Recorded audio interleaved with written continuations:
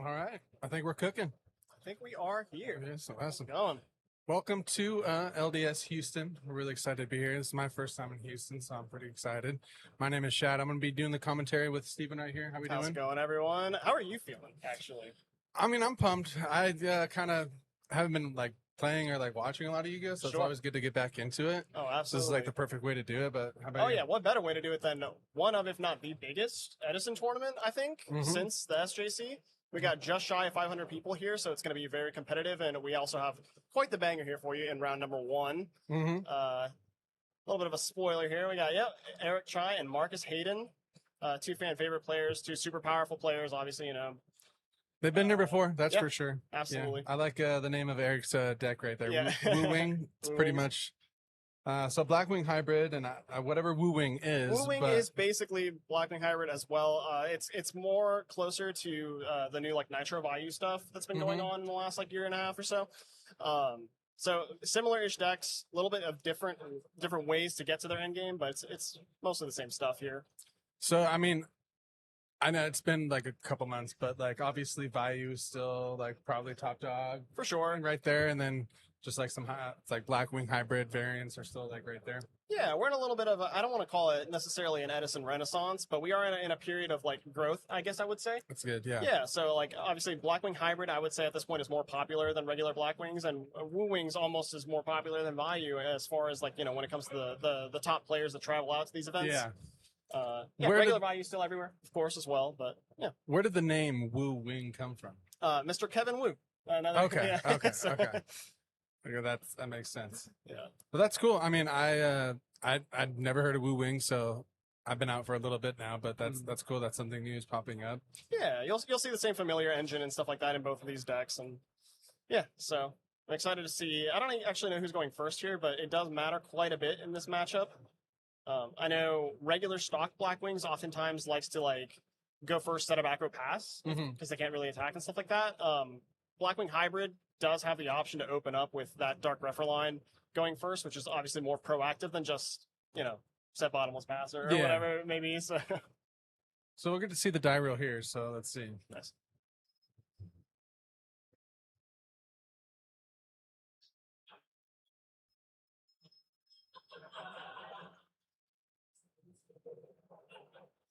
I remember both of these guys have been on stream for previous events here, so yeah. I mean, this is a huge event. I'm pretty excited to see. We got a lot of really good duelists out here. Oh, for sure. I've seen a couple of big names as well, so it's a really good field. I think how many was it? How many rounds? No, how many duelists was there? Just shy of 500. Wow. It was a little bit hard to hear the exact number. Yeah. I know we capped registration. Just a couple people didn't show up, so. That's really good, though. Yeah. I mean, just shy of 500, and the venue is really, really cool too. It's pretty open, so I mean, it is crazy to think that Edison was just we have a small locals, and now it is a massive event. I mean, it is huge, so it is really cool to see.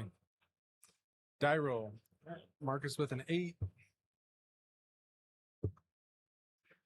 A little re-roll action. Oh no, I think Marcus rolled a 9. Yeah, 9. Okay, cool, yeah, cool. I can't. I'm bad with numbers.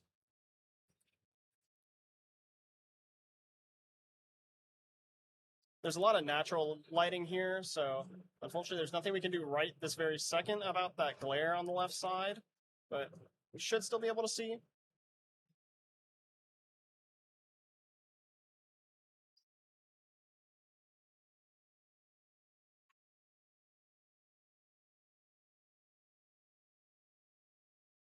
The mats are nice, though. The mats are gorgeous. Gores. As always, right? Gores in his piece, yeah, as always. Gores in his little side piece, and then... Who's that there? That's Armwing and his best friend, Deck Devastation Virus. There we go. Oh, yeah, we were talking about Deck Devastation earlier. It is that card. It is. But yeah, this is a really, really good-looking mat, too. Anytime Deck Devastation's on something, I know we have some shirts out here with Deck Devastation on it. Look really, really good. The viruses look awesome. Yeah. Okay, let's see. We got some opening hands here. Yeah, like you said, the Greffer line. Yep. Oh, and he has natural Gardner, too. That feels good. Yeah. This is a great opener, and it's nearly impossible to punish from the Blackwing side if you have the Gardner, right? So And then he sends the value. I really do think like in decks like this where Gardner does shine like even just a little bit, it is a really really powerful card. Like For just sure. that small interaction right there is like what happened right there. Just refer pitch Gardner. Yeah. It's really strong. It's a really strong opener. Sets a back row. Yeah, so Marcus actually set Mirror Force here, which small little like couple percentage points of above like your average play here is your opponent is going to want to bait out the usage of that Necrogarnet and potentially even overcommit to kill the Greffer because obviously the longer a Greffer stays. So Mirror Force truly is actually the perfect card to pair with this Greffer. Yeah, I agree.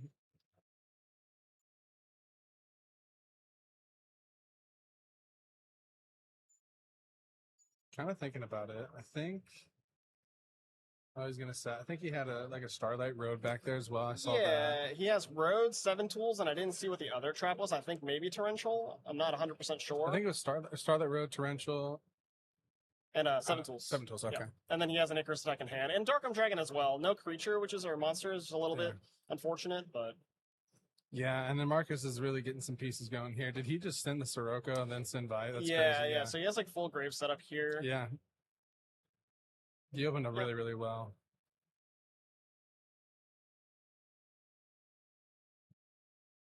The lighting that's going down on Eric's side is pretty crazy. It looks really good over there. I didn't see what he said. I think I didn't see what he was able to set there. Yeah, I can't see. I didn't see what that other card was. Eric's just looking for like any piece to kind of he just has Armageddon Knight. That's not the worst. Not the worst. I don't know if you just like summon it, but like, what do you send? Just like probably the Armanite, or not the Armanite, the Necrogardener, right? It's hard to say. There's no because he has like a Dad, Brain, Icarus. So like the Arma, if you send the Necrogardener, maybe it's a sign like, hey, I don't really have a lot. I don't know. It is kind of a tough one to say. You don't really want to let this Greffer keep pitching cards, but at the same time, it's like you have brain control, right? So you almost want to wait till you draw your own piece. Yeah. And then you can brain control the Dark Greffer, and then maybe do like a Dark Arm Dragon play because you have Starlight Road backup. Right. So. Yeah, getting that live would definitely swing things back for Eric. Yeah. He's in a tough spot because like that Greffer's gotten a lot of value. Yeah. Like already just so much value actually. Yeah, and if Eric passes here, then Greffer gets to just attack again. Because like Marcus isn't the type of player that's going to overcommit into 3 backer, right? So. Right. So yeah, this makes sense. Just like you called it.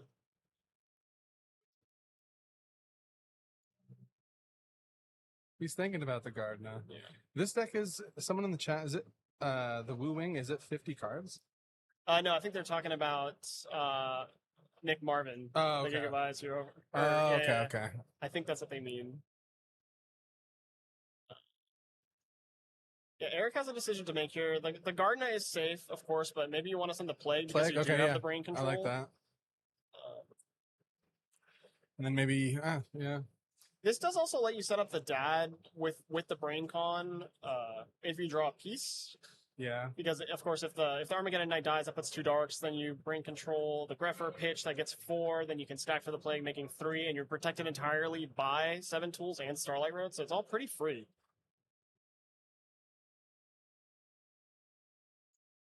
And then he just like love set the Icarus, right? Yeah.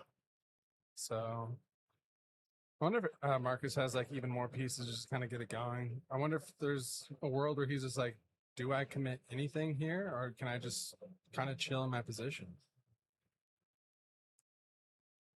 Oh my gosh.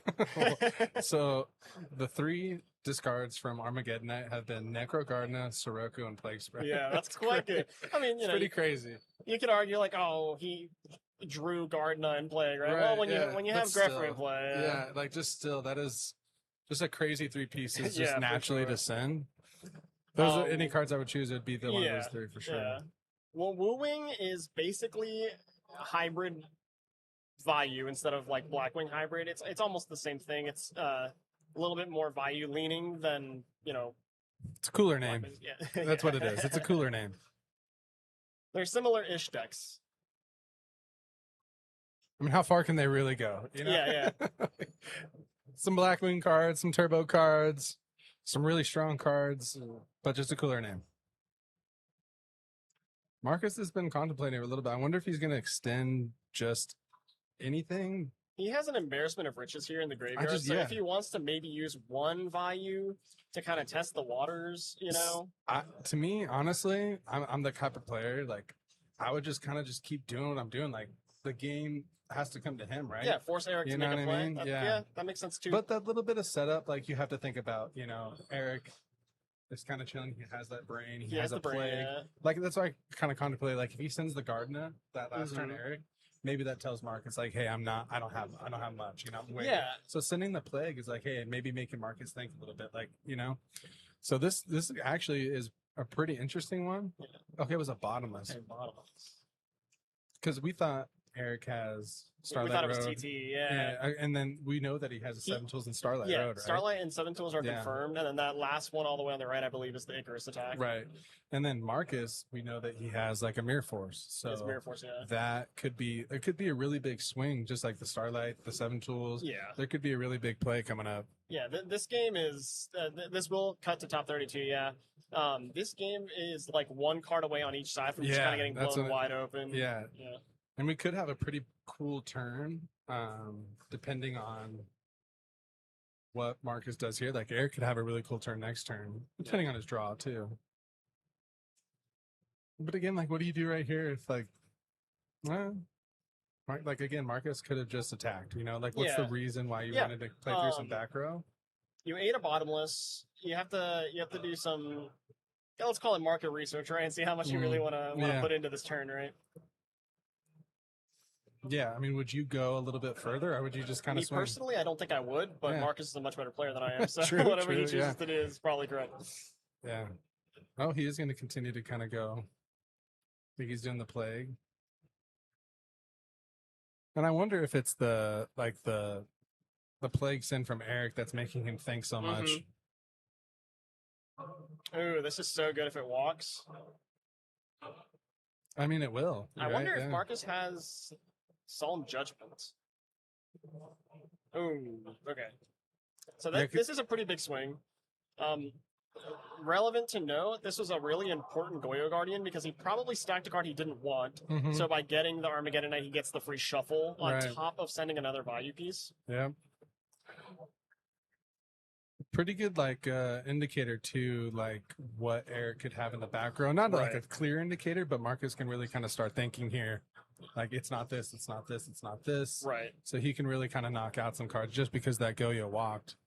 That was a really strong play. For sure.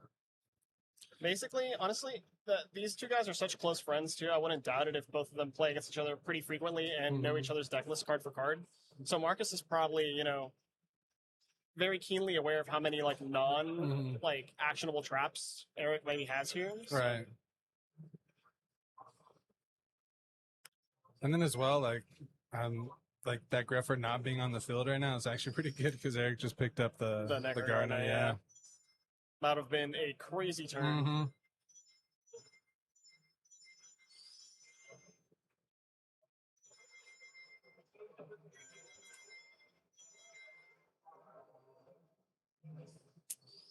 What could Eric really do? I mean, maybe was there anything he can?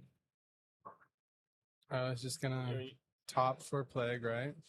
Brain.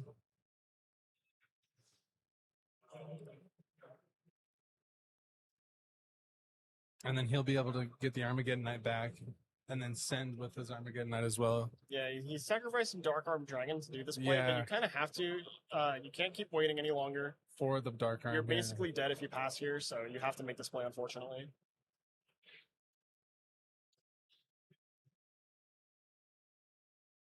Oh, but then again, 7 tools, right? Pretty good swing. I mean, it could be, it has to be 7 tools, if anything. But then again, like, you get rid of his opponent's Yugioh. Yeah, by letting this ride, your brain is just a +1. Yeah, and then, like, worst case, you're getting, well, you don't really want to draw Dark Arm. I like this play because we haven't normal summoned yet, so we can summon the Necro Guard now. Yeah. Okay, nice.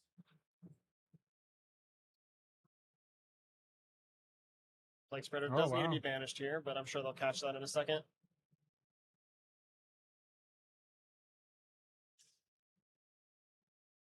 There we go.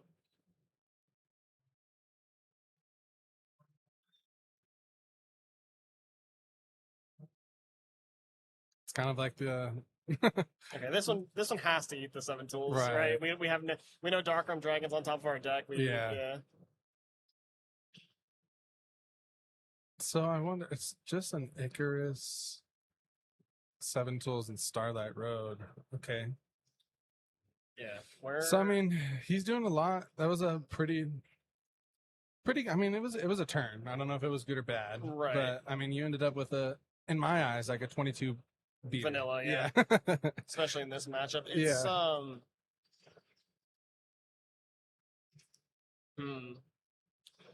I don't think there's a different way that he really could have played it. No, honestly. it's a little tough. Yeah. Like This is difficult.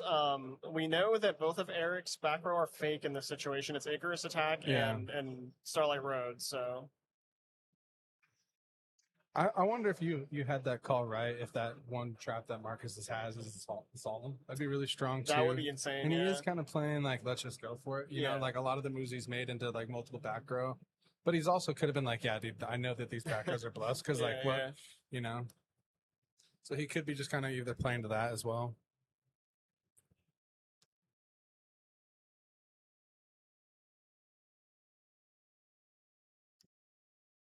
I mean, the Necro card is such a broken card. Sometimes, like, what do you think about the layers of it? It's just such a good card. Yeah, could save you a little bit. I mean, and then like all this too, like no matter what, like Eric does to kind of come back and get himself in a good position, he's gonna have to try to walk through like Mark's Necro. So this is a little bit. There was a bit of a turning point in this game where I'm starting to see a line that maybe was an option where if we had actually attacked the Armageddon Knight a few turns back, the turn that we actually made the Catastrophe, I actually really forgot that was Eric's Armageddon Knight. We could have let the Necrogarden die, or I'm sorry, the Catastrophe die to have 3 Darks in the grave to make the Dark Arm Dragon live. Whereas now we actually don't have a play at all this turn. So it would have been the plague would have been in the grave or no? No, so the Armageddon Knight would have been in grave, and then the Necrogarden would still be in grave, and then the Catastrophe would die by battle. Okay, so then you would have had to almost 3 darks, right? Yeah, and then you would have had to have 7 tools like the Mirror Force.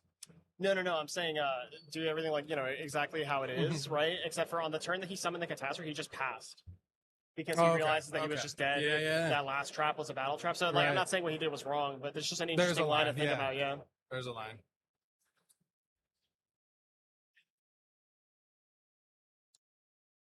A lot of times, Catastor does have hands, but this is not a time where Catastor has hands. It's just a beater. Oh, look at that. That card's so crazy, too. Yeah, let's just get, like, there's very few times. I mean, it does happen actually often, but, like, return for game is just it. Like, in this, I like a lot of the decks that, play return. That's just what it is. It's just an I win button. Oftentimes, yeah. Especially in a deck as powerful as the Blackwing package in general, you get to put on all the pressure in the world without it, and then after all resources have been expended and you have that card set, it's usually like impossible to lose. And that's still like a card like Marcus was playing. Like I'm down to play into these back row. Like whatever happens. And again, because you have return, it's like okay, I'm down to throw away resources and it, like you can almost get that read too. Like he's probably got something very strong. Yeah, for sure. A little bit unfortunate for Eric here. He didn't see a single Blackwing that game in his Blackwing deck. So. Return kind of reminds me. I mean, it's very similar cards. Is like when a player would play super crazy with and they had Soul Charge. Like they would just throw everything at you, and then you're like, and they're like, I have Soul Charge. You're like, you could always get that tell. Like, I know they got something really good. Don't take me back, man. The PTSD is crazy. It's There's been just so many fun formats in Yugioh, so many like good times for me, like totally. Like 2013 through like that 2016 era, Yu-Gi-Oh was like golden. Like it was just so fun. And then you throw it back to the formats like this too, just so many good formats and Yeah, just fun cards. There is I've said it a million times. There is no game like Yu-Gi-Oh. So Yeah, just like the nostalgia pieces that you can get, like just I don't know. I had really good times in, like I said, 2012 to 2016, just having some of the best formats, and yeah, you can go back to the older formats, Go, Edison, Tengu. There's just so much cool stuff that you can go back to.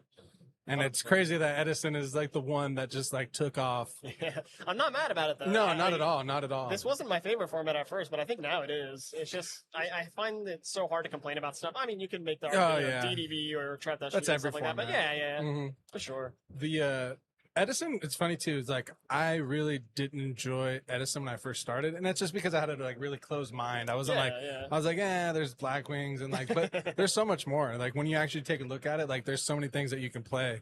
You know, like a deck like you were talking about earlier, Diva Hero. That's such a fun deck. Like there's just a lot of cool decks that you can play and like really be competitive with. For sure.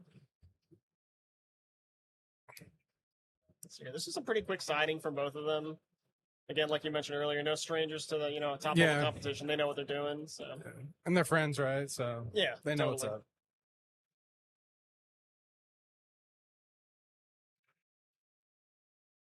Is there any like key? There's not really like too much key side deck cards that you can.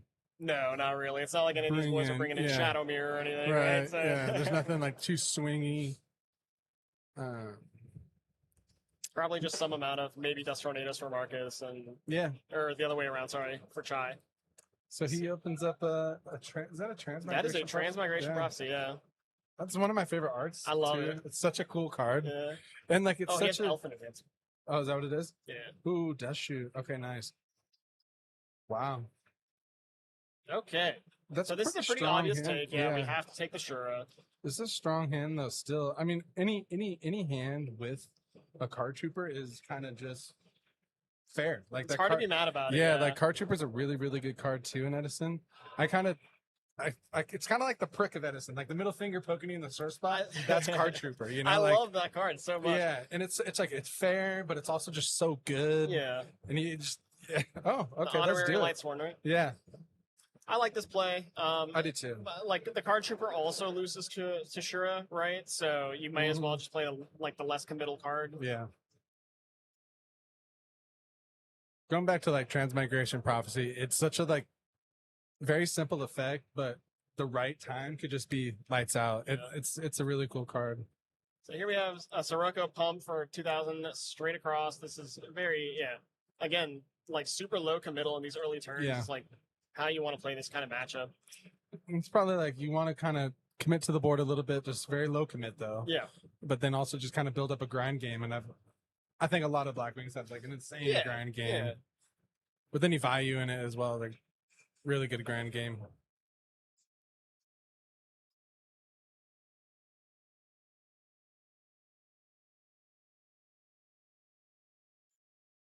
So Eric definitely in a better spot than last duel already. Yeah, we have playable cards here. There's a Reinforcement of the Army, a Foolish Burial Elfin, and looks like another Bayou. The Bayou. Yep. So for those of you that don't see this card too often, Elfin can be normal summon without a tribute if you control another Black Wing. And its effect is once per turn you can switch the battle position of a card or a creature, right? So you don't see it summoned a lot. Insane, yeah. That was a pretty crazy amount of attack here. Yeah. Yeah, Marcus didn't like that. Yeah. Marcus, like, you can kind of tell on his face, like, yeah, that hurt. You're gonna hope for some big hits here. I mean, you got a value, but you're kind of looking for something else. Yeah. And even still, Chai does have Transmigration Prophecy, funny enough. That's gonna be that could be really huge here. Yeah, if Marcus feels priced into going for this Plague Spreader Zombie here, we're in trouble. I really want to see that. I wanted to happen really bad. We were talking about Transmigration Prophecy being in like some situations super broken. For sure. You could see it right now. Yeah, then I mean you get to say, if you stack for Plague Spreader, then you get to also send back a Bayou for free as well. There's another one in there, but still. What would you even go for though? Does Marcus like a 5's not going to do anything? Oh, yeah. Depends. I forget what that back row is for Marcus. I think it could be the bluffed. It could be a bluffed Black Whirlwinds, but also I was thinking the Blackwing Hybrid deck, if I'm not mistaken, does have room for Magical Android, which is a little bit better in this situation than, of course, Catastro again. But okay. So that looked like a potential concession attack to me. Yeah. A little bit of a Hail Mary. I need to see what I'm drawing off this card trooper right now and hope that it's a Mirror Force or something. Okay. All right. All right. So we actually don't know what any of those are because Yeah, no. the Drive Dust Shoot revealed a bunch of monsters, right? So Right, yeah. I mean, better hope one of them's something. But Eric's still got like a lot of really good cards. Picked up a Solemn. Like he could just chill. yeah. Yeah. Oh, that tells me that Eric has Starlight Road. Does he? I actually don't think we saw that. I don't know. Judgment I maybe? only Okay. know. Well, Yeah. it doesn't matter. Yeah. Little bluff. Gotta try. Yeah, I mean, Eric got a really good hand too. Oh, like yeah. the foolish and Rhoda. Yeah, that hand was insane. He had a so foolish Rhoda, and then he drew into Solemn Judgment. that was. He Yeah, had that was some crazy. pieces. So let's see if he is changing anything. We got a pretty clear look at Eric's side deck here. Transmigration Prophecy. I don't know if you keep it in when you're going second. Probably switch it out for something a little bit more.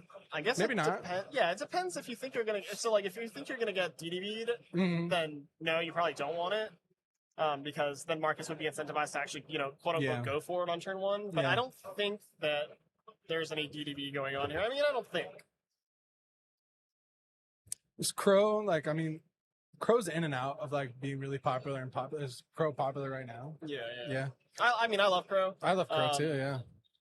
I've had some friendly conversations about it with some people.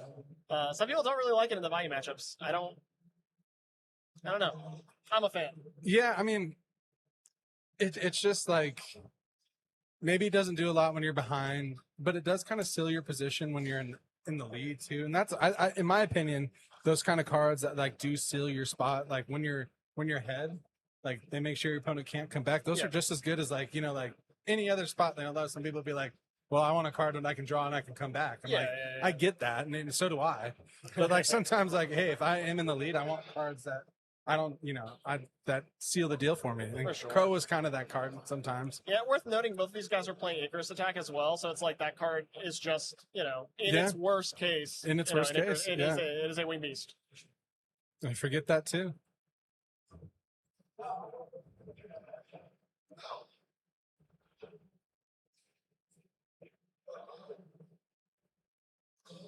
Trying to think if there's any other. I just can't think of like another devastational card, maybe. But what about the trap that like negates anything that like targets a dark illusion? Dark illusion. Yeah. That's not bad. Because it does hit cards like Icarus Attack, and I know Marcus very unlikely to have any Caiuses in his deck, and then Eric either has 0 or 1. So, is it really just Icarus Attack and Dark Arm Dragon? In that case, maybe I'm not bringing it in. I don't know. Right. Might be like a cool one of too. Yeah. Hard to say. With these matchups, it's like you take it one of two directions, right? You either want to be hyper, like as much power in your deck list as possible post board, or as consistent as possible. It just really depends on how what you prefer. Right. Because the worst thing in a mirror of any game, any deck, anything, the last thing that you want in a mirror match is to like break, right? Yeah, of course. So. All right, we'll see how we go.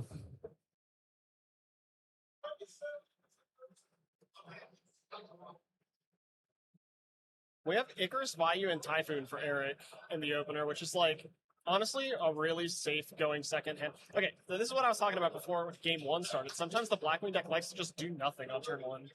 And if I'm Eric, that's usually a bad sign, right? It means that Marcus's hand is probably pretty strong.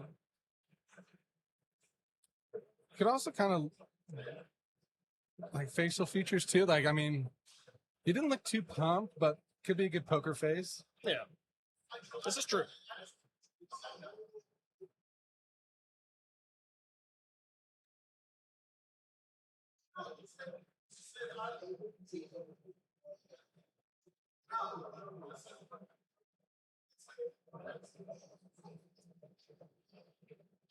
Really contemplating. Okay. So there's the sure that he didn't want to commit on turn 1. Yeah. Passing 2 turns in a row is not exactly an option.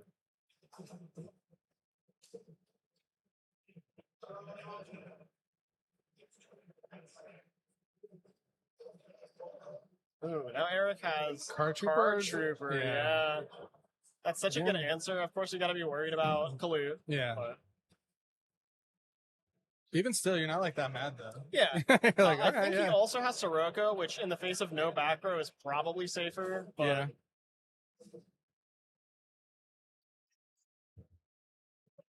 Card Trooper value. And you saw Sirocco? I believe so, yeah. And then Heavy Storm, Typhoon are the spells.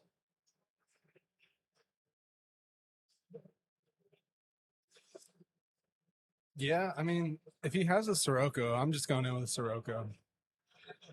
But then, like, what's the crackback looking like? If anything, what would you be worried about? Marcus's own Sirocco, maybe? There isn't really one that, like, cooks you super hard, but... Yeah. Okay. So we build a piece. This card trooper has effectively already drawn half a card, which is nice. Yeah. And then, okay, so that is a Sirocco on the back. Okay.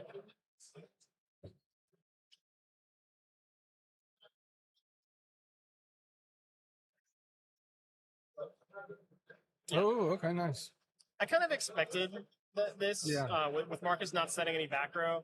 You can assume that maybe there's like a couple hand traps, Gore's style cards, but I think I did see a Gore's in Marcus's hand too. Yeah, I do see a Gore's. So he's kind of chilling. Could be a really good game.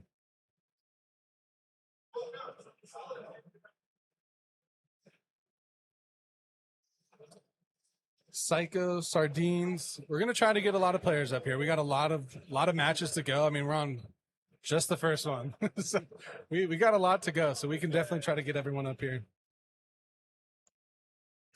Gale, another probably one of the best tuners ever. Just randomly. Love this card. Yeah.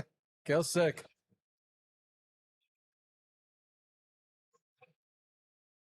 Okay, this is nice. I kind of like this play. Eric not overcommitting into this, just kind of almost goading Marcus into making a Black Rose Dragon here. Oh, the heavy works just as well. Oh. Wow. Okay, Icarus Heavy Typhoon. That was kind of a huge play. I mean, I would not have expected that. Yeah, that was kind of a massive play. Yeah. Wow. Okay. Yeah, he had to go for the bluff. Yeah. Wow. Yeah. I mean, I thought Eric had like really good cards too. I think there was something, maybe the miss. I don't know. It was hard to say. So like, yeah, it's hard Eric's to hand say. was very weak defensively. Yeah. Right. So when you're in a situation like that and you guys know each other, it's possible that maybe Eric has tried the same bluff on Marcus before, right? And Yeah. Marcus kind of called him on it. Also, one thing that we see sometimes is, of course, you have access to Black Rose Dragon right there on board already. So by using Heavy Storm, if Eric does have Starlight Road, maybe Marcus has like a Mind Control, Brain Control effect. Yeah. He gets to wipe the board anyway, right? So. Yeah, and then like at first thought you think like, why would you set all that? But at the same time, you're right. Defensively, like you he really had nothing. He was effectively dead on board if he didn't make Marcus at least think about it, right? So you kind of have to. That is part of the game, right? You had to make your opponent. Yeah, no, he didn't have anything defensively. Like you can't just, and he was in a fragile spot. So like at first look, you're like, yeah, why would you do all that? But it really wasn't I mean, it was the Heavy Storm that won the game, but like you have to set those, like you said, play a little bit of a mind game. So what some people might suggest is just set the Icarus attack and pass, and then you still get Heavy Storm and killed anyway, right? So by setting more than just the Icarus attack, you're telling your opponent that you have action, So. Yeah, that was interesting. I mean, Eric probably would have liked to draw a couple more defensive cards. So yeah. Again, like I mentioned though, like even if that dead Icarus attack was a Mirror Force, right? Like Marcus is still gonna Heavy Storm and still kill his opponent. So. Yeah, I think we're gonna get Marcus over here, kind of talk through some of the plays. First round feature match. I don't know if it's always fun, but. I mean, I thought that was a great match. I had fun watching that one. Yeah, as a player though, I'd be like, yeah.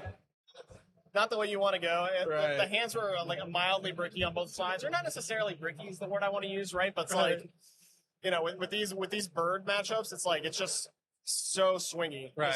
Is probably what I would say. Yeah. Fun one to start off with too.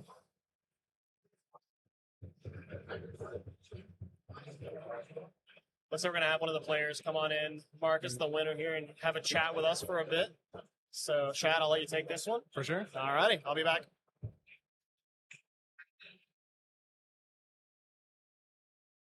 What's going on? Chad, nice to meet you. Marcus. Go Broncos. This is Bears. Bears. I'm Walter bad. Payton. I'm bad. Okay, Yeah. Walter Payton. Confusing colors, but how was that round one feature match? Honestly, like, he's one of my best friends. I hang out with this guy like every We were other talking weekend. about that. So it sucks that we had to play. And to be honest, games 1 and 2 especially felt like non-games. In game 3, because I applied early pressure and he didn't have real defense, he had to kind of bluff. Right, that's what we're talking about So, too. Yeah, you kind of have a pretty good poker face because like we really couldn't see your hand. So I was like, does he have a bad hand or does he have a good? Like, because your poker face is kind of good here. I was like, kind of looks like he has a bad hand, but then I mean, he had all the pieces there too. Game 1 was also like fun to watch. Game 2, there really wasn't much there. Yeah. Was there any other key swing points in the match? no, game 1, I knew he had 7 tool sets because we test all the time, so I know he's Right, on that yeah. card. So and just the way the game had panned out, so I was like, oh, I just have to force this before going for a return play. Yeah. His set at that point, at the end when I did return, it was either TT, Mirror Force, or like an Icarus attack, because those are the only cards like I hadn't basically checked for. So he didn't have to Mirror Force a previous attack, but he would have prisoned like one of the birds. Yeah. So yeah, once I went for that play, I was like, all right, well, I have to run through this eventually anyways. And yeah, so I just attacked to check for Battle Trap and then try to kill him. When he didn't use it, I knew I had game. So Yeah. Kind of a bummer to play your friend on the first round on stream though too. It's so. But anything you're looking out for the rest of the tournament? no, man, this thing's awesome. There's like It's a lot of 500 people here or something. This thing's packed. There's card shops everywhere in this place. Yeah. It's really sweet. Yeah, well, I'm sure we'll see you back up here. I mean, good luck to the rest of you in the Thanks, tournament. man. Go Appreciate it. Bears. Go Bears. Bear down. Yes, sir. All right, guys. That was fun. Like I said, round 1 feature match. We're probably going to try to get as much people as we can, like all the big names, everyone that you guys want to see. If you guys want to see like specific decks or anything like that, just throw it in the chat too. But right now, we're going to take like a quick break and then we'll be back. Go for round 2. Thanks, guys.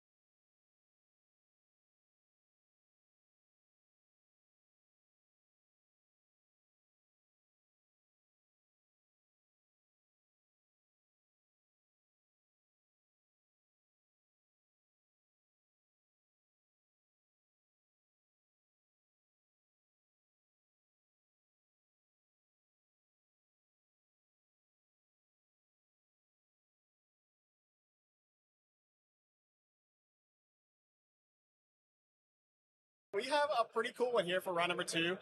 Some of you might know these guys as Dirk Wagner and Oscar Zelaya, so 2 pretty well-known, powerful duelists once again. So Yeah. I mean, granted, the room is full of well-known, powerful duelists, right? So Yeah, we've seen Oscar up here. If I remember correctly, Oscar won the Tengu tournament that we had. I believe he did. He is kind of Texas's hero, I feel like, when it comes to with Edison and stuff like that. And Yeah.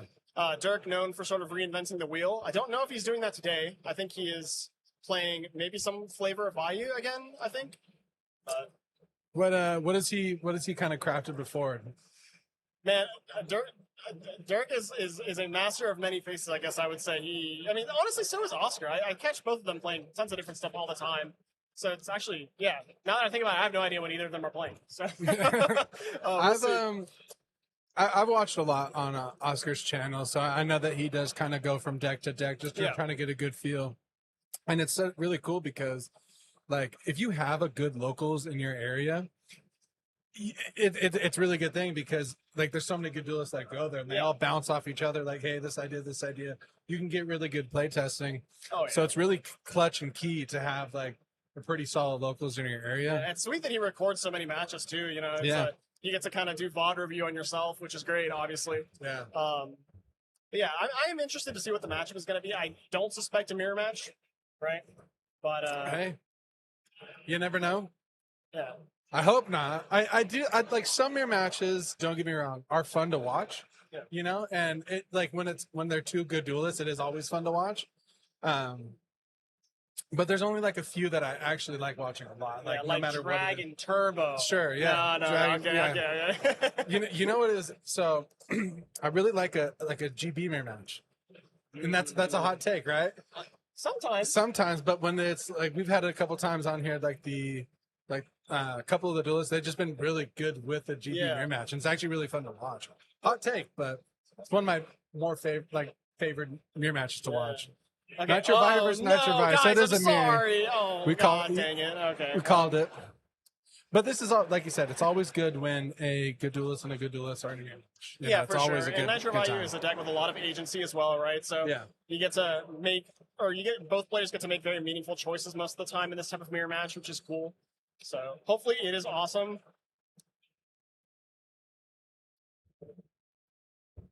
I don't know if I'm allowed to say this on an official LDS stream, but I'm going to because it's his name. What's up, Rail, my dad? How are you?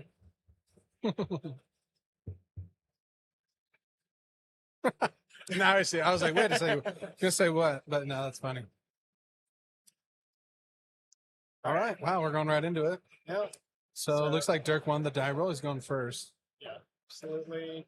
Grapher Pitch Gardner. So we've seen this already. The best thing you can do in this game, right? It is just super strong. Like it's strong. It's safe. It almost always guarantees you another ditch with. Guarantees you life.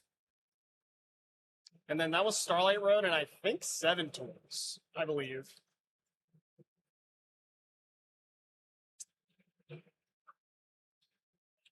Oscar, a firm believer in upstart in every deck. So yeah, 3 copies in every deck. It's kind of his thing.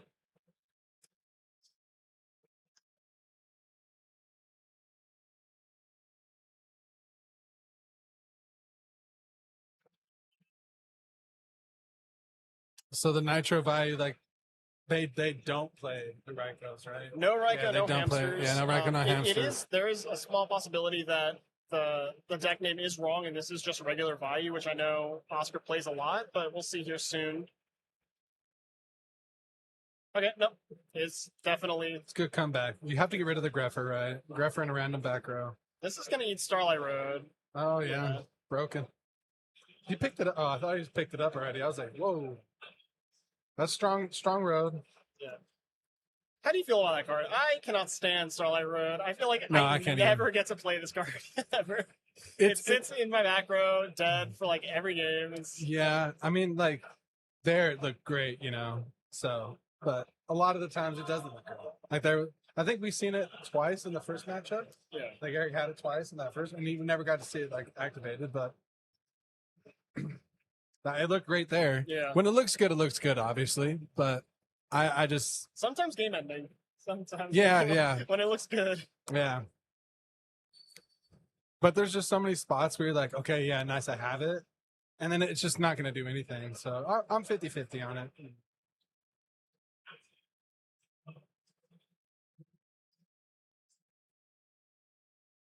kind of like got the gist that Oscar kind of doesn't have. I'm big on poker faces. If you haven't noticed, like I kind of got the gist, like he doesn't have too much there. Mm-hmm. But I mean, Dirk is in a pretty good spot, right? Yeah, I would say his grave is nasty. He's got a Stardust. Like this has been sort of the flavor of both games that we've gotten the pleasure to watch here. Yeah. Or, I'm sorry, both matches where it's like a grepher that gets to ride is usually going to win the game. Yeah. And we can see Dirk, well, yeah, doing that. Yeah. And like you have some like you have a Stardust, you have a Necro Gardner. Like what? The Plague, Yeah, two like values or whatever. what are this you is gonna? brutal. Yeah. This is like the perfect opening. Yeah, these decks are like super explosive and super powerful. Though I wouldn't count Oscar out yet. All it would Definitely take not. is like a Dark Arm Dragon and a Typhoon or something like that to kind of shore this up and bring it back to parity. Granted, Dirk's graveyard is like insane, so Yeah. That trap has to be something crazy.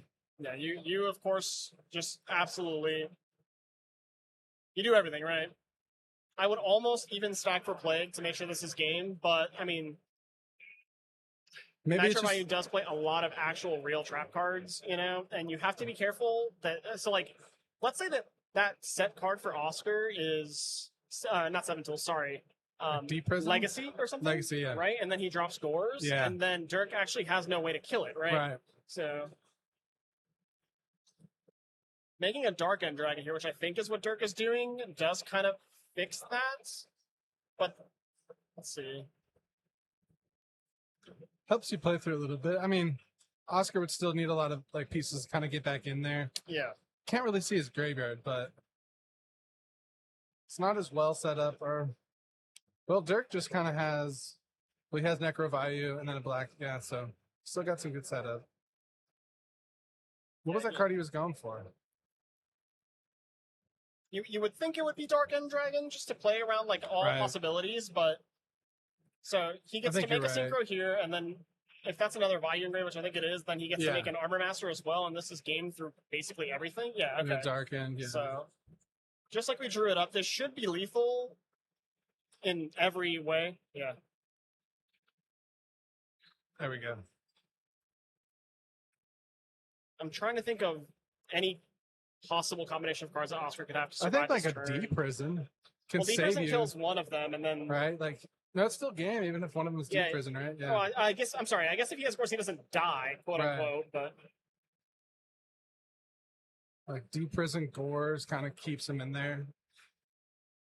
yeah, attacking with the Armor Master is the correct attack order here. In case it is a draw trap into Gores, you get the most damage through. Mm-hmm. Yep.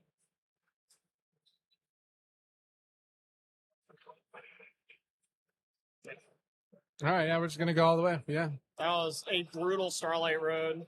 that really Wow. was. That really was a brutal start of that road. Do you think like are you the type of player like all right, like I'm not gonna concede? Like It you're gonna have to depends. do every single tag. It does depend, I guess. I have played a lot of Edison. I mean, of course, Right. most people here have thousands of games, and I can't even think of the last time I went to time, right? So it really just depends. If I feel like I'm going to need all 40 minutes of this Right, timer to yeah. play the game, then I'll concede Yeah. early, of course, but I try not to usually. Like you said, poker faces matter, and oftentimes your opponent might think you have something that you don't. I'm the guy. You're gonna have to attack with every single monster. Yep, yep. I'm gonna see 8,000 go across. I'm not gonna like any bit of it either. But it's just like right there. You like we were always thinking at every point. What does Oscar have? What does he have? Like Yeah. you can always force a misplay. Not And force a misplay, but and that's what your Dirk opponent- was thinking too, yeah, right? So, exactly. yeah. So it is like when in doubt, just let him swing it out. You know, I'm a believer in that. So. And then of course, like when you're going into time or something like that, like, hey, yeah, we both got to pick it up, and Yeah, pick up the pace a little bit. and that's like if you have two experienced duelists playing, you know, Edison or kind of like any format, I'm kind of a believer you won't go into time. Yeah. You really won't. Like it's very rare. there's some scenarios where it's like a grind match and like, hey, yeah, we're probably going to go to time, but just like a tit for tat regular match, like experienced duelist, you're probably not going to go to time. Yeah, and that's the key word you're using there is experience, right? Yeah. Because oftentimes going into time in like most card games isn't really a malicious thing. A lot of Right. the time it's, you know, maybe you're playing a deck that you're not that experienced in, or your opponent is playing a deck that you're not that experienced in. You have Yeah. to think a lot more, you know? Yeah. So just Yeah. depends. It really is. I mean, I've been playing since I was, like 13 years Yeah, old. yeah. There's been a few instances where I like, okay, someone I know a player is like, okay, I know what you're It trying depends to on do. the format too. Yeah, and it's honestly rare. Like, Yeah. I've rarely kind of experienced that, but there has been a couple. That's for sure. Oscar going first this time. Let's see if we can get a little bit more. Look, oh, set one pass. Okay, so like I mentioned earlier, this could mean one of two things, right? It could mean that his hand's really explosive and Dirk is going to die next turn, or it's just a little bit of a slower hand like last game as well. And the nice thing about this Nitro Bayou deck, assuming that it's a similar list to the one that he basically helped innovate back in what was it, Chicago, then this deck has a lot of non-committal early game plays, right? So yeah, Wow, I mean, again. this is so insane. Yo, I don't know what to say, man. that's Yeah. the third time we've seen that. It's so strong. Yeah. And now, depending on the context, okay. I was gonna say, depending on the context, maybe you don't attack just because you want to get the other guaranteed pitch. But it's possible that his hand is just good enough to, yeah. If I'm Oscar, I'm definitely deprisoning this. Yeah, you cannot let, like, if you don't have an answer, you cannot let the Greffer walk. Yeah. Maybe he has like an Armonite in his hand. It's too early in the game to just like maybe hope you can kill it. Yeah. Dirk hasn't exposed any resources yet. We don't know how many trap cards he has in hand if you're Oscar yet, so it's like pretty much impossible to know if you can kill it on your next turn. The deep prison maybe kind of giving me the, like, maybe Oscar hasn't. Nitro doesn't run an Armonite, do they? On a card trooper, okay. Maybe They he just do. They picked run 3 actually. Armonite? Yeah, Okay. yeah. So that's like typically one of the cards you want to start with. Yeah. Unless you can just be Dirk and have Greffer Arna, right? Yeah. But I'm sorry, Greffer. Necro. Necro, yeah.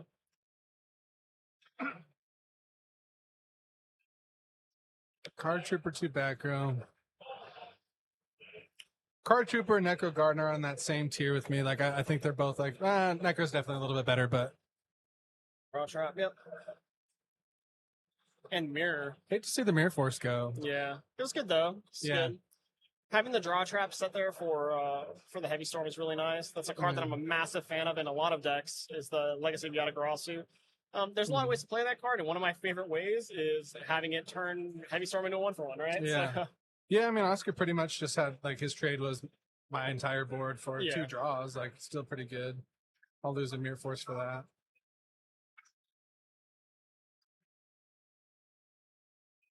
Sirocco set 3, strong. I know one of them is an Icarus attack. I'm pretty sure, at least. Really strong. And there's the Armonite. Now, I think he has like one piece of value in there. I didn't really see the mill. I'm pretty sure he has a Sirocco engrave, I think, but he Does just had Plague, if I'm not mistaken. It was either Plague or Necro. I think it was Plague. Yeah. Oh, Upstart Goblin. Okay.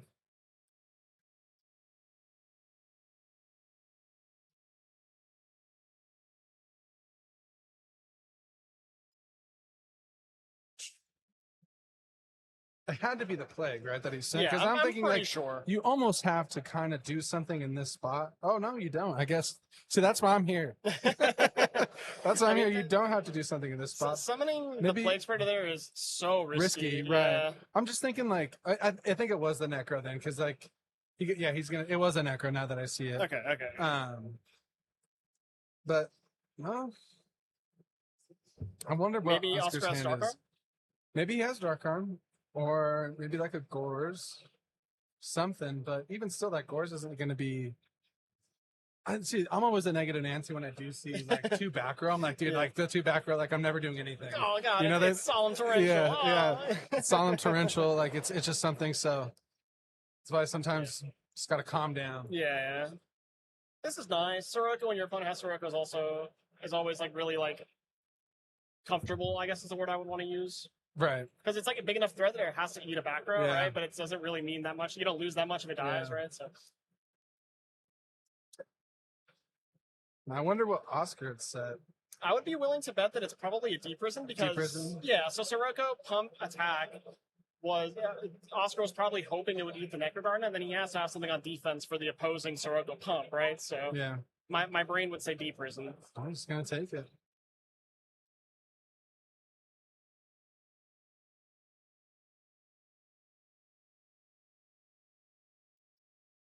Huh. 38.81. So it's a lot. That's a very that's a scary life lot. total. Yeah, Yeah, that's yeah. a lot. I mean, 38 is low enough to be worried a little bit. The Sirocco, there's been a lot of Siroccos out here. I don't know if I said this before, but the the Power Ranger movie, the Ivan Ooze movie. Oh, of course. The I'm a millennial. Sirocco, yeah, Sirocco is literally the bird from that movie. You know what I'm talking about? Yeah, Like yeah, he's yeah. literally that bird. It's actually hilarious. I'm gonna look it up and show you. Give you a reminder. I love that guy.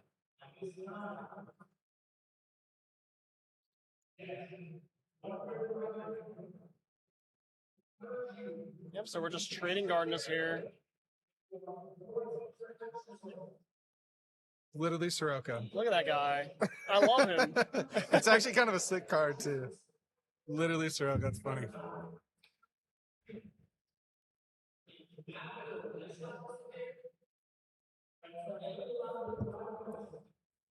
This has been a little bit more of a back and forth match that is typically how this matchup goes. It's hard to say who's really ahead here without, obviously looking at the life points is one thing, but it's just Icarus. Ouch. Kind of seems like Oscar's been like right there to like breaking through to getting over the top, but like Derek's just like nope, he's kind of shut down every chance. Yeah, I do believe Oscar has more cards right now. Yeah, but that was just Sirocco Icarus in exchange for Sirocco Icarus. Right. After they both also exchanged Necrogardenas, so it's like it's as mirror match as it gets, right? So now, I mean, it's just that life point difference. I wonder if there's anything set from Oscar, and there is. Yeah. Heavy Storm is gone, so you get to be kind of disrespectful here. Yeah, which is good when you're at such low life. A little bit of a glare, but it is 2 back row set. 2 cards in hand, 2 back row, and a face down monster, which is most likely a Vayu or something. Unless he did side in Raikos, which I think I saw someone in the chat saying something about that. Maybe.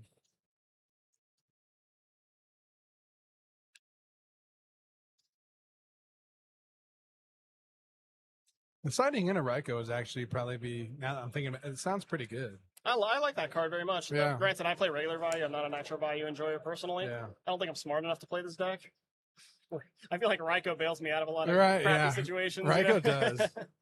It just like it's just a confident first set too. Oh yeah. Yeah, it's like I'm gonna set the dog and see what happens. Oh, and then your opponent summons Dandelion and attacks. Oh no, it's over. Summons the Vayu attack. So he got rid of the return. Oh, that was okay. Yeah, that was a really good main phase. Typhoon. Yeah, hitting the return on your during your turn is like kind of insane, right? So it's the best of what you want. Like yeah, your opponent cannot activate in response most of the time unless they have to, right? But yeah. We do not have deck lists in front of us for this event now. They're going to be probably for like top 32, maybe. Hopefully for top 32 will probably have so we can the deck a little list bit better out. on that stuff. But. It is kind of hard to gather when you're sitting at like 500, but so top 32 we probably will.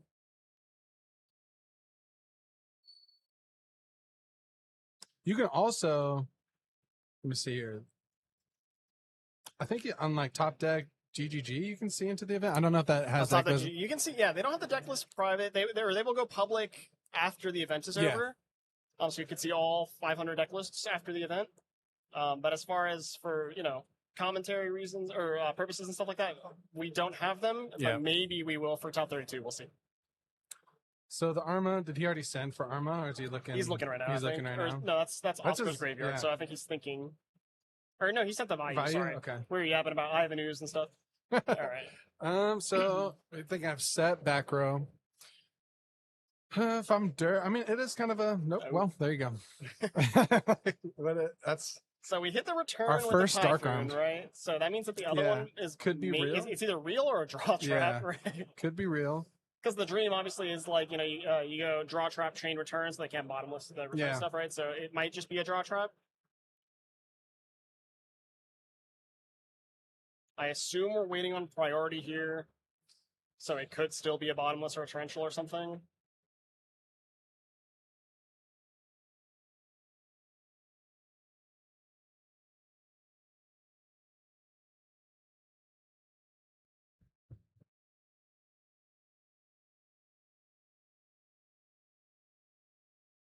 I wonder if he's just contemplating monster and back row first.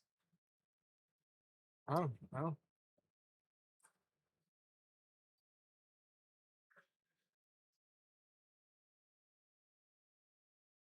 There's lots to think about here. The 3 darks that he has in his graveyard are all darks that you don't really want to get rid of. So it's like, it's not 100% obvious that you even want to activate the priority on this card. That's very true.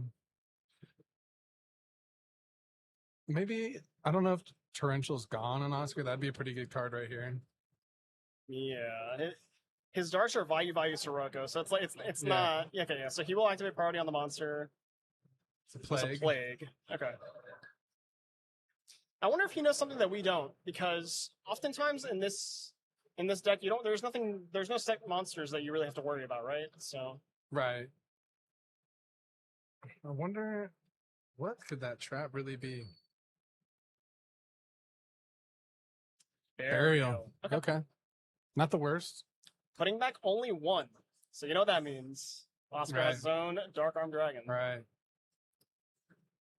Solid. I think, let's see, maybe he has 1, 2, 3, 4? Did I see 4 darks in there? Is that right? It was too quick so for maybe me. He has Dark Arm Dragon in hand, but maybe it's not live, and that's why he only wanted to put back 1.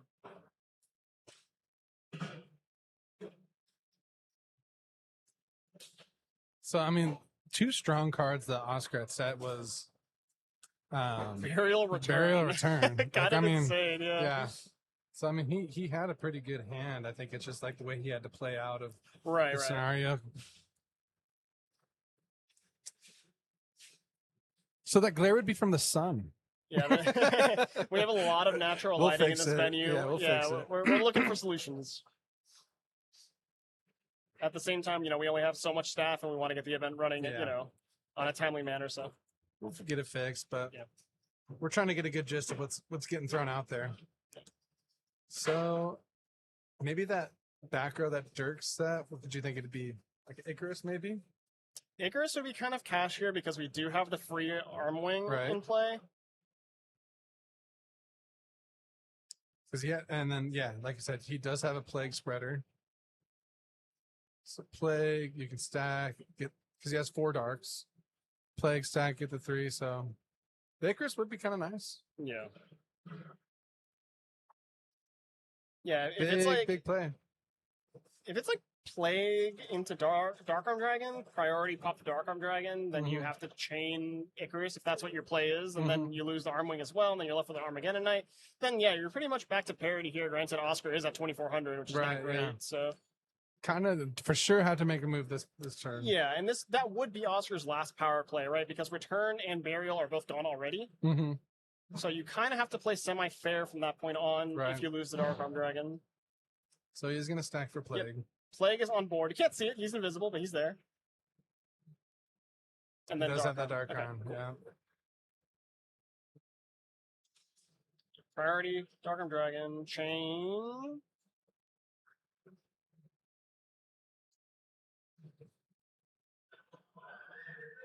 It's big. This is big. Yeah. Okay, what do we have? It's the Icarus. So it is Icarus. Nice. Okay. Look at us. Maybe we should be playing in this tournament. Look at that. I think it was just like the only tells because he attacked him. It was like a pretty easy one. But then, like you said, I like that a lot. Oh, he didn't have anything to send, but still, I mean, good to have on the board. Just like that, we're back at parity. Yeah, and then Derek just did Gores. Yeah.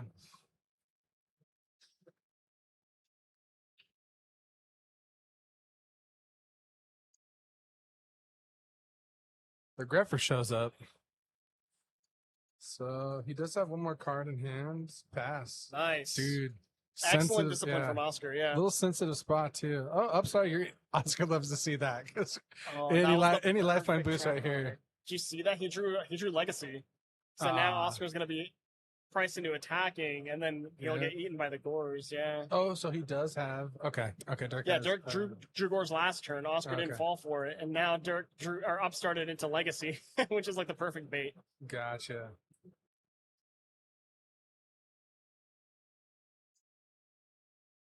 I think for Fugi, he did try to pop something with the Dark Arm, right? He went to pop the Armageddon Knight. Right. Or Yeah. I'm sorry, the Dark Arm Dragon. Yeah. So insta pop are the okay. Yeah. Yeah. So the reason why either you have way. to chain Icarus there is because if Oscar is feeling really on top of his game, he is a good enough player to realize that his next target for the Dark Arm Dragon should be the Armageddon Knight in case that exact play happens, right? So Right. then Dirk would be left with actually Yeah. literally nothing if he didn't do it there. That's really good to think about. Yeah. So 2 back row. We know one of them. Oh, we know both of them. Wow, I was gonna say like. Oh my goodness! That's such a crazy trade. Oh yeah, my look at that. goodness! Yeah, that's broken. That's cool. Oh wow! That's fun to see. Gore's in his piece. You know what Gore's token I want is the original, like the Japanese. Yeah. Gore's yeah, that one's yeah. cool, just like common. That one would be cool. Dirk's got the head of Exodia. Nice, I like that. Yeah, if you're Oscar, you're probably expecting at least the one Legacy of YggDrasil, right? Having Definitely the not double the there, you can't second, play around that. yeah. It's impossible.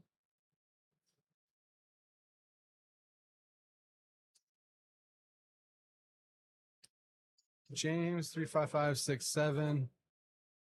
Yeah, I mean, I'm talking about the ore being consecrated light, right? Right. Yeah. So the reason to play Nitro over Vayu is that you don't have to mill cards by playing Vayu. You get to naturally send what you want, Right. unless you're talking about Card Trooper specifically. But also the big thing that Nitro Vayu gets that regular Vayu doesn't is you get to play 3 copies of Icarus Attack.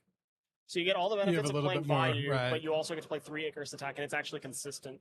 So it's not necessarily straight up worse. I prefer regular Vayu myself, but there are reasons to play each version. Mirror Force. Icarus. Oh, Icarus. And like the Icarus is so good though too. Like we it's, said, yeah, it's yeah. just like there it is. There's the reason. Yeah, yeah. You know, like it's just been pretty nice too, and you can feel really safe. And that was like that Gore is pretty much yeah. like I mean didn't do anything really, but because of Icarus.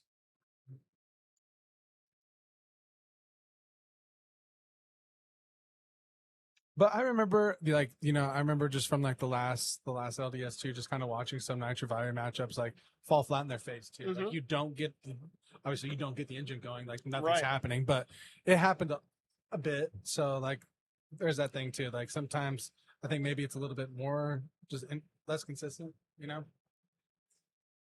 And this is a crazy match too. It's to be bomb honest, after bomb. Look at that. Seriously, like the like it started out kind of just like tit for tat. We've seen both Dark Arms drop. Seen a Gore's drop down.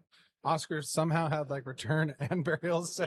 Okay. This was like the most important crow ever. Yeah. Because that was about to be an Armor Master coming down. And we were talking about this earlier. Crow is like the card for I think Crow's great. You really want it for Plague Spreader, but this is also so good. Like you mentioned before the match started, during the last match, having it during a simplified game state like this where both players have almost nothing is so brutal. Yep. Dirk was counting on that to like kind of get ahead again. Yeah, get over the top. Yeah, I will say Oscar is out of cards. He has no cards left. It is 0 cards to 3. So not out of the woods yet. Do we have Vayu set up? We have a Vayu. I do believe we do. We have a beater, you know. I don't know if I saw Sirocco though. Or did you see the synchro? Yeah, Armwing should be in there. Okay, yeah. And the return gone, the burial gone, like your Dark Arm's gone. Yeah. You're gonna have to try to find like simple ways. Might as well, right? I think you have to. You're too behind. Your life total's too low. Somehow it's been brought back to 44-44, which is funny. It was the double upset. Yeah, it was just funny. This is a 2-turn clock if it rides, and I think you have to attack. Yeah. You got to go for something, but Oscar's just out of an engine. So. Yeah, like we said, Oscar has no more power cards, so you kind of have to play a very fair mid-range style-ish game for the rest of this game. Yeah.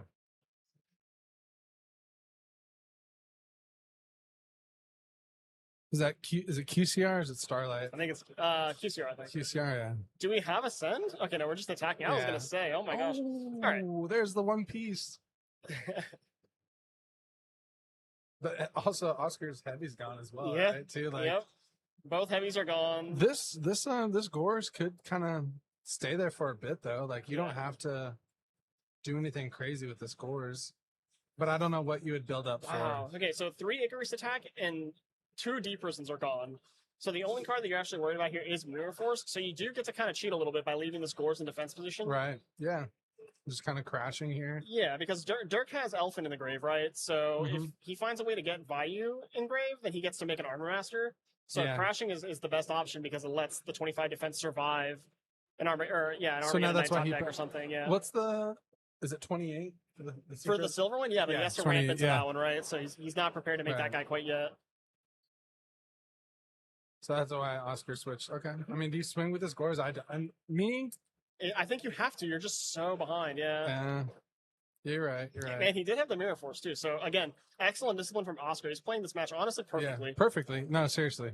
He's been like, I think there was a little bit of an uphill, and then like you had to stay in this. Yeah. Like your good bombs, like Burial and Return, like you got pretty much no value on them. Yeah. So, like, Allure.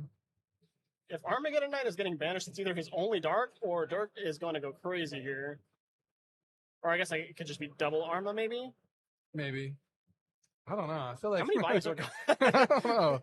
This has been an awesome game. Yeah. But I think Dirk still has, like, his Return. He does, Burial, so... Those are coming down, like, any point. Probably now. There's one, yeah. And then, like, Oscar's now out of a Gores. Oh, goodness.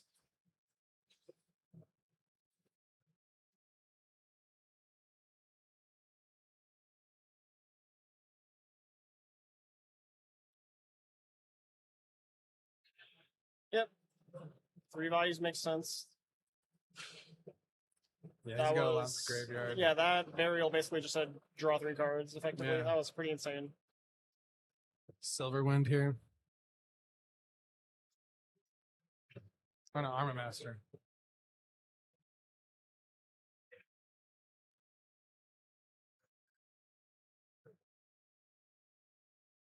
Wow. Wow, Oscar going down to 200 is terrifying. I mean, there's still a chance, right? There is still a chance. There's still a chance. Okay, this deck can do some crazy stuff. You're no more brain control. I think his brain control's gone anyway. I believe he milled it with the card trooper, right? Or was that last match? I don't even remember anymore. I know there's been a lot. There's been so much that goes on, but picked up 2 back row. Icarus on the 2 back row. Yeah. Dust Shoot and Bottomless, or Dust Shoot and Dust Tornado. Oh, Dust Shoot and Bottomless. Have another value here. We can just keep chaining them. This is a dream. Like Oscar's just hoping.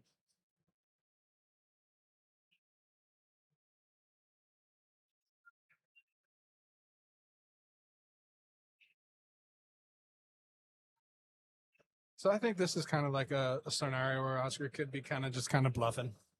You know, like maybe he's making a little bit. Like, what could it really be? Like even Oscar's giving, he's giving the. Oh, that's insane. He has TT. And then this game anyway. So this is just guaranteed game. Yeah. Wow. Yeah, that was an awesome game. Yeah, it really was. That was an awesome game. It really was. I mean, Oscar did get 2-0'd, but he really did duel like really, really well in that second one. Yeah, like game to be able to kind of unfortunate draw situation, but like that game too was so back and forth. That was so cool. And I think that Oscar was always kind of in the spot to where like I'm kind of having a little bit of an uphill battle. Mm-hmm.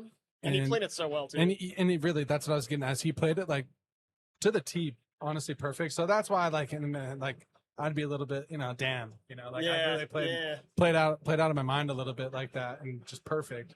But it just sometimes you do come up short. Like there's nothing you can do there. Like there's nothing that he could have done that would have, in my eyes, that would have changed the course of the game. I mean, at the end there, Dirk ended up just having an embarrassment of riches with that.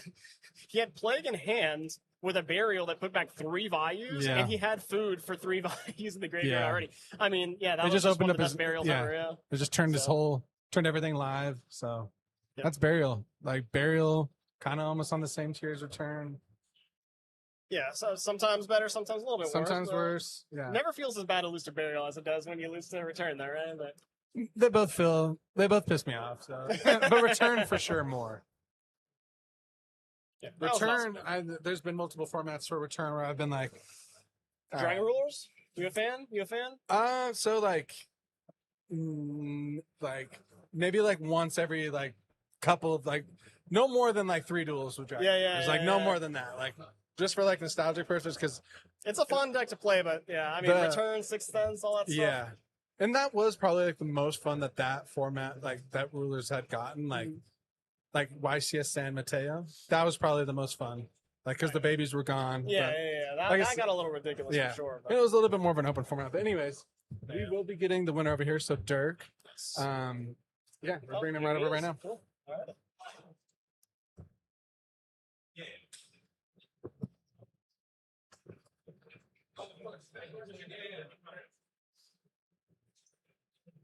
How's it going, man? Hey, what's going on, Good man? to see you again. Sorry, my co-host is very tall, so All right. You're all good. yeah. All right, awesome freaking match. That was so cool. That game too was maybe one of the most like back and forth games I've ever seen, especially like in a Vyumir, right? Yeah, it was crazy. Yeah, I mean, so Oscar, you must have been thinking his Dark Arm Dragon was gone, his Return was gone, and his Burial was gone, right? Yeah, so exactly. I imagine that your thought process was just like, how do I not lose? Because I will eventually win this game. Exactly. Yeah. Yeah, pretty much. I mean, the only thing I could really lose to was the Gores there at the very end, and then luckily I topped out of it and hit Mirror Force. Which you played around too, right? I So might have misplayed. Like I drew a lure on the turn I flipped Yada, and then the next turn I drew Greffer. But like, it's kind of a gamble, right? Like I know he's out of monsters, and I know if I summon Greffer, like maybe I can attack him for game, beat him down. And then it just worked out that like he drew Gores right there, and I had no outs. Right. But then luckily I drew Torrential Mirror Force back to back. So yeah. And then it's like when we were watching, we noticed too that it's like there are certain points where obviously you can play around Gores, you can't play around Gores, and it's like you were kind of getting sort of low on life too, and you both played 2 Upstart Goblins too, so it's like, and you guys were still both almost dead so it's like you usually don't see games where both people are upstart, and I think we both triple upstarted each other. Yeah, it was awesome. It was like it's one of those that game really went down to the wire. You still had so many bombs left though that that was the other calculation, right? It's like like I was like, oh yeah, your Burial drew you 3 cards. Yes. That was the craziest Burial I've ever had. That's what we were saying on stream. Yeah, it was nuts. It was nuts. I'm really happy to see you here again with the deck that you helped create too. Are there any innovations that you did in this build that you didn't have necessarily in Chicago? I haven't made any changes since I won San Jose. From Chicago to San Jose, I took out Gale and put in Starlight Road, that was crazy game one. I was like, holy cow. Game-ending Starlight Road, that sometimes happens. Yeah. And there was like really no card you could have other than like Yada Gores. Yep. There at the end, like on that turn 1, so you might as well go for it. And then and then just some side deck stuff. Like at the first tournament, we kind of respected like Forges and Gigabytes a little bit more. So the side deck had cards like Deck Dev, Trigodia, some weird stuff. Sure. And then like a large amount of light mirrors and some rugs. So I've changed it up to where kind of like I'm playing no rugs now. Like the Hero Frog decks have kind of started doing some different stuff against us, and so it doesn't work out as well anymore. But other than that, no, just kind of run the same San Jose list. Yeah, cool. It's tough to keep innovating. You know, it's really tough. Yeah. Oh, I imagine. You know, maybe less for you than for us, but I mean, come on, I'm doing the best I can. Awesome. All right. Well, you know what? Awesome win. Starting off 2-0. Yeah. Awesome to see you again Seven on this deck. So 7 more rounds. Biggest event. This is crazy. This is awesome. Yeah, the event's nice. Yeah, I'm so happy to be here. But man, happy to again, like I said, happy to see you playing this deck again. Yeah. And hope you keep winning, man. Yeah. Thank you. Thank you for having me on. See you guys. All righty. Cool. So we will cut to a short break here, and we will be back with round number 3. Hopefully, we will not bring you a bird matchup, but we'll be back soon.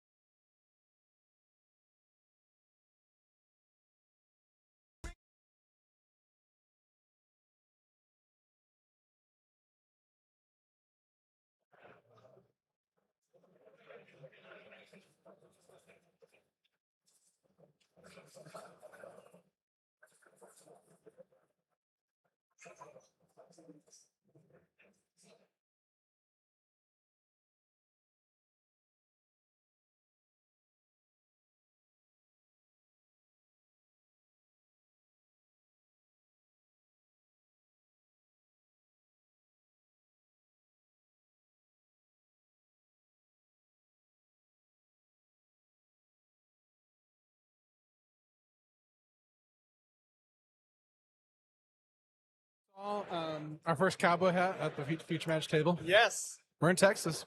Shockingly, the first one, yeah. Yeah. We I are know in Rick Texas. is known to play Diva Hero as well. Okay. Or, I'm sorry, not Diva Hero, Hero Beat. Hero beat. So Okay. hopefully it's that, and we don't have another bird deck. But That would be actually a pretty good matchup, right? GB versus yeah, Hero beat. That's kind of like the stalemate 4 GBs, right? yeah, the 5 back row deck versus the 5 back row deck. Right. It's like pretty, but we'll see here soon. Round 3. Yeah, round 3. We're moving on pretty quick. It's not even noon here, and we're in round number 3. All the duelists are playing pretty quick, which for a tournament of this size is awesome. Right. Be fun to get our first GB match in there. Yeah. It's always like I know GB gets a little bit of hate here and there, but like I said, when it's in like experienced duelist hands, like it's kind of fun to watch. Yeah, I sometimes. feel like they only get hate when they do the Sekitor thing, you know? Sekitor, like the connection from Sekitor is actually probably one of the biggest swings in It feels so the bad. format. It is a crazy swing. So Yeah, if your opponent opens like not so great and you just have like any GB plus Tiger, Yeah. it's feels really bad. When they don't do that, I feel like it's more of a normal game and it's very enjoyable to watch, you know? I think like too, like GB versus Frogs is not fun to watch. Well, like it just straight up isn't. As much as I love to see Frogs Yeah. lose, shout out Frazier. It's just not fun to watch that matchup because it's just like, all right, any second. But if the Frog matchup can kind of get underneath, sure, it's kind of fun to watch. But other than that, it's not. But again, close to 500 duelists today. Yeah, this is insane. I'm just like kind of in awe. I'm trying to focus on the stream and give you guys some good commentary, but I just keep looking over here. Yeah, we're right Just in front so of like many people. Yeah. we get to look to see like the whole venue with everyone in it. Yeah. And I think they're going to start side events this next round too. I believe so. Yeah. Someone commented earlier in the chat. They were like, literally classic Yugioh. Like used to go to the mall and like go yeah, play. that's true. I never did that, but you know, it's always funny too. Is like, you know, a lot of players were not playing when, you know, like you go to the mall and like you play like this is the classic story for Yu-Gi-Oh players. Like, oh, dude, I've been playing since you had to go like Toys R Us tournaments. Yeah, Toys R Us, Books I'm a like, Million. Yeah, I was like, whatever, you guys were not playing that long. I wish that'd have been sick. All right. Okay, cool. So we are live here. Let's see what we got. Most certainly Gladiator Beast and GB should be banned from this room. We got to put at least one on, man. And he has a cowboy hat, please. Yeah, come on, a GB player with a cowboy hat.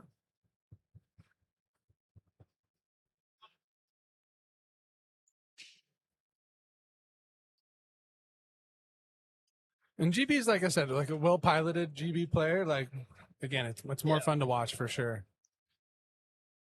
I'm not like the most well-versed in like all the GBs either. I just know like when the Sekitor connects, like, it's probably wrap up time. that is the nuclear bomb of the deck for sure. It's probably wrap it up time. Prisma Test Tiger is very good as well, but I honestly kind of hate Test Tiger. Like I really do hate that card. So good in the right spot. Yeah. Ooh, Snake Eye, or is that six? I can't even tell. I think they're like Dragon Ball dice maybe or something. He's like Sanji if he was black. You're not gonna believe this.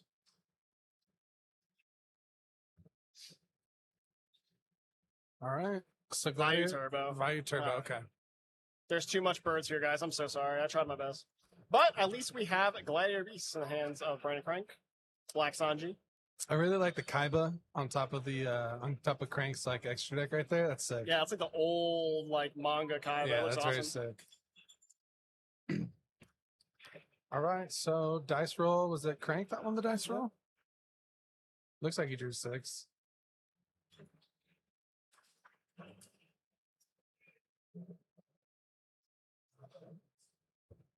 We're not at the point yet to where like maybe these guys are friends or they know each other or whatever, but we're not at the point where you can like kind of tell like, oh, I've seen this guy at the top tables with me, I know what he's playing. Right. Kind of like a couple more rounds and you kind of get a gist. So maybe Rick doesn't know what Crank is on. Oh, at I can all. promise you, everyone knows what Crank is playing. Oh, really? Okay. Gotcha. But yeah, he's a fan favorite. Known GB player. Known GB player. Okay. Yeah. Okay. Goes by Black Sanji online. Oh, that's funny. Okay. Yeah. Won the die roll, and he's thinking, which is usually a bad sign for the opponent here. And then Rick Novak, he is on the classic Vayu Turbo deck. I saw a Chaos Sorcerer in his opening hand, so it's like very traditional 2024 style, 2025 style Vayu. So I think Crank just passed, right? Yeah. So with his deck, does he run anything that's a little spicy? Like is he throwing Gores in his deck at all? It's hard to say. I feel like Gladiator Beasts in 2026 are a little bit more of a known quantity, where the standard deck list is a little bit more like accepted. Back a year or two ago, I would not have been able to tell you what half the cards in the deck were, because everyone just changed it up. So it's hard to say. With him being one of like the leading Gladiator Beasts players, it wouldn't be surprising for him to be playing like something different, right? Right. He's got that experience and that knowledge and the know-how to kind of make those choices. So we'll see. So thinking maybe trying to think of what could be set. Vayu Turbo. So maybe that is just a Raikou. Raikou set like maybe Legacy. Okay, there's a dog. Hamster, Necro, Caius. Not a bad mill. We did fix it there, so that's great. Yeah. Gores moves between the side and the main depending on the event. Yeah, okay. I don't know what Texas is really kind of like more dominant. I've never played in Texas for Edison. I don't know if there's a lot of just a lot of Vayu Turbo or just Blackwing variants. You can kind of get a good handle on what they play around here just by watching Oscar's channel, right? Sure, yeah. That would lead me to believe there's like a nice mix of Vayu, Frogs, Machina, and GBs, I guess. So a solid mix of just the meta. Solid mix, yeah.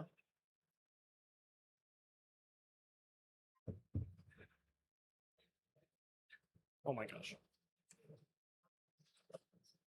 So just to pass back, so I wonder if Crank has like a good chunk of monsters, right? Because you can kind of just like freely swing into this and maybe hope someone connects. Yeah. Okay. So I can't tell if Crank is thinking like maybe he has Chariot face down, maybe it's possible. Okay. So, like, if he did have Chariot, maybe I would use it here so I could... Or, I'm sorry, if Rick had, like, a Vayu piece or something, I would maybe Chariot this so I can get the Ready Ari in play, but it looks like that's not the case. It could still be Chariot, just by the way that he paused on the Necro Gardener. Yeah. But... Bottomless? Yeah. Yep. Yeah. Ooh, That's nice. really, really good. So is this a Chariot here? It's at the very least a 2-for-2 and potentially even worse, depending on how many, like, Tigers and stuff he's got. Oh, okay, so, yeah. Smash and ground book. It's not the worst, not the best.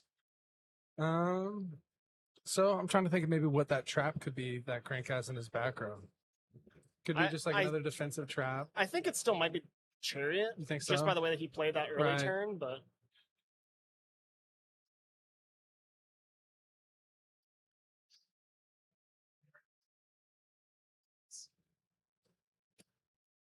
All right, let's see what. It's pretty good. And he has the Vayu to go with it too. Yeah, pretty Already good. has the setup from the earlier DDV, which is nice. He can kind of go sort of crazy here if he really wants to. He knows that the hand is already a removal spell, right? So it might be worth putting on the extra pressure, but book, smashing, unknown trap or spell. Send the plague. This makes sense. You already have the Sirocco in the graveyard. Yeah. It's gonna do it. One thing I do want to point out as well about the Gladiator Beast deck is that they are now all running multiple copies of Book of Moon, because the deck actually used to just get slam dunk shut down by a Stardust Dragon. Yeah. But that's no longer the case. Stardust Dragon is oftentimes like coming down right here. It's oftentimes like just let's say like a nail in the road, right, for the GB player, where it used to just be lights out. Do you think maybe Rick is just making this like Stardust back row? Like maybe that could have been a Mirror Force there. It's possible. We still think it's a Chariot though, right? I think it maybe is still Chariot. We'll see here how Brandon wants to play it.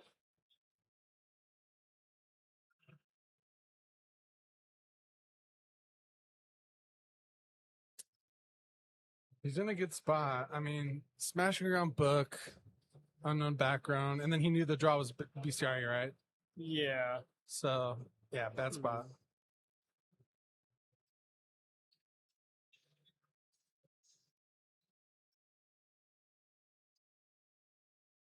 I wonder what like that one back row is, because he seems to think it's like can still kind of keep me in the game. He's in a really kind of a tight spot.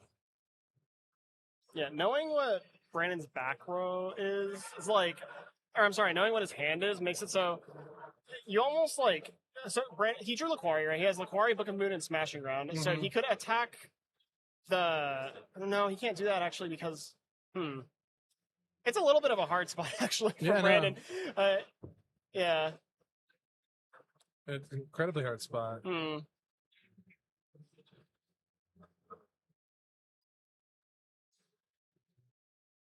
Ouch.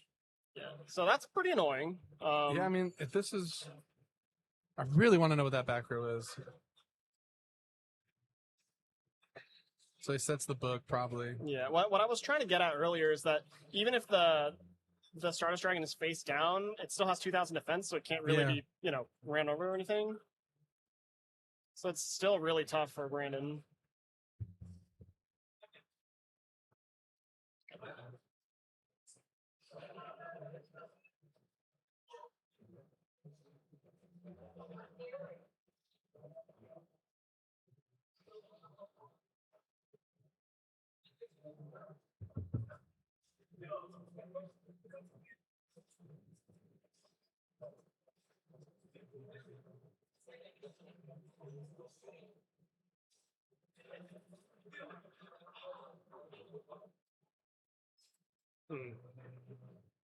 Well, I mean, it's just kind of like a. He's in trouble. Yeah, I don't know what else to say. I'm just like I really don't this is know tough. like what you could do. I mean, you always have to play right. Like just like maybe I could draw this, maybe I could draw this, but like under deck dev, like Stardust in your face, like Stardust is just a hard card for GBs to get over anyway. Yeah, so it is just kind of like a really rough spot. And maybe what we were talking about earlier too is like, hey, is this a position to where like I know I'm gonna need a little bit more time? Maybe I can just so this is where those like maybe I might scoop it up out here. But I mean maybe there's a chance, but just the cards that he has, I'm just not sure. Yeah, 4,600 is not exactly the most healthy life total either. Right. And you're like Rick is never gonna attack with a Stardust Dragon either, so it's gonna be like you're gonna have to book it on your turn, of course, right? And then find some way to deal with it. Smashing, you try to get rid of the. Yeah, this is free because like there's no GB in play to punish, right? So, that being said, I don't really think it's Chariot anymore because he got bottomless. Never mind. So it could still be Chariot. Yeah, this is crazy. Yeah. Oh man. Yeah. So. Oh God, I don't know. It's so hard to say. No, I mean for me, like maybe you're just kind of looking to see like what information, but like now we're gonna see what that back row is. It was a prism. Okay. Well, that checks as well. So I mean, Brandon's. Sorry, go ahead. Does it the Stardust never attacked? No, you can't. Yeah, I was gonna say that Brandon's plan there was, of course, the Book of Moon.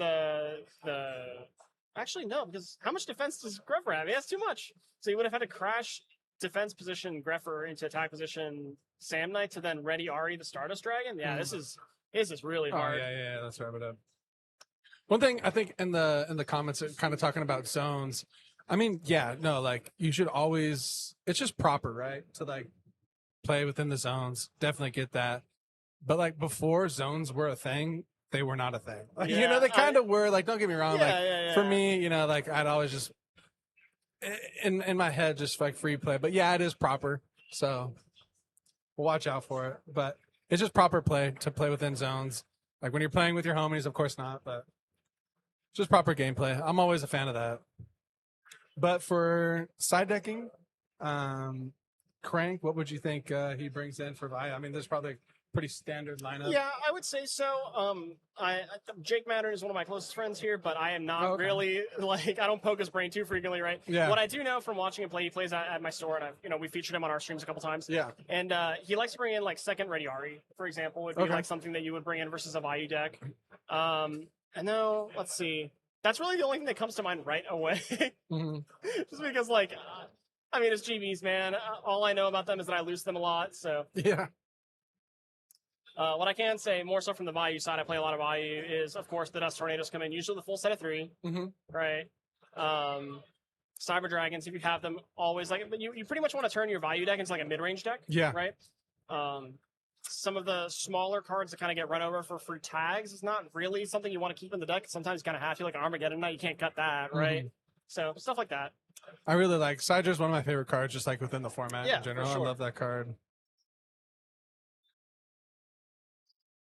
And then, like, I mean, you keep the deck Devi in? I mean, is it pretty good against GBs? Hard to say.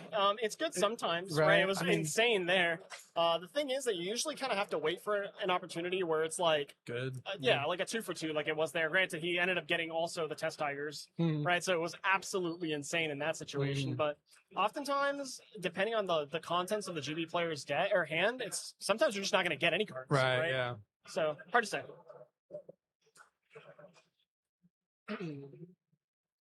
It's also a liability sometimes, like if you have, I mean, not that most people leave Gores in against Gladiator Beasts, but like if, for example, if you have Gores and like DDV is like a real big liability, right? Because you're going to set it, oftentimes not have the opportunity to activate it, and that's going to hold your Gores back and stuff like that. There's just a lot of reasons why I probably wouldn't want that card, but. Chat, is there any like side deck card that you think you're like, hey, this is really, really good, but it's not like popular yet? Maybe Blasting Fuse. I haven't. I always was like a Transmigration Prophecy. I mean, it's always been good, but that was like my card that I always just like keep in there. But it's somewhat popular for sure. Trying to think of like other good ones that sometimes. Oh, you know what? Mirror of Oaths. I kind of like too. Yo, that was another. Oh, a Legendary Jiu-Jitsu Master. Some decks get the option to play that card, which is super awesome. Trying to think.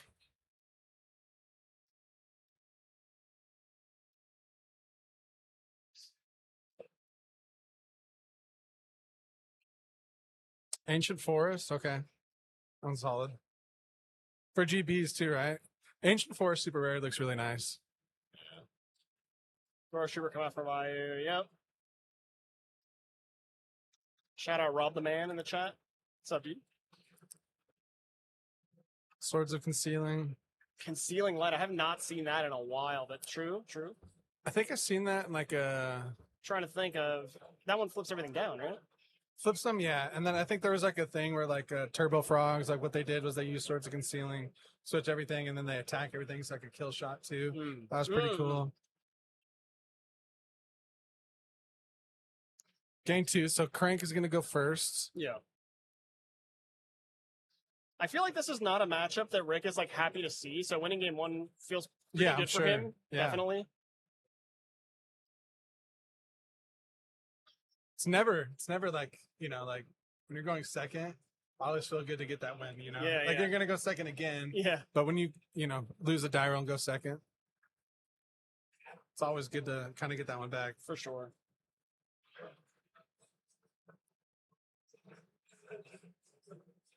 Nobleman of Extermination is a good one too. I like that card a lot.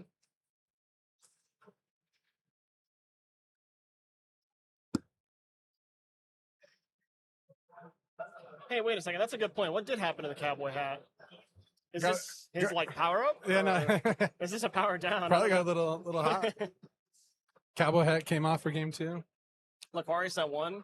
Not usually like the scariest thing, right? But it could just be insane. We'll see. There's a lot of easy ways to punish like a naked Laquari, right? If you just have something like Mystical Space Typhoon and a Sirocco, it feels bad already. So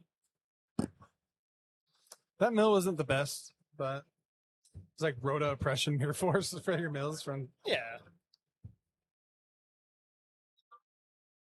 Happens. A couple of people use the analogy like if you mill bad, it's like those were just cards you were never going to see anyway. Right. So just don't even think about it.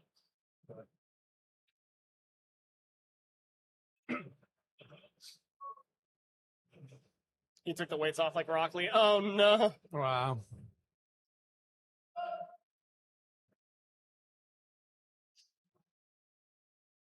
Oh, nice.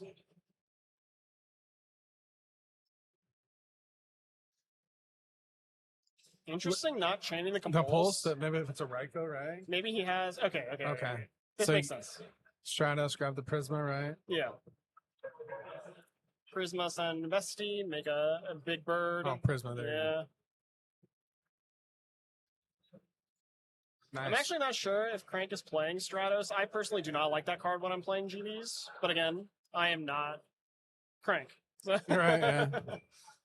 Is that what is it like one Stratos, two Prisma, and an E? Like the four cards that they throw in? and the Rhoda. Emergency. It's just it depends how deep you want to go into that package, right? Stratos has its own like merits and its downsides. Its merits is that it's a free +1 1800 monster that's like non-committal, but it's not a Gladiator Beast monster, right? Right. So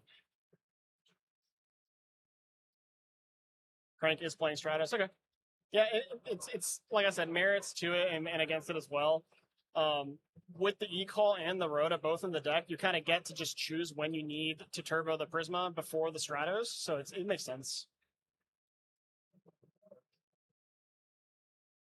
How many cards does Rick has? Is it just two? Or is it 2 or 3. Yeah. 3? Okay.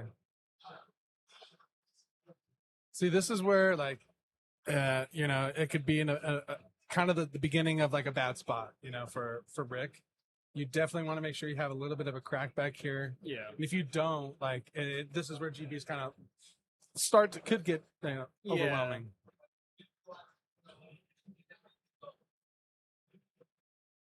So let's see if Rick has like a decent crack back. Oh. If it was just set 1, that'd be scary. He doesn't have Rhoda, just the E-Call for style points. Honestly, that is aura. That's fair.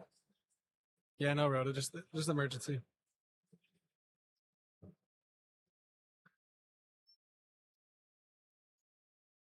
Maybe he bluffs like a Ryko.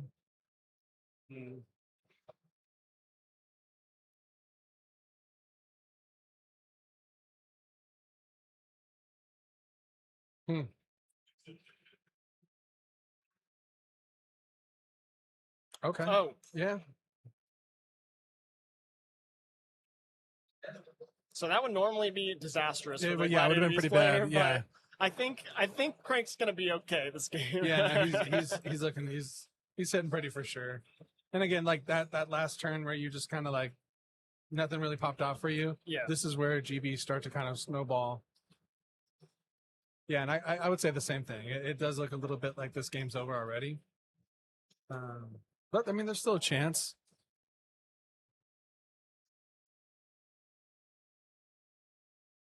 It's 221 beaters. It does not really seem like Crank is interested in really. Yeah, this makes sense.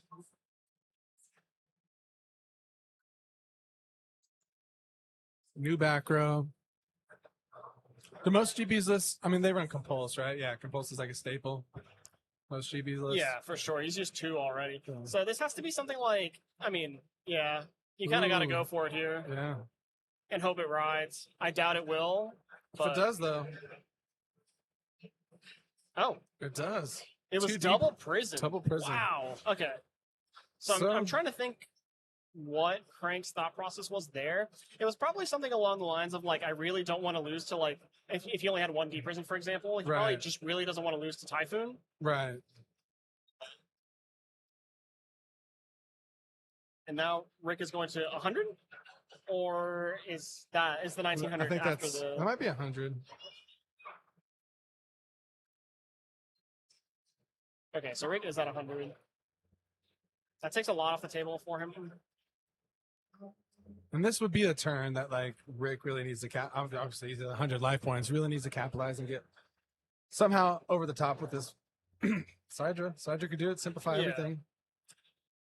3rd prison. Oh, Mirror Force game. Okay. Can bluff 1. Is the graveyard? He's got a plague. He has plague. That's Not going to do much. He's gonna but- concede? Yeah, Yeah, yeah. okay, Game okay. 3. Yeah, like they I have said. 20 minutes left, so you probably could have played that another turn or two, but he was at 100, right? So Yeah, if he actually had no if he had no actions there, then Crank just attacks and it's over anyway. yeah. So. I wonder what Crank compulsed back. Was it just maybe a set plague, or was it really a Ryko? I think it was that plague, huh? I think it was plague. Yeah. Which was risky to begin with, by the way, because if it was attacked and Yeah. then ready Ari, Yeah. Because he had like 2 back row. I think one got like Yeah, Typhoon yeah. or something. So just got to try. But that Black Rose was dastardly. It was almost enough. I it was think. almost enough. It really was. I mean that if the Cyber Dragon would have stuck, it like Mhm. could have been nice because I don't think Crank had too much in his hand. Right. That Ciara was gone. Like 2100 beaters were gone. It would have been kind of hard for him. Maybe could have been enough.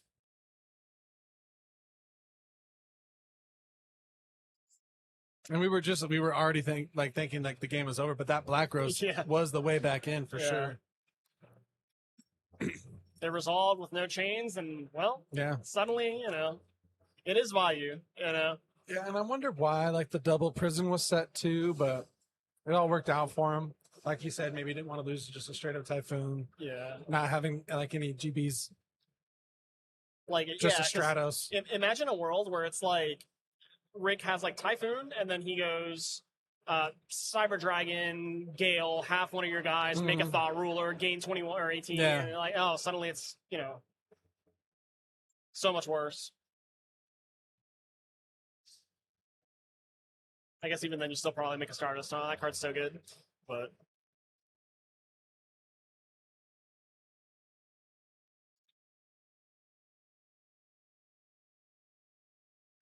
He's unlocked the first gate. How much further will Crank go?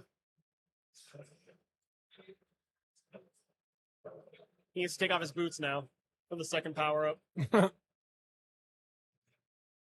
Yeah, he had to lock in, take the Lose the cowboy hat earrings, off. man. Full power. All right, let's see. Rick going first, setting a monster and a back row. I think I'd rather have, the Dirk Wagner special, right? Yeah, Greffer pitch, Greffer pitch Necro, yeah.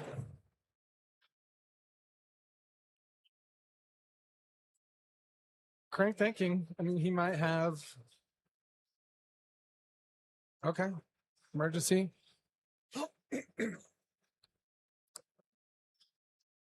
Straight for the Stratos. Yeah, this is a situation where having the Stratos in the deck is insane. You get to get the Prisma for later, right? Now, if you have a Test Tiger, Rick has to think about that. Yep. And then you get to just eat the presumably Ryko for free because you don't really care about the Stratos. Yep. Stratos already got the value back. It is like perfect monster to kind of crack into.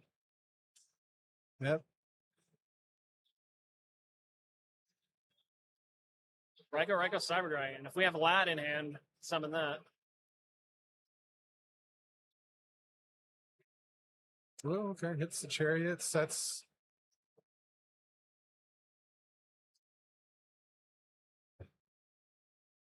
I mean, I'm always happy to hit a chariot, but I'd like to hit something that was live.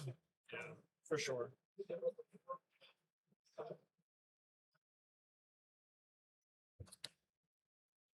Just by like, I think Crank has a pretty good crackback. I don't know, just by the way he's sitting, just kind of chill. Yeah. Probably has a pretty good crackback. Yeah. Sorry about that, guys, if you heard that. Anyway. I don't Yeah, know so what we that know was. that Crank has Prisma in hand. And so, like I mentioned earlier, if there's a Tiger to Tiger, pair yeah. with that, it's like, That could be like just it could- yeah. It's a lot to think about if you're Rick.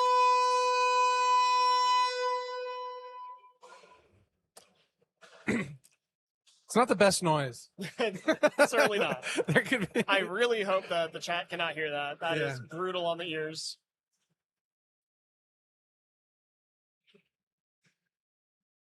I'm happy when you hit Chariot too. You get it back. Yeah. Yeah, that's for true sure. too. I didn't think about that. So Holy crap! That woke up my cats. Yep. Yeah, you can hear yeah, that. sorry I'm about sorry. that.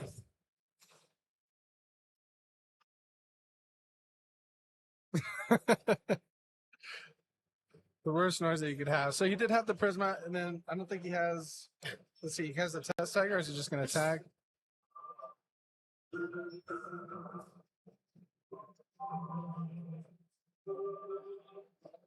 I kind of don't hate this either.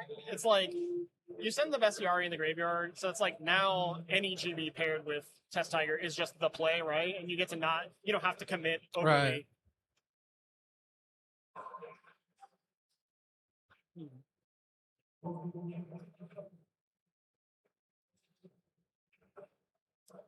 Gale, my favorite tuner. I love Gale. And what happened there? It was a dust. Okay.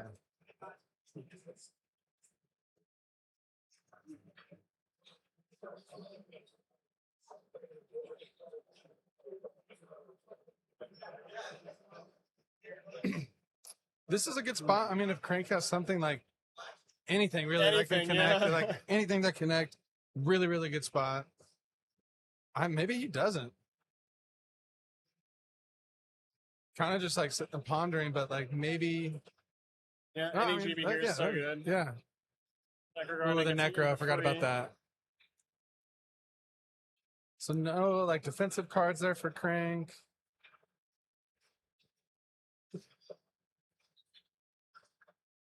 The Machina battle cry is hilarious. I can't. The Machina.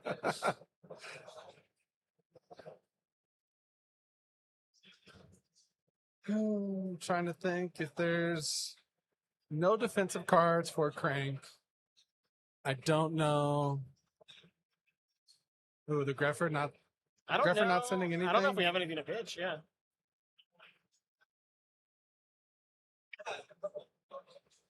Is it just that simplified? Like, this is all we have? So the quest is halved from the Gale. Mm-hmm.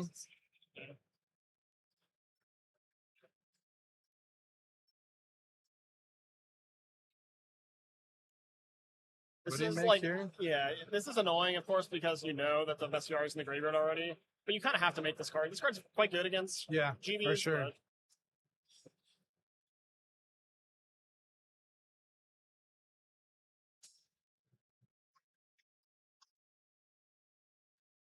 Yeah, I mean, there's really just like Smashing Ground, something. That's the thing, right? So many cards answer this. Yeah, like Smashing Ground, something, or just like a book, maybe too.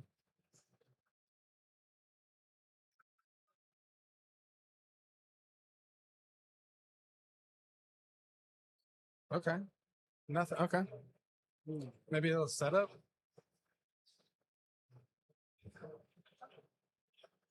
It could be a Book of Moon. We'll find out. Doesn't matter, I guess. That was a cherry. Okay. That's good. Oh, wow. That's really good. Yeah. Hard to come out of that. Too many monsters. Yeah, there's no defensive cards. Oh, my gosh. Rick taking a huge sigh of relief here. Playing against GBs is, you never feel comfortable, right? And then playing against one of the best players on that deck, too. It's seen a lot of Chaos Sorcerers, too. Yeah, usually that card bricks for me when I play it. Yeah, so. no, I think I've seen it drop like 3 times now. Yeah.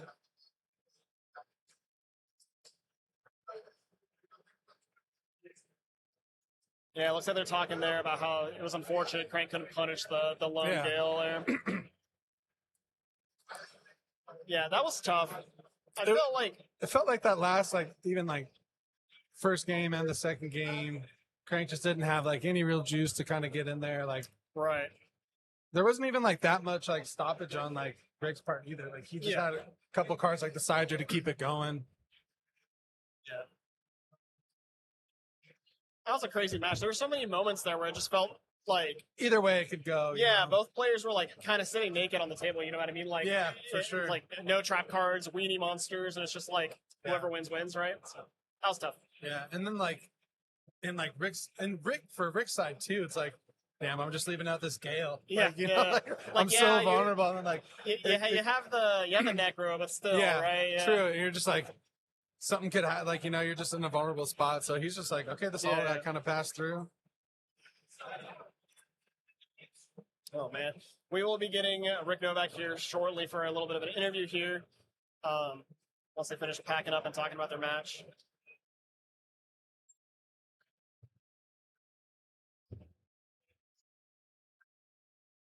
Chaos Orc is really good. I mean, Chaos Sorcerer is my favorite Yu-Gi-Oh card. Really? Actually, it's my favorite it's Yu-Gi-Oh a great card Yeah, I to don't be a play it. favorite. It's just But it breaks for me all the time. Yeah, it's right. been out here 3 times, but we got the winner out here for sure. So Alrighty, boys. we'll get I'm that gonna going. leave you with Mr. Rick Novak, and I'll be right back.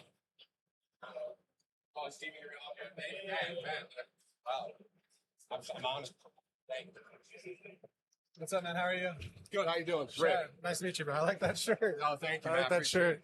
How was that? It was. Let me try to get in here. It was. It's always nerve wracking to play GBs. I knew he was 100%. gonna. I was kind of at an advantage because I knew he was gonna play GBs. Yeah, we talked about that earlier And too. he didn't know what I was gonna play, right? Yeah. So right off the bat, I mean, he did win the dice roll, so. Yeah. I was a little nervous right there, just because you always want to go first against that deck, right? You always want to get the tempo on him, but Right. luckily, game 1, I was able to resolve that deck dev for both his Tigers, Yep. and that was a huge Clutch part right there. I mean, I set it there, just to because I thought his back row was bottomless there, so Yeah. I knew I could summon the Sirocco into it and then deck dev him. Yep. So it worked out It all worked out very well. yeah, and I knew his back row was deep risen when I had made Stardust. I mean, it was like I had perfect info, and I knew his Yeah, that last was card good. was almost certainly deep prison. So they had a really hard time dealing with it. And then Yeah. game 2, obviously, there was It's just what it was. Yeah. I mean, yeah, that's like what you're afraid of happening when Exactly. you play GBs. And then game 3 was kind of like there was some clinching moments where you were like, like this could pass. No, but- it was tough. I definitely thought he had Tiger just when he Yeah. summoned the Prisma, just to dump Bestie when I knew that We thought that too. right, yeah. Just something. So and like I said, my hand was Sorcerer Plagues heavy. Even if he had Tiger, and I had enough guys to keep Sorcerer alive. Yeah. So even if he had Tiger, I knew that I would have like a little bit of a clapback on his play. But it's obviously it gets anytime you play that deck, it's close. Right? It is, and then it's like that deck. Like I said, I'm always clinching. I'm like, Oh dude, no, this- it's definitely. I was literally thinking right before this round, I was like, man, I just don't want to play GBs. I was just gonna ask, is there any deck that you Let really alone don't want like to play? And a it's guy GB? that's good with GBs. Yeah. So it's Yeah. like that was definitely maybe not ideal, but it's got the job done. I mean, like game 3, like I said, I opened double dust and heavy. Yeah. With like just enough monsters to kind of get through, Anything, really. the early game, because like that's kind of what you want to. If you can get through the early game on them without them Yeah. just like blowing you out, Overwhelming. generally Sure. you can kind of like outgrind them in the late game, depending on like what you have exactly, right? So, but yeah, it was a good match. I mean, he's a really good player For sure. So Both played that well, so yeah, no, Let's I mean, I didn't think. Yeah, looking back, I don't think I could have done anything super differently than what I did. I mean, I could have maybe gone for like a Gruffer play earlier, but it was definitely the right play to like hold. To chill. Ripping Gale when I did was really clutch, because if I didn't, I was probably gonna, depending on what I drew, I was probably gonna have to maybe use Gruffer or Chaos Sorcerer at that point just to get Prisma off the board. So drawing Gale right there with the Garden still Clutch. in my graveyard was like, yeah, it was really Super lucky to be clutch, yeah. honest. So that kind of probably won me the game, because that's really kind of because that was if they that don't- turn. It was yeah, like if that they was don't- like something if happened they don't here. have Tiger, right? Yeah. They need 2 guys on the board. It's hard for them to keep 2 guys. If they can't keep 2 guys on the board, if they don't have Tiger, they can have a problem like Right. playing the game. Yeah. Right? So That was a clutch part, but hey, you did great, man. I Good luck. appreciate it, man. Nice Of to course. meet you. Okay, nice talking. Yes, sir. Have a good one, guys. All right, guys. That was fun. I mean, GBs is like you said, it's always one of those matches you're always kind of just clinching against. It's a tough one, but we're gonna go onto a short break here. We'll be back for round 4. See you guys.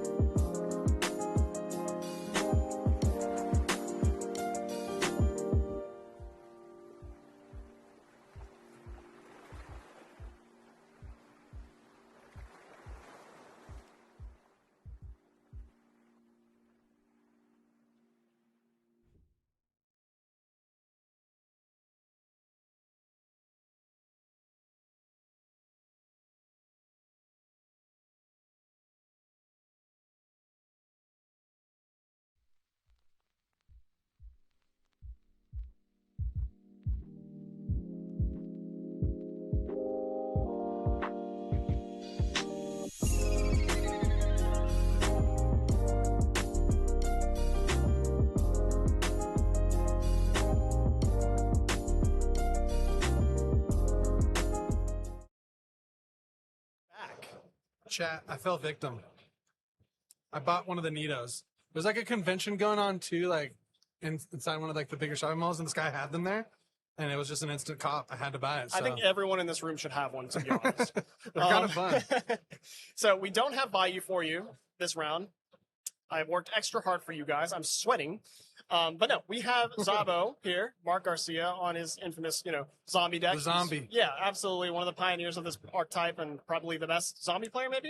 I don't want to Probably. say the best, but I'd give it to 'cause him. I don't want to say specifics, but he's very, very Yeah, good. I'll give it to him. And we have not value on the other side. So, yeah. Nice. 2 undefeated players, having a great weekend so far. And yeah, Going into round 4.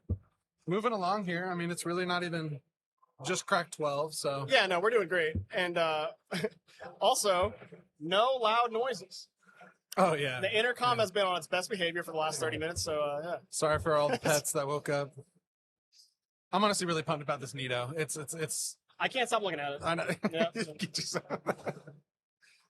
a nice squeeze. They have the butter ones too. Like it's like in the shape of a butter or something? Yeah, it's like the squishy butter. I honestly might go back for that one too. That guy might see my face a couple times. I'm excited for this one. I really do like Zabo. He's just a really, really good player with He's zombies. a great player, and- awesome deck, yeah. underrepresented deck, honestly, because I do think it is super strong.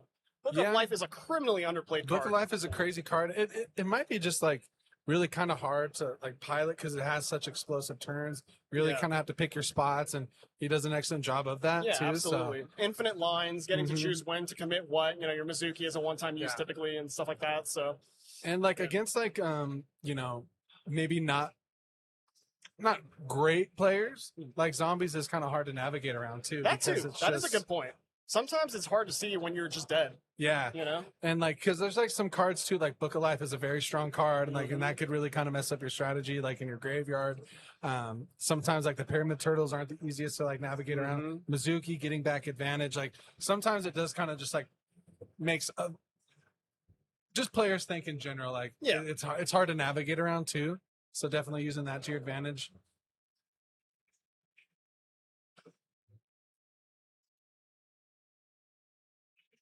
All right. Scotty's real dad, Sasha, undefeated too. Sasha's the dog. He's I love Sasha watching him is- do it. He's a dog. insane. Frog OTK. Okay. So this is a deck that I was hoping we'd get to see at least once. Yeah.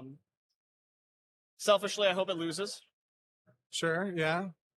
Could see that. It's the one of Demon those Format, decks. right? Yeah, it's Yeah. one of those decks.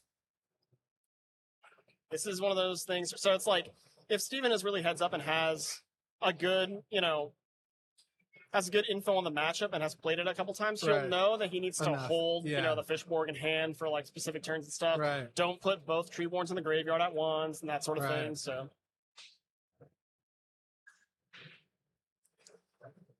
Floaters too could be pretty good in this matchup. for sure. So Steven has to kind of Got to be worried about Hades as well, Yeah. turning off your Treeborns Yeah. forever, stuff like that.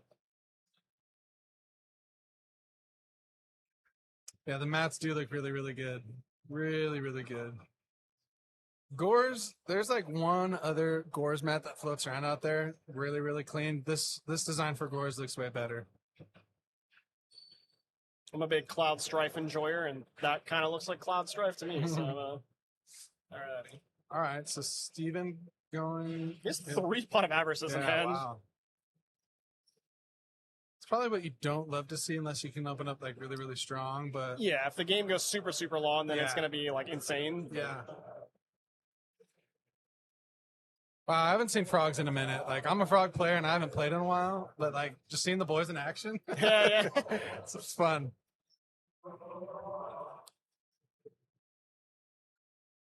Treeborn is not that important to Frog OTK. You're not wrong. He also has like the Murray of Greed too. Just really strong card. Is that last card? It's that third pot of Avarice on. It says Death Yeah, Frog, 3 3 Avarice pot, and Murray. swap, Des, and yeah, Murray.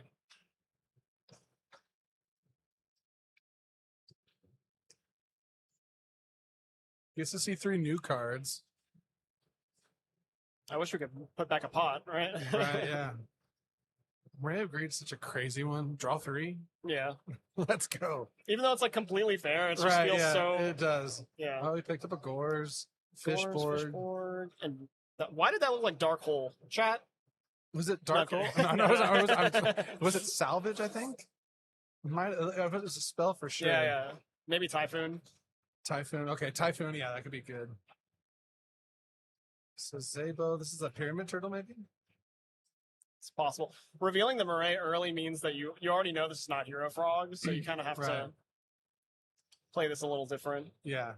If you're Steven, do you drop the Gores here? Nope. I like this. You're not in any danger of dying this turn, right? So it's like, you usually want to use Gores in this type of deck if either it's going to kill your opponent or if you just like need an extra turn, right? And he doesn't have like the cleanest way out that I see for this Pyramid Turtle, right? Yeah. Like you don't want any value to get. Oh, Crow. Main deck Crow. Main deck Crow. Does anybody in chat know if he's always main decked a Crow? I actually don't know. I want to say yeah. Ooh, 1 for 1 is. The Crow is really good there. Yeah. That 1 for 1 would have been that would have been devastating, that'd have been crazy. with all the Pot of Avarices in hand and stuff. It would have been very, very crazy.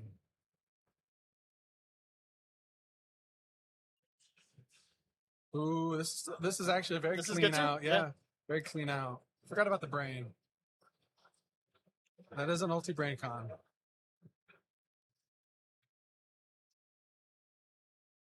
So we are going to be This touching could our be a deck a crazy turn. lot Yeah, this turn. could be a crazy turn. So, I mean, when I thought about this, like this exact moment too, like it is kind of hard to like. There's so many lines that the frog goes to take that can go.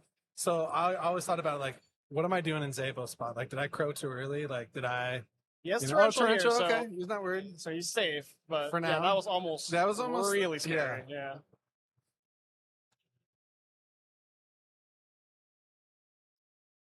So get back. Yeah, he does still have to resolve the swap frog. Yeah. Yeah, there we go. Okay.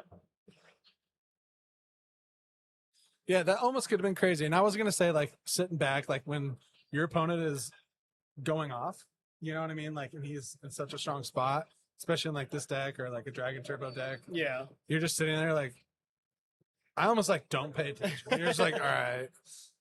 You gotta be locked in. Yeah, you gotta be locked in, but it's hard. Unironically, and I'm not talking about these two players specifically, but when my opponent is playing a very complicated combo deck like this, Yeah. I almost feel like I want to pay more attention than them, just because Sure, like what if they yeah. accidentally cheat? You know, like again, not No. not saying these guys It specifically. happens. It's just it can happen accidentally because there's so many game actions all at once. But Not only that, too, the route of them just misplaying too. Yeah, You know, that's sure. very possible. for sure, Do we see what he said? he drew Desfrog and a other card that I did not see, which I assume is what it said. It has to be. Yeah. Maybe a Dupe Frog or Was it Treeborn maybe? maybe. We know he has a Gores too. Ooh, Yep. nice Book of Life. So we did talk about that. This is like Yeah. if there is only one Ooh, Fishborg in the deck. that was a then- really good trade. He has the Gores here now, though. Really, really good trade for Zabo there. So both Treeborns are gone, and there's a Fishborg Blaster is gone now as well. So again, if that is his only Fishborg, then this Gores kind of has to go the distance.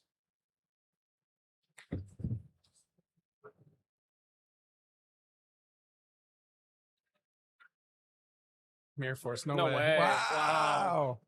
That was broken too. That he's had pretty much every piece that he's the Crow at the right time, the Torrential Yeah. at the right time, the Mirror Force at the right time. Yeah, that was. Yeah, I don't know what else to say other than like marvelous, right? Like that Yeah. was just a crazy play. And then like this is too like having those cards and just like a lot of people can mess those cards up, like how strong they are and like where Yeah. they can put you in the game. A lot of people can mess those up. But that wasn't saying he had every card he needed at the right time. Mm-hmm. And this is the matchup where now okay, you get the game one against Froggo TK. Yeah, you're feeling great. really, really Yeah. good. It would be a very weird list that's only Fishborg. Is it really? I'm pretty sure a lot of the lists I've seen only play the one. Let's see if we can get a look. Like, For while he's thumbing Froggo through his TK, deck. Yeah. I thought they play three. Three Fishborg. Oh well. I could be tripping. I could be wrong. Well, maybe the Kaiku's going in here. The Kaiku's almost certainly. Yeah, maybe the Kaiku's going in here, but yeah, I always thought it was 3. Maybe in like the Dream Frog variant. Oh, maybe that's what I'm thinking. Yeah, of. Dream Frog. There's maybe like you're right. one Fishborg, but like I mean, it's a card that like you want to see in the Frog. So definitely, That's I think fair. a 3 of. But and like we were talking about earlier, like the Dream Frog variant is probably my favorite for like a Frog deck because this has a good ceiling and it can always like kind of go different routes in games. Yeah, the chat has corrected me. Now they're all going to come for you now. They're all coming for me now. Can't mess up one thing.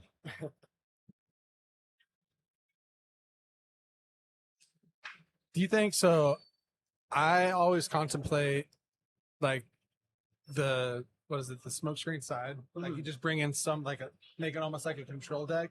I'm on the like the fence. Like I almost just want to keep that same like combo deck in. Like I don't really want to side into a smoke screen. Like you're into the tournament playing this combo deck. Yeah. Like I want to keep playing that. I don't want to side into like a more controlled variant. And I don't know if that's wrong or if like you know what I mean? But in my stance, I would always want to keep in that control or the combo variant. I don't want to side into that control cards. Maybe matchup dependent, but yeah, I was gonna say I suppose it depends on how bad the matchup is, right?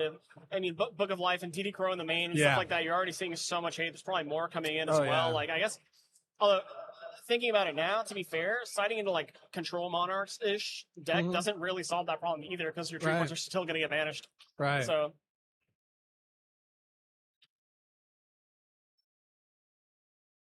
You know, it's crazy to me that Zabo had like a well-timed DD Crow there and still almost lost if he didn't have the torrential. Yeah.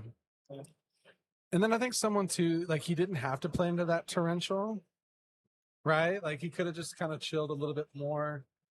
So I can see that there. You didn't have to play to the torrential. Like I know that you have like 3 pot average and you wanted to get them live pretty quick. But I don't know if I would fault Steven for making that play there. You also get to sack the turtle for free with the brain control, so I don't know. That's true. Yeah. You get to sack you wanted the turtle. to get out of that spot. Yeah, your opponent used the crow already, so you're kind of getting a nice +1 on the brain control effectively. I think that was probably a fine play. I think most players would have gone for it there. I guess your hand is kind of bricked regardless if you don't go for that play, so it's almost better to just try and get these pot averages out of your hand. So. Too, I don't know if Zabo already had the Caius in hand. Right. So it would have been like the next turn I'm if I leave something up, I'm getting Caius anyway. Could have brought a Swab Frog out, but I don't know.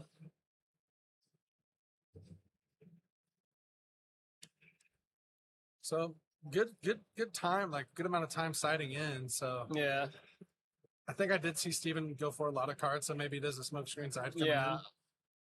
I saw some key combo cards being taken out, so I think you might be right. Yeah.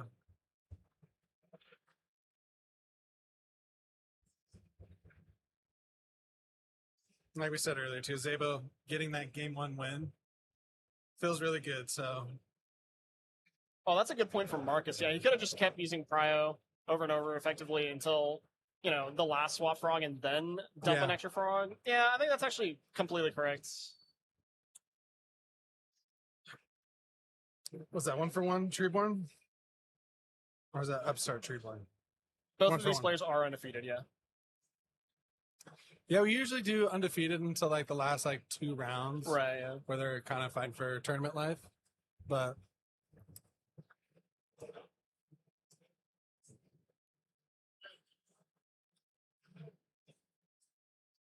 yeah, definitely see that Valmer 20 or Valmer 21. 3 of Avarice in hand. Should have done more frogs before going swap offend. Yeah, 100%. Yeah, G_. There's honestly a lot of really big names here. A lot of just like previous topping, previous winners. So we're gonna try to get everyone that we can on stream. Yeah, keep it fun and exciting for you guys. Try to look out for some cool decks too that are just either undefeated or like right there, like X1. See what we can do. But it's a good event. I mean, there's a lot of people. I think they just started the side events as well. Yeah, side event mats are really, really clean. Top cut mats are clean too. There's my favorite frog right there. The flip flop. Fraser on stream. We'll definitely try to see him. It's funny you mentioned that, yeah. So it was between Zabo and Fraser. Whichever one of them was not playing against Vayu was going on stream this round. So, yeah. Yeah. So, like, maybe we were saying this is that control variant, so maybe the fish It's board's possible, not yeah. important That's a here. good point. But the flip frog, I love flip flop. When you get them in that spot too, and the flip flops there, it's so nice. And you still have the substitute too. This back row, maybe like a. Ooh, it's pretty good. Look at that. That's a pretty good one.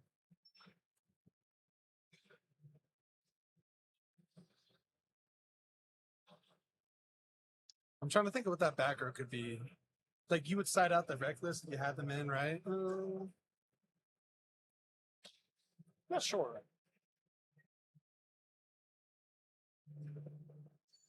Because I think his setup there was like he wanted to keep the substitute on there, bring back the Treeborn, get it going. Yeah.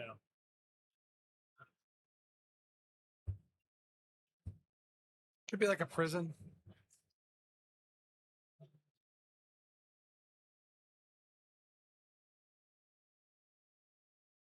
Does he have a Gores in hand again? I think he does. Steven has Gores too, I think. Yeah, that's Yeah. what I meant. Steven has a Gores.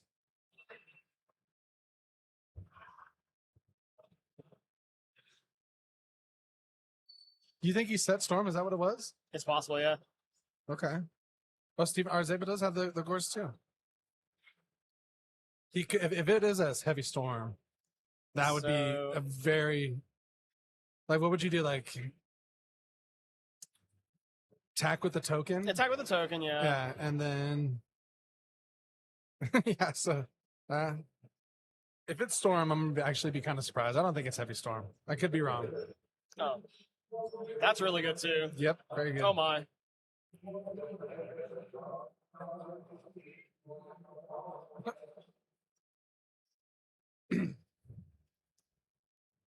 It's all about deciding how attack position does the scores want to get this turn, right? Right. And like, what is that back row? Like, is it a mere force? Like, he's not gonna attack. He has to attack. No way. No attack at all? That Okay. would surprise me. Maybe I'm- he wants an additional turn of setup, knowing Yeah. like he knows that back row is frozen because he would have used the last turn for the Treeborn frog, right? Right. So maybe he just wants an extra turn Oh. to maybe set up a full kill. Oh. What did he say? Swap. Yeah. Oh, okay. You get the guarantee by Gores, getting swap. Dust, Oh, and substitute. Dust Spirit. Okay. So he has to navigate like a kill shot. Yeah. That's crazy that so he he knows set about the the Gores storm. now, yeah. But this is not a turn where he can use the Dark Dust Spirit because that was a main Right. phase storm, of course. Yeah. So I am kind of shocked. Why would he set the storm? That's a shocker for me. I'm trying to think. I'm not a Frog 2K player, as most of you guys know. I actually, don't even know the difference between Dream Frog and Frog 2K, right? So, Like to me, like a pro heavy play. I say that for like friendly duels. You know what I mean? Like I wouldn't do it here, especially with Treeborn in the graveyard. Like I don't know. You have a Gores in your hand. Like I don't know if I would have done that. he did open the Gores, so that is He the did? only he did. Yeah, I was gonna So say. that was that's maybe one of the reasons why I think maybe it's a little weird, but yeah. oh, that Gore should be in attack mode, I think. Yeah. Wow. Kind of fell apart. I mean, Yeah, slight misstep. Yeah. But we do have access to Treeborn, Dark Dust Spirit next turn, so it's like not the worst. Doesn't really end up mattering. to be honest, like cards like Dark Dust Spirit, like it'll probably be pretty good right here, but like Mirror Force Torrential, Dark Dust Spirit, those cards to me aren't like always great against zombies. You know what I mean? Like the graveyard, like getting cards back from them. It's gonna look pretty good here. It's gonna look pretty good. Yeah, it's gonna look pretty good here, but The TT is great, yeah. Because now you don't have to deal with the Dark Dust Spirit Yeah. anymore. It's like see. you got to search off your Goblin. Yep.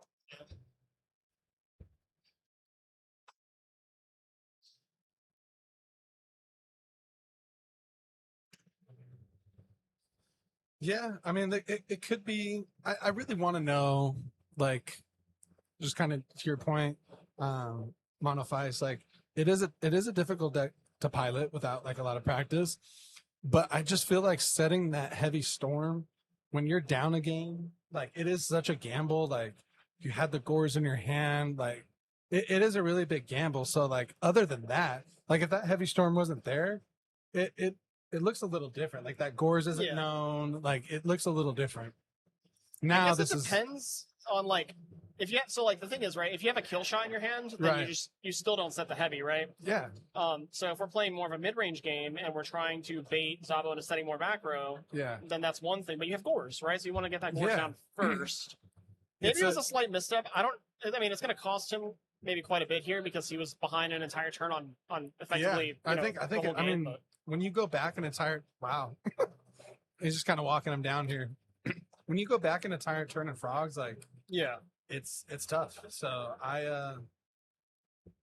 don't know. I really want to see why. Just I mean, it really is wise. Like I'm playing that gamble, and I just wouldn't make that gamble. I really wouldn't. This is Brio. Is this Brio for Mizuki for lethal? Yeah.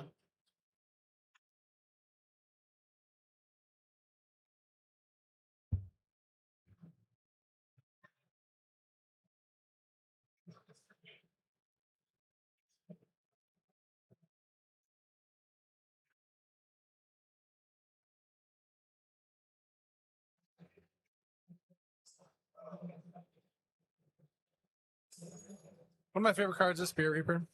I love that card. It's such a cool card. It's, Yeah, that's gonna wrap it up. And I'm gonna say like for Steven, kind of use this one. You're still undefeated. It's top 32. yeah, So like you still have plenty of chances to make it in there. he doesn't seem particularly Yeah. beat up about it. Yeah, he Use can just this one to recollect kind of and- reflect, you know, like imagine this was top 4. Yeah, You know, right. you in that you're like, am I gonna make that gamble? Like you just don't. You know, and I think it really was like a gamble situation for him right there. But we'll never know. Definitely gonna get Zabo up here, talk about him and his list here. So for sure. that was a pretty decisive matchup. I mean, game 1, maybe there was a couple windows to kind of open up, but game 2, it was just full steam ahead. Like, I mean, Zabo Yeah, kind I of walked mean, him down. It's kind of like how we talked about previously, where it's like the Book of Life and the Crows and stuff, kind of just Yeah, heavy lifting. Because even if Steven did side into like a heavy Monarch build, Mhm. it's like he had both of his Treeborns banished both games, yeah, and that is just something that Zombies gets to do. That is Yep. one of the that is one of the opportunities you're afforded when you play that deck that Yeah. other decks do not get. So yeah. And I don't even know if I don't even think I've seen Zabo lose on stream yet. He's just a really good zombie player. It's a hard deck to pilot, I think, and I would agree. Yeah. a couple things went his way that were just kind of like, okay, well, nice, yeah. Yeah. The team made dap up, absolutely. DD Crow in the main is crazy, but it's a good call, you know. Yeah. It's gonna work out more often than not, I think. Even if it gets like low value, like still some value. I feel like it hits at least like one thing in every deck. It Yeah, depends like- on like there is an opportunity cost of playing that card. Obviously, Yeah. Black Wings get to play Icarus to kind of make up for that opportunity Yeah. cost, but against GBs you can hit like the Prisma plays. Against Vayu, Mhm. obviously it's very good, and Yeah. against Zombies it's very good too. But how many people play that deck, right? Yeah, right. Not enough, I would say. But, In GBs, it can do some damage in some spots. yeah. Some. Not much, but haven't seen any Lightsworns yet. To be honest, I kind of like Lightsworns sometimes. Like, I like playing Lightsworn. Yeah. I'm gonna go ahead and take the high road here and say that it's an awesome deck. there you go. Can't really go against the dragon, man. The JD, like, he's got his followers, he's got his Yeah. people. And then- dude, since They're 2008 or whatever. they're for real that's about him. Lightswords. You can't go against Why them. is it that every Lightsworn player has like a max rarity deck, by the way, Or the lowest rarity. or the deck. lowest? I feel like It's it's rare to see in between, but Show yeah. me some Legendary Collection Ultras or something. I think it's because like those people that die hard for Lightsworns, they've had so long Yeah, to true. get the highest rarity. I guess everyone has at this point. If Sure, your deck was an Edison. That's a good point. Right. All right, easy enough. I think we're gonna get Zabo over here. Yeah, Kind of talk about through the match. this is a pretty, like, this round has been going by kind of fast. That was a 2-0, and I see a lot of people standing up right now, so hopefully we won't have to wait too long for round 5, but we'll get up there quick. But yeah, Steven, we'll let you do this one, and we'll be back. Absolutely. He's kind of celebrating a little bit with his teammates, and he'll be over here in just a sec.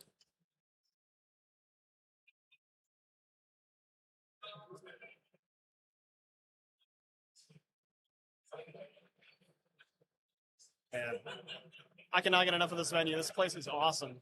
I love the natural lighting. I'm glad we were able to get it fixed on camera for everybody. All right. How's it going, Mark? How's it going, man? Good to see you. Good to see you. All right. So I assume you're familiar with that matchup now that everybody's playing. Do you play online a lot, actually? Let me ask. No, not really. Not as much as I should. Yeah, right. Well, I think you're good enough. Maybe don't practice too much more. I don't want you. All right. So awesome. You're super known for this deck. I would say that you're, at least currently, the only person really pioneering, new changes and updates, I would say. What did you change from this event than the last one? I know you have a million tops at this point. Everybody knows who you are. What's the sauce? Talk to me. Okay. It's there, but I'm just kidding. That's very big. But no, it's my only testing I do is here, like I said in the last one. I don't have a chance. I don't have locals, and I can't really play test much because we're all older now. So we all have jobs and responsibilities. So I have to go based off my theories is just what I see on the circuits. So that's the other tournaments and including LDS. So just stuff like that.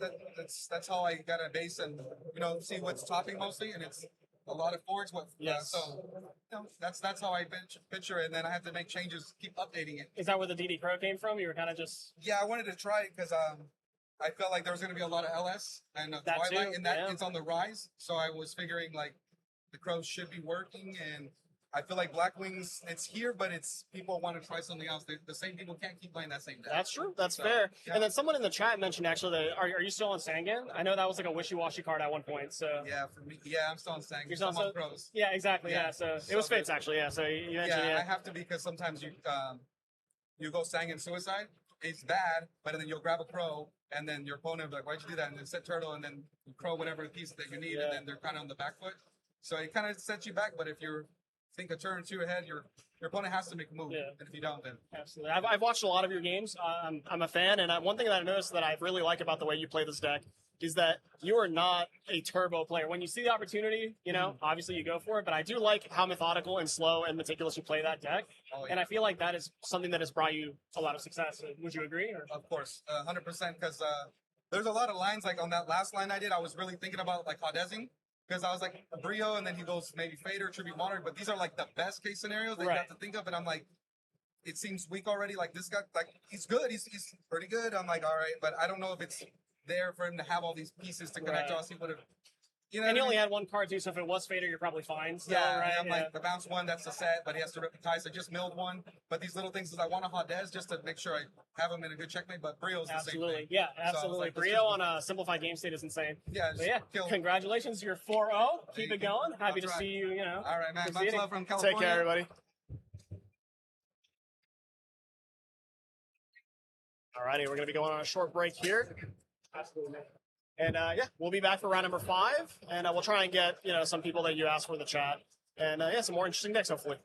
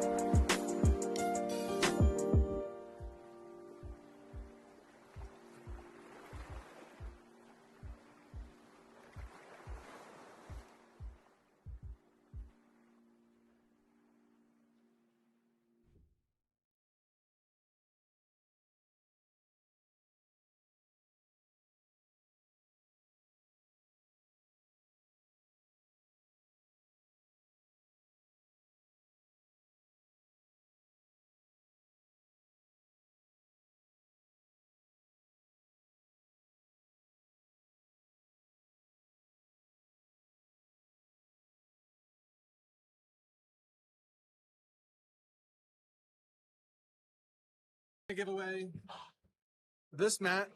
This is the entry mat that everyone got upon entry today. So all we're gonna do is guess the card. So Steven's got the card ready. So all you got to do is guess the card. The first one to get it,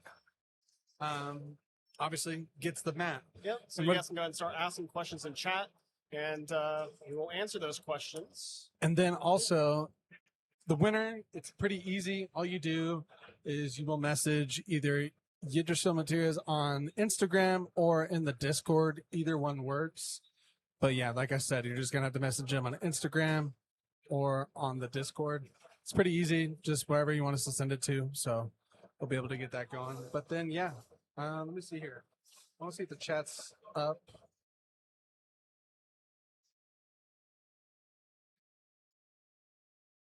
It is guess the card, though, so hold on.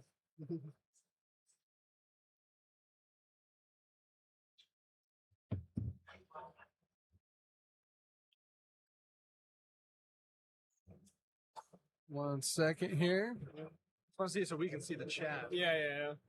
I guess I should mention it is an Edison legal card. So, Yeah, it is an Edison card.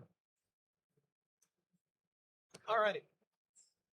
There we go. Let's see. Okay. It is a monster. Okay, it is a monster.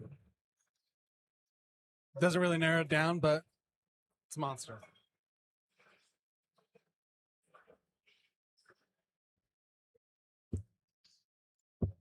Matt is pretty cool too. I mean, it's quick draw with the dandy tokens. I haven't even really looked at it myself. Is it level 3? It is a level 3.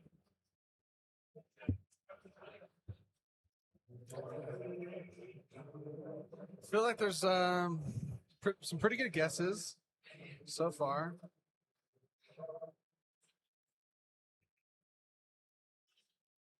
Nope. It's level 3, guys.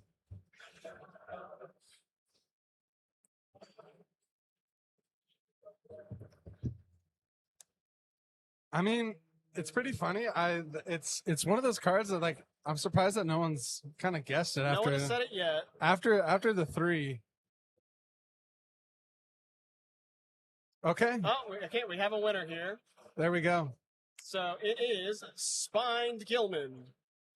So Yugioh into P. Yugioh into P.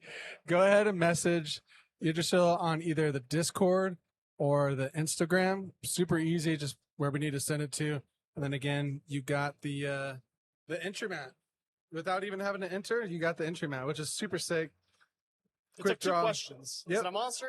Is it level 3? Is it a monster? Is it level 3? I mean, that pretty much narrows it down. Like, so not that many relevant level 3s, but we do have a pretty good feature match coming up. I believe we're gonna get Gage up here. Yeah, So- Gage Nimnin will be on stream next round. He's playing Gladiator Beast, that I know. Wow. I think the last time that he was on stream, it was Vayu. So cool to see that he switched it up. I wonder if his list is pretty standard or if he has any like spices in there. I got a chance to talk to him a little bit during the lunch break. I didn't ask too many specifics. I just know that he's undefeated and he's playing Gladiator Beast. Easy, yeah. So I mean, I think that Gladiator Beast is somewhat challenging to pilot at like a high level. So I know that Gage was like previously playing like Vayu at a couple Yeah. events. So I wonder how much practice that he's really got in with like Gladiator Beast. I'm sure it's probably plenty. Yeah. But again, I think it is a kind of a harder deck to pilot at a higher Definitely can level. be. Yeah. I feel like that deck really tests your like risk reward knowledge, right? Right. Because you can really just throw it all out there and lose pretty severely. Just Yeah. depends. The contents of your hand matter quite a bit on Yeah. how you approach each game.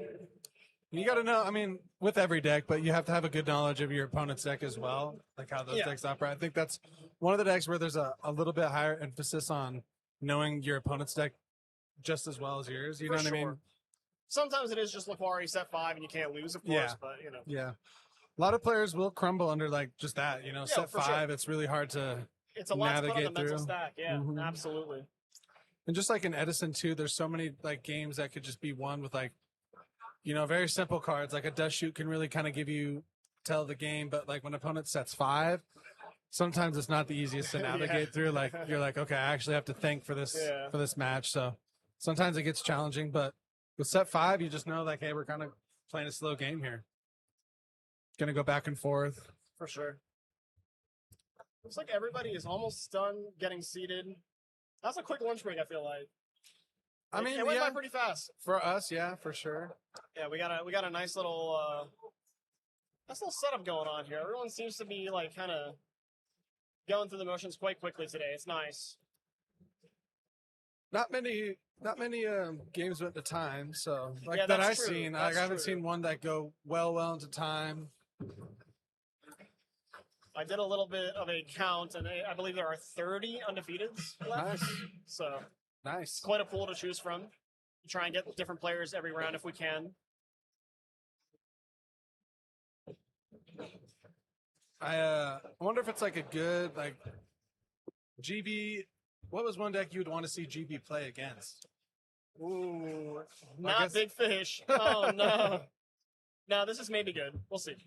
Is this big fish like the Mullen Glacier big fish or not No, Mullen no, Glacier? no. Coelacanth. There you go. That's Yeah, what yeah, I yeah. meant. That's what I I meant. assume that's what this is. We'll see.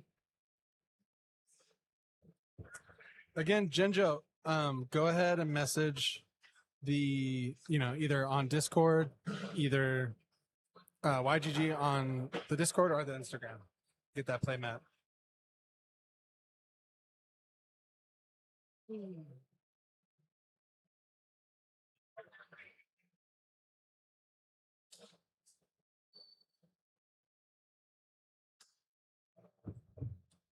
Both of these players are undefeated, yeah.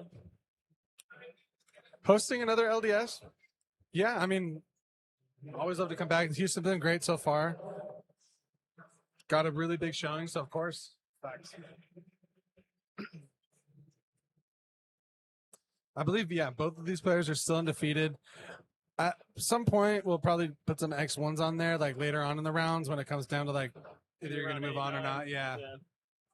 So we'll see.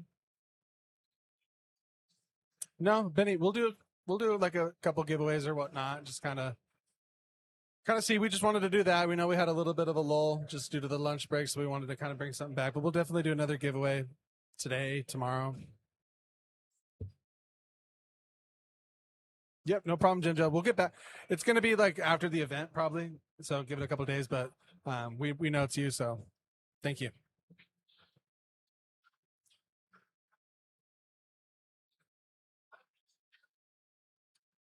So I'm actually really curious to see how this big fish deck plays. I mean, undefeated so far. We're going into what, round 5 now? Yeah, this is round So 5. that's pretty good. Yeah. Is Big Fish or Coelacanth deck? We're pretty sure. We're not 100%, but pretty sure. What other big fish are there? Death Frog's big. But not Death Frog's a fish. frog. Whoops, you're right. Oh no. I guess it's the only I fish. guess I could see it, yeah. I said Mullen Glacier.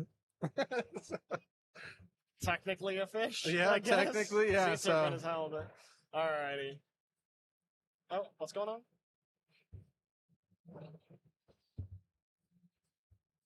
I do like watching Machina decks too. I want to see that. Let's see. Machina Hero would be dope to watch. There is a Machina Hero that's undefeated. I was talking to him during the break. So if he still is undefeated, maybe we can get him for next round. Yeah, that'd be great. Machina is one of my more I like that deck a lot like too. that It's too. really fun. Just like an easy play too.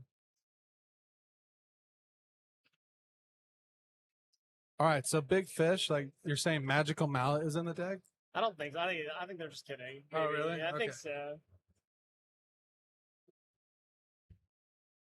Death Frog is an amphibian aqua. Big old frog, for sure.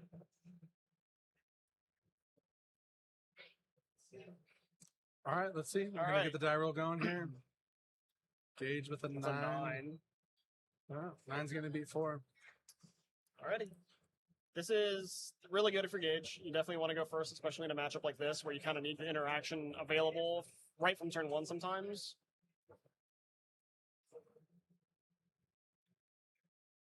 Not that I think the deck can particularly kill you on turn 1, but the setup is, Yeah. pretty important. So we see a D prison, Oh, we're gonna set So forward. like I was saying before the game, yeah, sometimes the game is just Laquari set a bunch. Yeah. And that really can just get you by too for a while. So Yeah. And when you do have this opening too, like, I mean, you have a way, probably, you know, not going to lose the heavy storm. You're setting 4, like, you're just kind of like, okay, let the game come to me. And then, like, that's the best way that you can play GB. Just Right. see what you can do. With it being frogs too, like, what are you really super worried about on turn 1 is like usually a 2000 defense monster, right? Yeah. That'd really be it. So I Sean's sitting there shrugging his shoulders like, man. 1,000 on Sean. That's the bet. Reloading. That's the bet. You know, the 4 back row is pretty intimidating. 100%. But I know that the big fish decks typically play like Trunade and Heavy, right? Right. Some of them even play Cold Wave as well. So. And I mean, it's not unlikely to open like any of those, you know what I mean? Like Trunade's multiple, like it's Cold Wave at 1, Heavy at 1. Like you could see that in your opening hand. Yeah. And Cold Wave is like, that's the one. I hate Cold Wave. Yeah. I mean, so if you're playing all 3, right, it's like not really that unlikely that you even have See it. 1. Yeah, this is going to be something. Yep. Wow. Forces out the judgment early. So Sean's probably taking a big sigh of relief here that it's not Starlight Road instead. Right. Yep. But that's a lot to play. I mean, yeah, now like, I don't know, like, do you just auto fire that or do you try to play through, depending on your hand? It right? definitely depends on your hand, absolutely. I guess you could have tried maybe something. Let's see. It's almost like every piece is so important, right? That it's Yeah. like if I can get a heavy storm to resolve, Right. and you know, this is getting charioted, yeah. So this is pretty much your perfect start if you're Gage. Yeah, you shut down the engine right away. Sean almost assuredly has to just pass you, yeah. Yeah. So then we're gonna start getting some tags. If we have a Sekitor here, it's like really bad. Yep, there it is. Wow.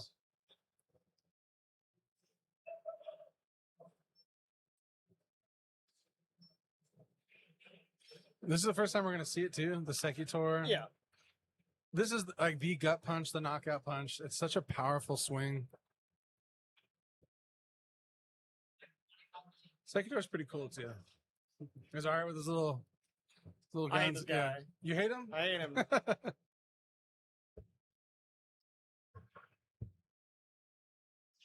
I mean, here it's like, this is where I'm like, okay, it's pretty much over. Like, you know what I mean? 2 more back row, Sekitor punch. Yeah. So this gets my Chariot. You get to set the Chariot and make a Heraclinos. It's like really bad. Yeah. It's like really, really bad for With fish. cards in hand too. For any Yeah. frog style deck, that's horrendous.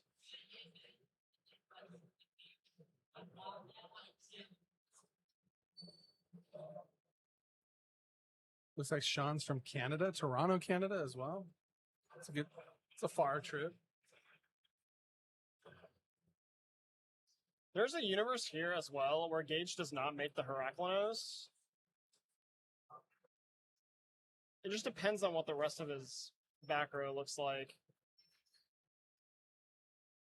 Chariot and the 2100 Laquari kind of has you covered versus most things, and if you can get another attack in with the Sekitor, which I've seen it, happen before, that's like you win on the spot. Right.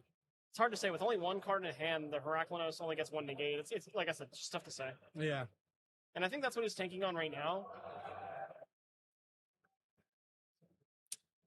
I mean, with Chariot, like the 1 negate and like those other 2 back row. Oh, so he's gonna do it. Yeah. Good call.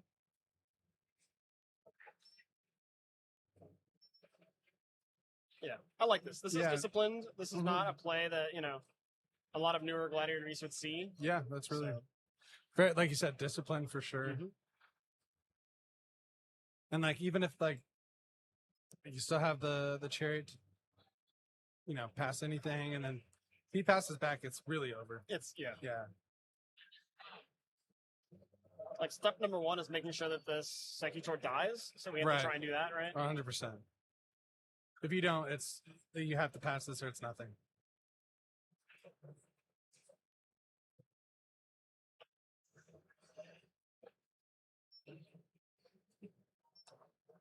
I don't know what he could have drawn, but okay. Try to see 3 new cards. Would you negate this? If I had Heraclinos in play, I don't think I would.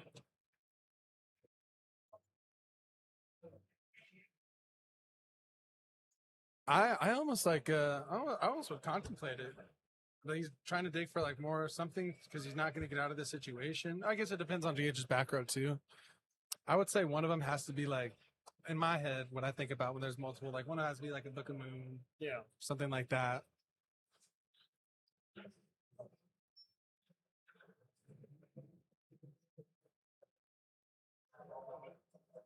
Gets to see 3 new options. I mean, maybe one of them, maybe a couple cards combined get you out of this situation. But not that many. Yeah, the vice is tightening here. This is a really bad spot for Sean. Just knowing that the chariot is there is like, like what can I really do? Yeah, it's like the chariot is there. You already know that, but you kind of have to kill the Sekitor. But it's like, how many ways do you have to kill the Sekitor that don't lose the chariot? It's very difficult.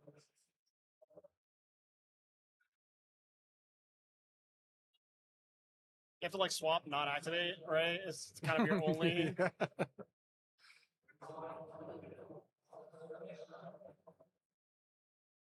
Did he say he's going to activate? I think he did. Yeah, I'm in the gate.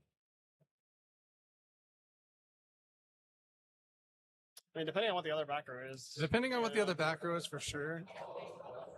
I would be tempted to negate this just because Sean doesn't have any more plays. Right, yeah. You saw the big fish off the Moray of Greed, so you know what Sean is playing. So you know that if you negate this, you kind of have to just pass turn. Their trap cards typically include, like, I mean, I don't know if they even play any nowadays, but like it could be like a trap stun or something. But yeah, like it's just so unlikely because you need Treeborn, right? Yeah, I would negate it, dude. Like it's just, it literally, like the biggest thing there is like it is a turn skip. Like you're passing your turn. Exactly, and then you can just cycle it back. Yeah, and then like the next turn, you're going off even more. So like I'm negating. Yeah, you get the chariot back anyway with the Equest.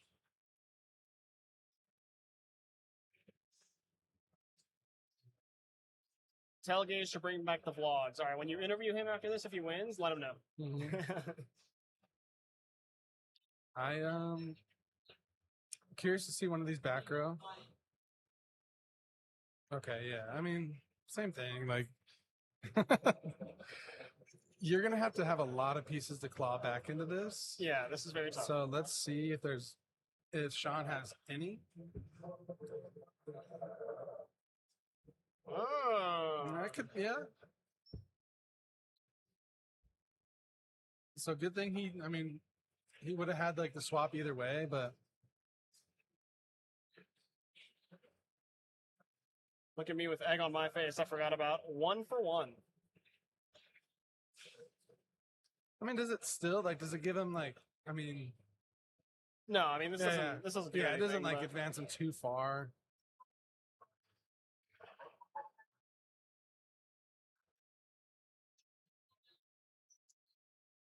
He is kind of taking a while, to be honest. So I know it's in a tough spot. So he's gonna go. Oh, he's gonna do Fishborg. So okay, there's stuff to think about for sure. Yeah, this is fine. He already entered battle. This is fine. Yeah. Wow. Yeah. We're gonna read Chariot in 2026. That's my favorite part of Edison. is when we give like a good read to like, I think there's gotta make sure about certain specific subtext, and maybe I can get around this. But there's my favorite parts. Yeah, that was pretty decisive. It's like what we were talking about, right? Like him winning the die roll was enormously important in that game number 1. Yeah, and then like the Sekitor gut punch is like, once you see that, and it really starts to be like a really bad snowball effect. There's just so many things that have to go right to get out of that situation. For sure. And with Sean, I think maybe that was the point where I would have also just been like, all right, you got it. You know what I mean? Yeah. Do Texans not know what Chariot does? Well, Sean is not from Texas, first of all. That's true.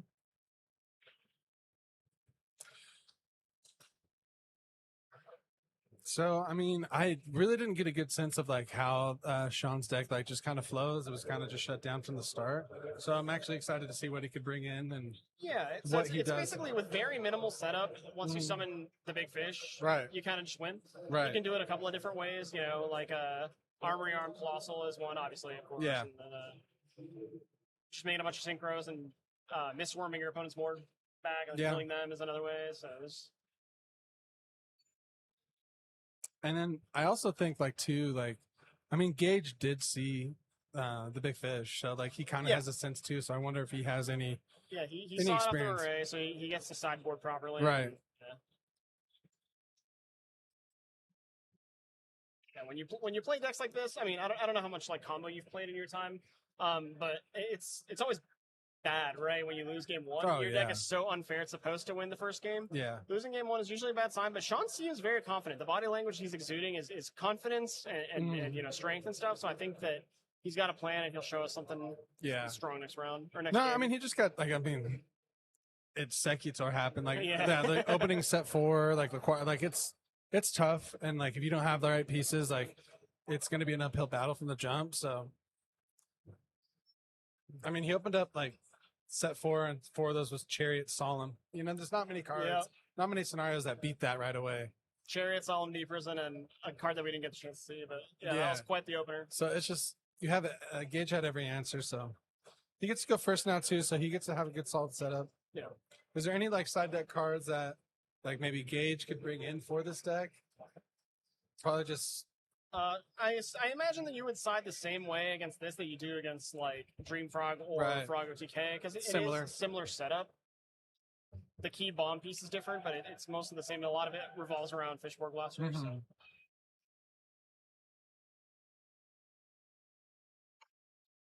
We'll see. I'm excited to see Sean. Like, I wonder if he can get some solid setup here. I want to see the deck like go. You know.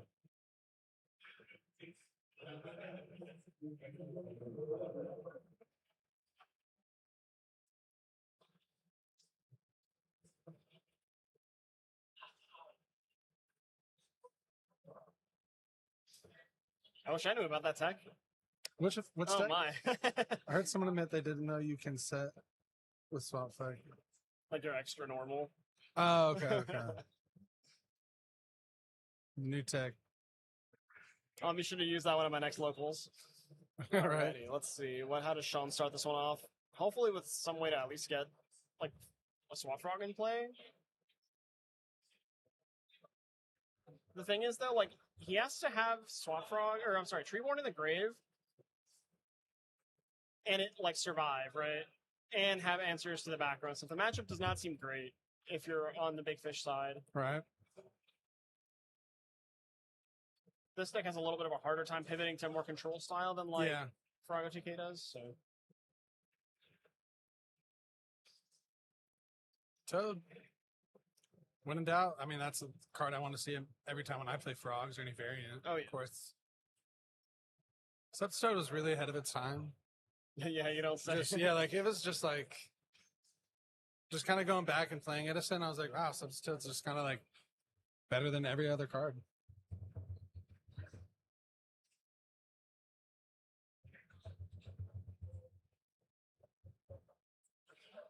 Send the dupe.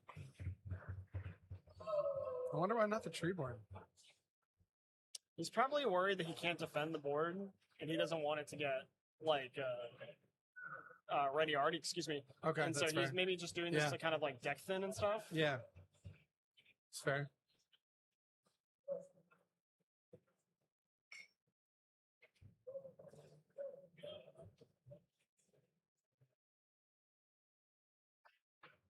Just gonna leave an open board, maybe. Yeah. Yep.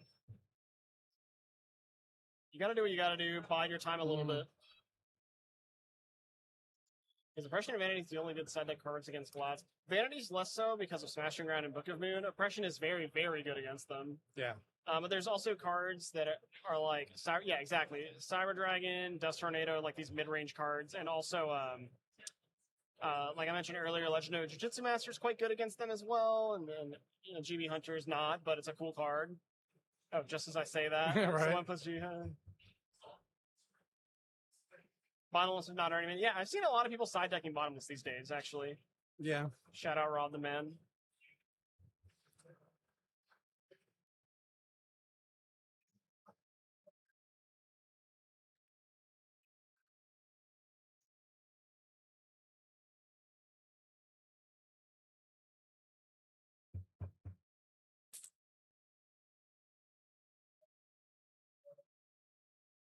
Dust shoot? No way. Oh, okay. I've only seen a couple dust shoots. Yeah, a less amount than I would expect normally Yeah, by no. round number 5. Right, yeah. So it was a special, okay, special treat, Fishing or fish special board swap. for swap. So, if Gage had no backer here, I think he would just be dead. If Sean has fish, Right, okay. but looks like he doesn't. Well, actually, no, because I he do doesn't like have enough cards in econ. hand. But okay, this looks interesting. This is going to be a tribute summon most likely, but Either a tribute summon or maybe he has another toad. yeah, we'll see. Legendary Jiu-Jitsu Master doesn't see enough play. I agree, that card's really good.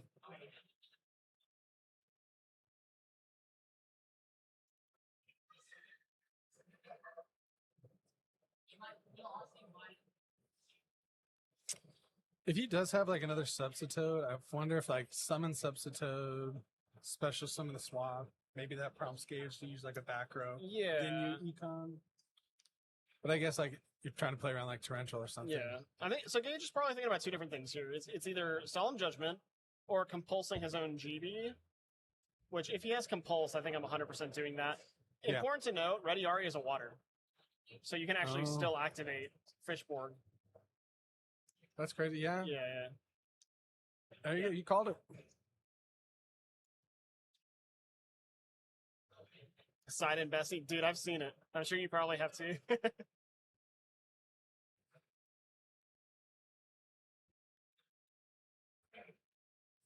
I wonder if that really just kind of just holds Sean's play. I Like would that think really so, could. yeah. Yeah. It really could just be like, all right, yeah. Because he didn't have anything really last turn, and then his turn right here just like turned into summon swap. Yeah, Like, yeah. This is really throw my rough. econ. Like that was a rough Yeah, trade. so if he just passes here, if Gage did side in the second Ready Ari and he has another GB in hand, he gets to eat the Fishborg too. Yeah. So That's what I was thinking. Like maybe Sean could have played it like a little bit like maybe commit more because you have econ. You want to be like reactive with the econ instead of like proactive. maybe, yeah. Did he not? Oh, he special summoned the swap fraud this turn. That's right. Yeah.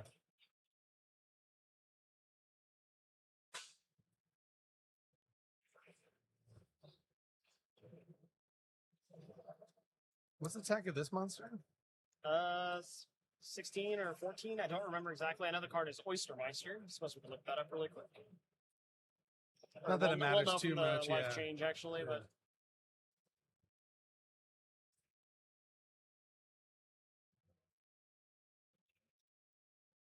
18. That is It's a really big 18? level 3 Oh, monster. wow. Okay. That matters. That matters. Yeah, that does. Well, no, it doesn't. Well,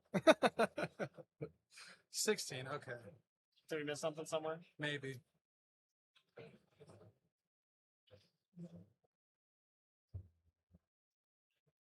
$18 would be a huge level 3. Right? Oh. Oh, when it dies, it gets a token. Okay.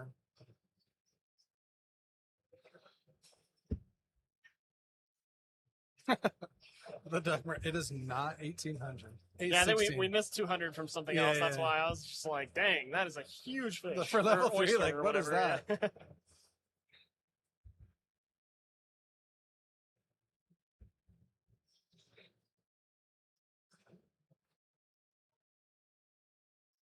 Yeah, I wonder what that matchup looks like too. I mean, it looks like just Gage has like just had piece after piece. He had a pretty good opener both. Yeah. both- So both times. unless we have a tiger here, then the fishboard gets to live another turn in grave. So Right. it could mean something. But again, Sean needs like a decent amount of cards in hand to actually To do the get something combo. going. So yeah. We don't know any of the back row for Gage, do we?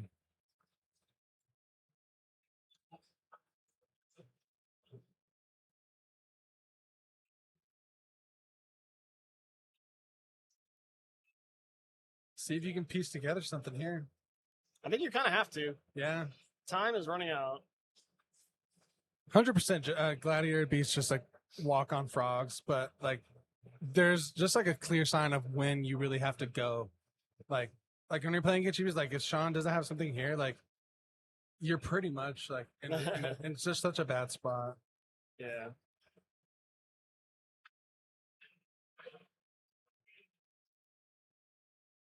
Yeah, wow. I mean that's a funny call. I mean it's not over yet. Like Sean could piece together some He things could for sure. block here. Yeah, he could piece together some things. Yeah.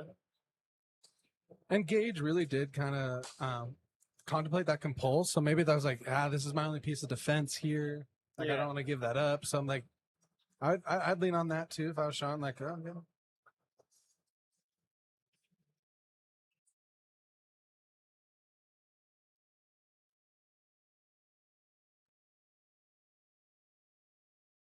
Pot of Avarice, like something. Is that plays Pot of Avarice?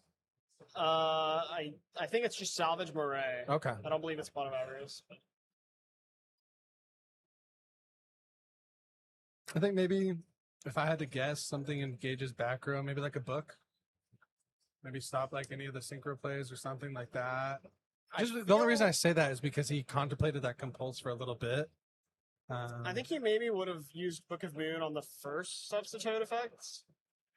Yeah. But then no way to clear that substitute as well. Probably. The Laquari's tagged. So oh, right, yeah. Yeah, it probably would have been there, so maybe not Book. Maybe it's TT. That could be one. That's one that I wouldn't want to use right now. Right.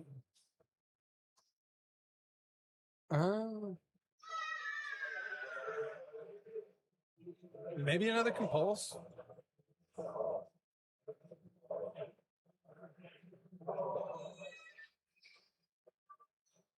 I'm not feeling too safe, to be honest. I wouldn't be either, yeah. I'm not feeling too safe with this.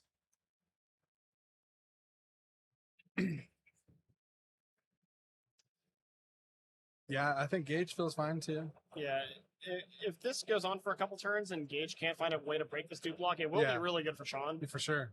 So,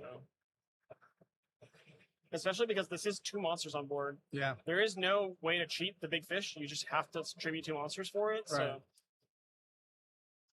he can wait until maybe he finds one of his key like back row pieces, like like Cold Wave or Giant Trinity or something, and then just send both these dupe frogs for big fish and maybe win that way. So yeah, I mean that was a way that Sean could either just like stalemate the game or kind of claw back. So yeah, I mean, like I said, I wouldn't feel too safe. Cold Wave. Oh no. Worth noting also, Sean drew 2 Oystermeisters, which is not great. Oh wow. Yeah. What is that card for? Is that just like part of the engine? Okay. Yeah, you need it for the combo. Okay. You just go Cold Wave pass? Yeah.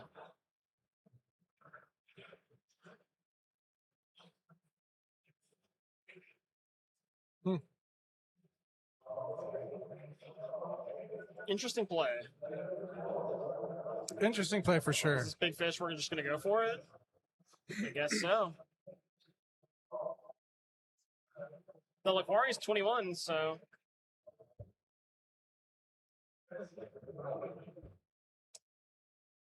What could that Cold Wave have been for? Just kind of like a. I'm not sure.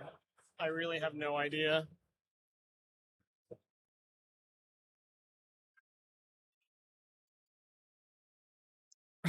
Yeah, Chase, I don't know about that one either. That one was there's like you don't really need spells to get through this combo at all. Like it's just like a monster thing. It's a monster thing, yeah. Yeah. That's why they play Cold Wave as well. Right, yeah. So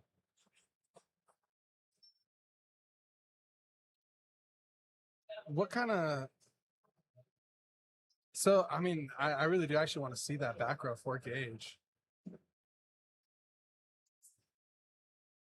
Oh, we're going to get Fishburger Reed.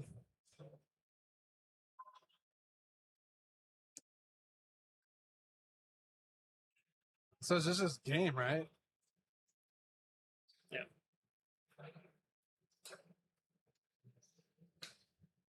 Maybe Gage just really didn't have. I think that's why he was contemplating that compulse so hard. It's like he really Maybe. didn't have much like defense or something like that. But I mean, the cold wave was kind of questionable. I don't know. Who knows? Cold wave prevents armory arms effect. Is that true? Oh. Whoops. Oh wow. Yeah, you can still equip, but it won't. Oh no. We're over here yabbing about other stuff and Yeah, oh. that's dude, I didn't know that one. But that makes total sense. But I mean, maybe nobody like it looks like nobody knew that one.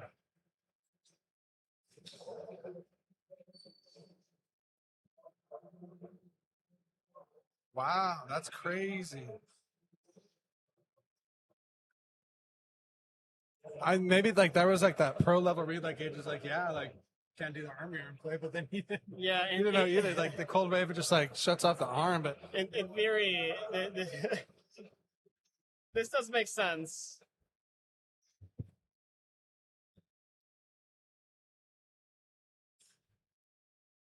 It's possible that Sean was maybe just like, I have no way to win this game. I'm just going to try and go for it and hope he scoops. That is something you can actually do. That's not illegal, Yeah. right? So, yeah, unless he said activate the burn effect, then obviously, you know. right. I that mean, is he super did like not Gage, legal, but- like I mean, Gage did like scoop it there. Right, too, right, yeah. right. But yeah, that was.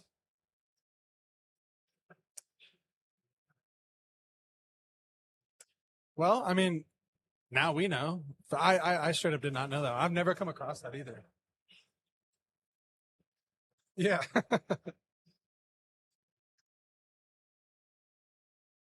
You know, like thinking about it, how like it played out, like we were all like, why did Gage do the cold wave? And Yeah. then he's like, the back of he's like, can't do the cold wave, but then it's kind of funny. Yeah, there is a stream judge, but they are not able to say anything unless one of the players does something illegal, which Right. Sean just equipped the armory arm and Gage conceded. Right. If Sean had attempted to activate the effect of the armory arm, that's a whole nother story.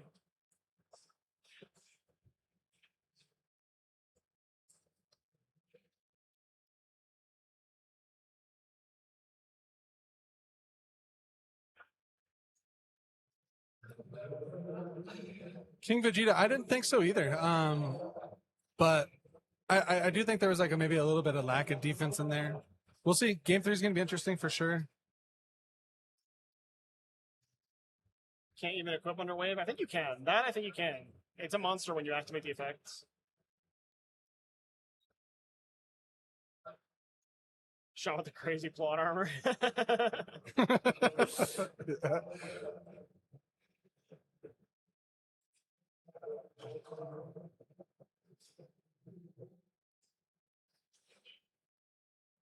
Gage opens that 5 pass.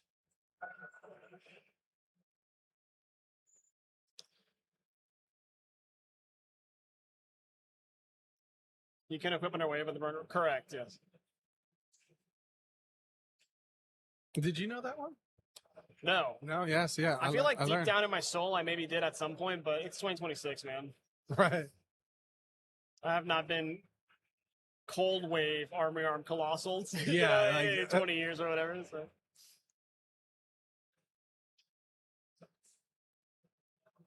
It was an interesting matchup. I got actually by chat, and they were right. It just never happens that way, you know? Yeah, like it really doesn't happen that way. Like, all right, opening up with a swap. Just 1 second. We lost our visual here.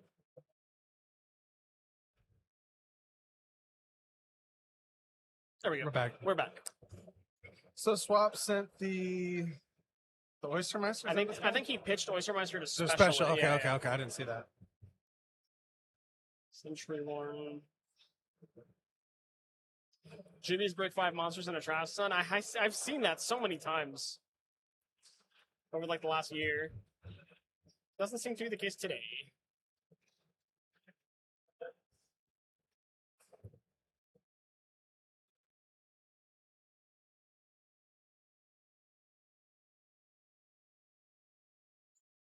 Is it like an auto torrential? something. I think he's asking for like judgments. Yeah. Yeah.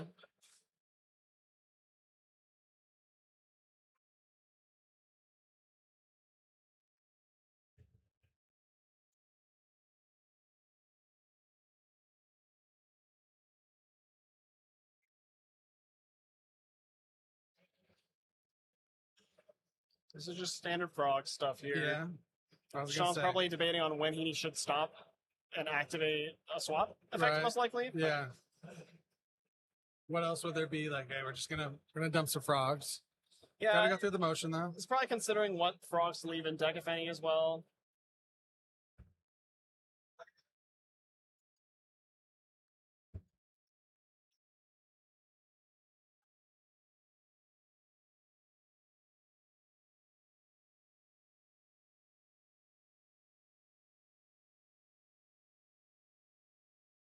All right. Well, this is all going through here. So I wonder, like, do you choose like do you end on just like dupes, or do you end on something different? If my opponent if my GB opponent opens 5 back row and I'm on frogs, I probably want to do block. Buy myself as much time as possible and find an answer.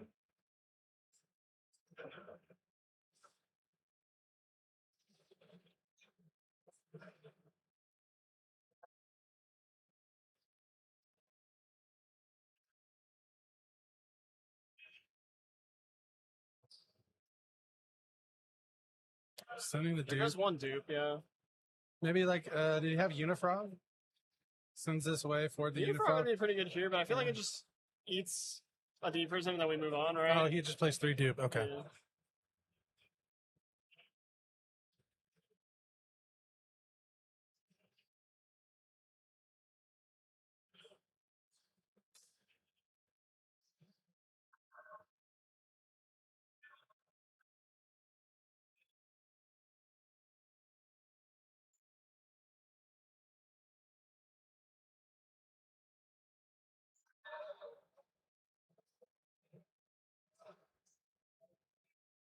Grinding the DB ladder is it's not for the weak. Wait, no, It's not for the me, weak. that's for sure. Not for me either. But- Used to be. So Gage gonna try to kind of see what he can do to. Or did he already pass? Yeah, you drew for turn and pass. Oh, You okay. really can't break this board right Yeah. now. It doesn't have any monster worth setting or summoning. Yeah. So. What a fun board state. Dupe block versus 5 back row.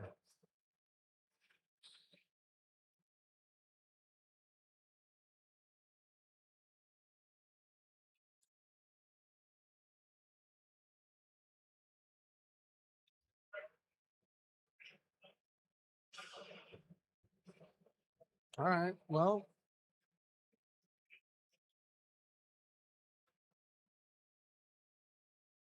Ooh. something's happening.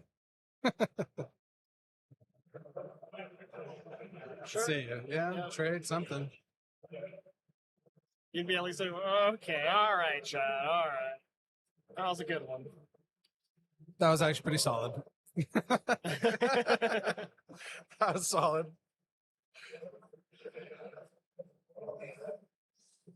Yeah, I mean it's a board state, like dupes and GBs, you know.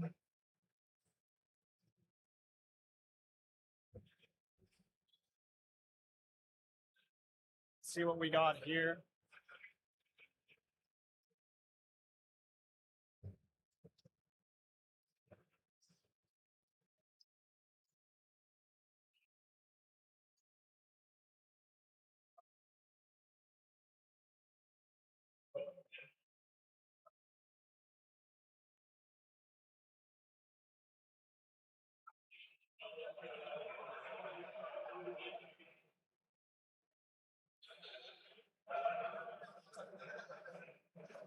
Is this just switching? Okay. Yeah, another time. Again, yeah.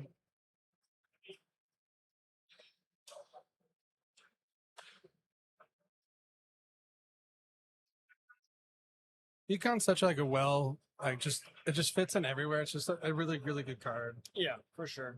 It's always gonna force out something. I mean, in this spot, like what is Sean trying to do? Is he just trying to eat through as many back rows as possible I and then think go? so. And- So that must have been standby phase, right? We would have gotten the Treeborn Right. back and then maybe sack for Papa Fish. Something else, yeah. Yeah. And then on gauge spots too, like what are you really just obviously just one out to this dupe block, but even then though too, your back row's getting, you know, just eating through. Like what are you really looking for to get over the top? Yeah.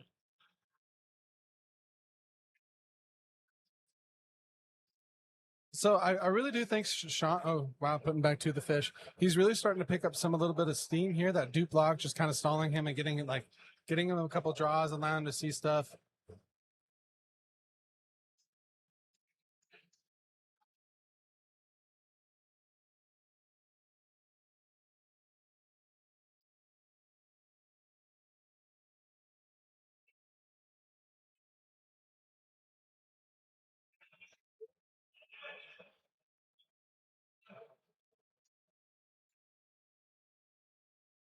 Important to note, they're kind of running out of time. True, yeah. Yeah. Not that either of these players are playing like particularly slow, yeah. but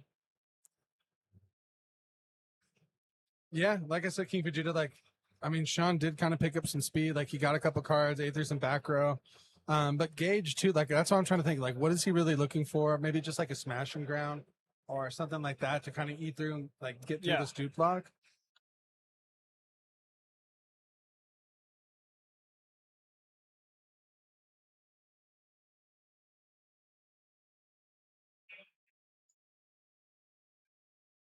Reborn once again. See if he has another tribute, maybe. Like, if one of the tribute walks, like, I mean, it could be really. Do we have a Monarch? Okay. Just another Vanity Stream.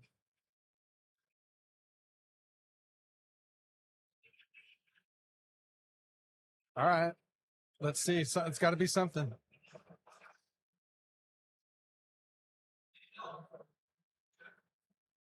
There's no way, right? There's no way. Oh, but you can negate still, correct? Right. I think so. I am actually not sure. I'm pretty sure you can negate still. You just don't get the summon. I'm too ashamed to admit if I know it or not because I don't want to say I got to read a card, you know? Yeah. The chat get will roast me. Yeah. It's all right. Well, time has paused for now while we get this ruling. But I mean, like I said, yeah, like you can negate. You don't have to summon out the Stardust. Yeah. And yeah, so like, I actually, yeah, I think that you would be able to, especially because it's optional. Yeah, you're allowed to activate that card if you don't have a Stardust Dragon in your extra deck. So that leads me to believe that you can activate it even if your opponent, has the vanities in play.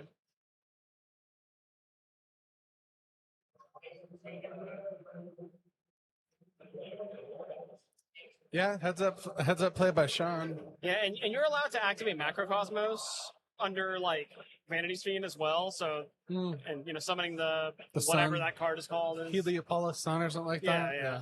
Is optional, of course. So. Have you ever oppressioned a Macrocosmos? Feels good. I've never done it. No. It feels really good. I've never really played oppression. It's crazy. Like I played frogs just for the longest time, but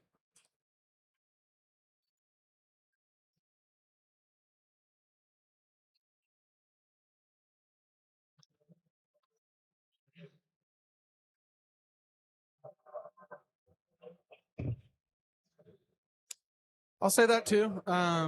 This one, I mean, the time is paused. This one, I'm 99.9% sure you can just Starlight Road under Vanities. No problem.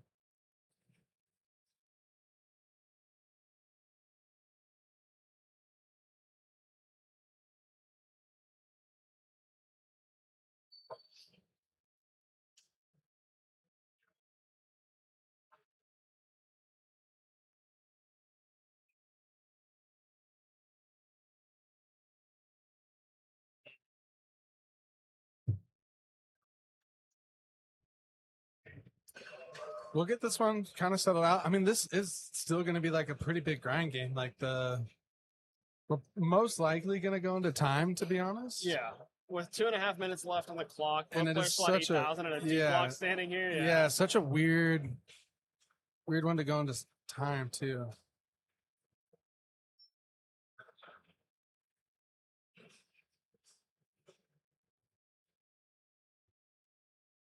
So Sean, I guess, is maybe appealing. I don't know. We're just gonna see here.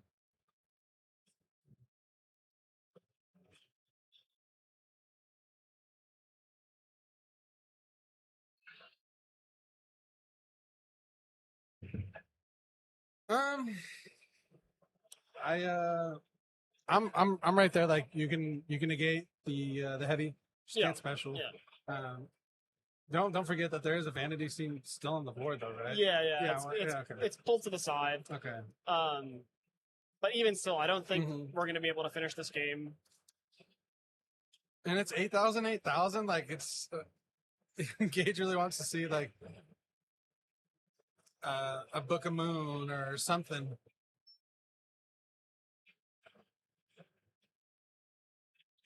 Just to kind of see how this continues. Like I really want to know like what. Well, Gage also has to not get tagged by this vanity screen either. Correct. Yeah, Since he needs. most likely going at a time, you don't want to take any damage. Yeah, the Stardust Dragon. Or, I'm sorry, the Starlight Red will negate the heavy, and then Sean has to decide if he's attacking or not. Right. Which, just going by Yeah. how much time is left in the round, I probably would. You but- got to.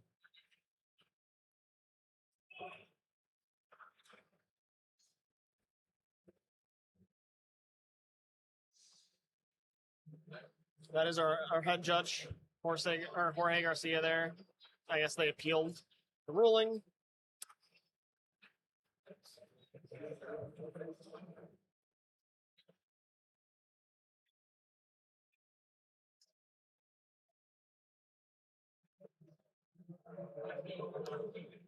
If both the- players are ADK, I don't believe we're doing draws this tournament, so I think it would have to be sudden death, if I'm not Yeah. mistaken.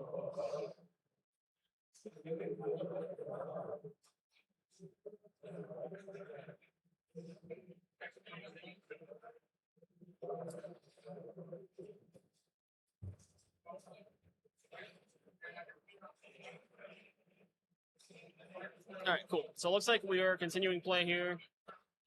Heavy Storm has been negated by Starlight Road, and now we're playing.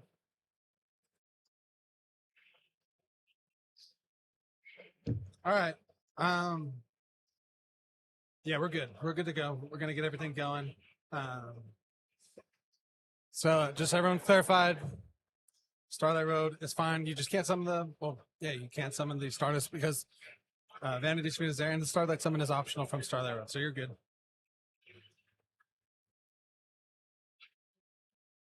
The judges did know the ruling. It's just the player appealed, so we have to go get the head judge for that. So.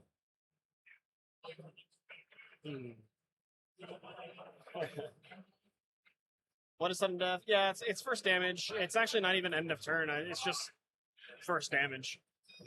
So if I upstart my opponent, I lose, basically. Right. Sean, I think opting not to attack, yeah, kind of risky. This is just a game state. Now, like, Gage is, like, Sean got enough turns to really kind of do something.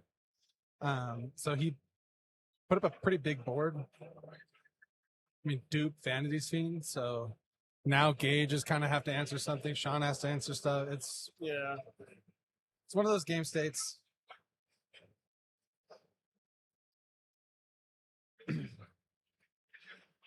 Oystermeister. And then also too, like, does Sean? I mean, he plays a heavy amount of synchros, right? Does he play like Android? I believe he only really plays like the ones that matter for the combo, and then like a couple of generics. I don't know if there's room for Android. There might be.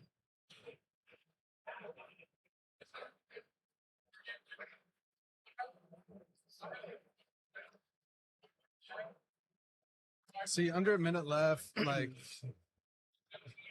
this is where, the decisions are crucial for sure. But under a micro, like, you have to kind of just be like, I'm doing this, I'm doing this, I'm doing this. Yeah, like, you know what I mean? This is where I'm a little bit more vocal at the end. Like, okay, like, give me a second to think I have about to agree. this. Yeah. You know.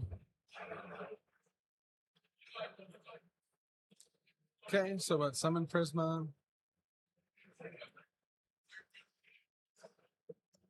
Send Rediari. Summon Prisma pass.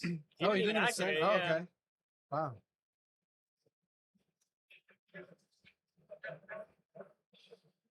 Now I'm kind of really thinking what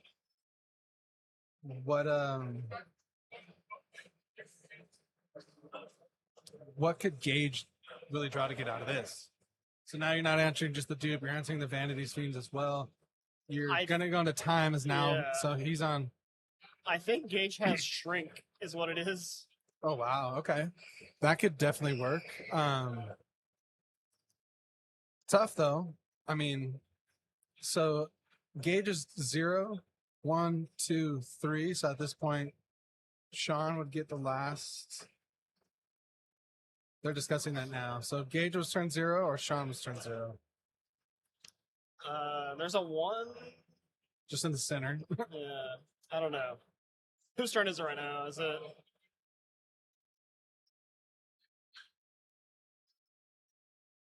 Shrink for game would be broken. I think that's what it is, but because Gage of the is dupe turn block, 0. Sean has to be the one to commit. So Right. So if I'm Sean too, like, oh, that's a good point from Von Toon. If it was Hoplimus, then Sean probably would have just lost. So straight up, yeah.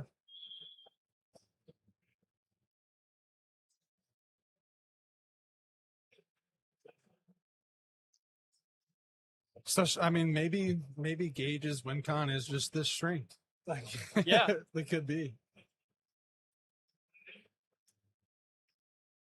if Sean draws True Nade, it's over. Yeah, there is physically nothing Gage can do. I don't think. Because if he judgments, he just loses. But Good Dark Bride. yeah, I guess. Yeah, I don't think it's in the deck, but Hey, dude, Dark Bride. I mean, a couple players played it like in Raleigh and in Vegas too. Like it does see. I doubt maybe Gage has it, but yeah, Traps does. right. Yeah, that's what we were saying. That is, it's on the onus for Sean to attack into the Yeah, shrink. that's his only win con. So and, they're like- talking about something else now as well.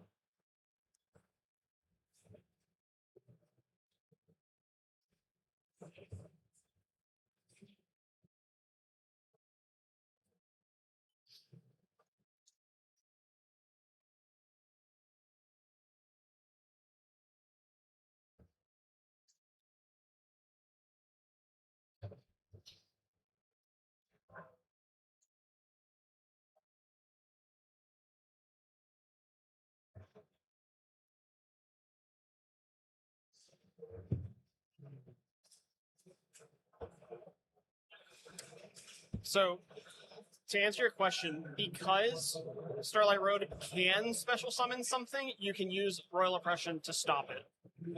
Does that make sense?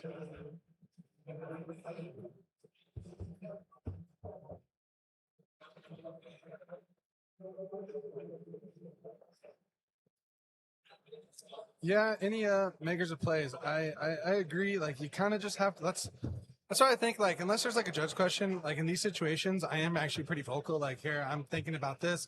Oh, we're gonna pay some life points. Let's go. It's either he has it or doesn't have it, but like,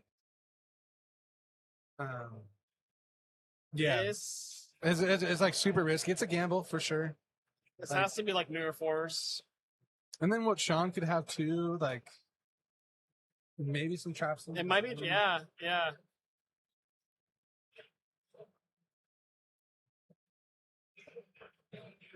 Yeah, like I said, in this scenario, you got to be just kind of vocal. You got to keep things moving as well. Wabaku would be Wabaku? hilarious. Yeah. Oh, So- my. Yeah, but I mean, Sean does get another turn. No, it's passing back No, to Gage, and yeah, it's that's over. it. That's game. That is probably going to be game. Wow. Okay. Well, there's Without a no, trap stun here. that thing's not a tuner, right? It's not. It's not. Okay. Yeah. See ya. It has to be trap stun. Imagine it's just a solemn or something. Make things even worse. Yeah, I mean, you either got it or you don't. Brain control for game, but not for you is insane. Shake his hand. Unless Gage is turn 2, but Do we go to 5 turns? Is that why we're... no, it's 0, 1, 2, 3. You sure? Yeah, like 90% sure. But I thought Gage was turn 0, so 0, 1, 2, 3. So it has to be something here, right? I think it.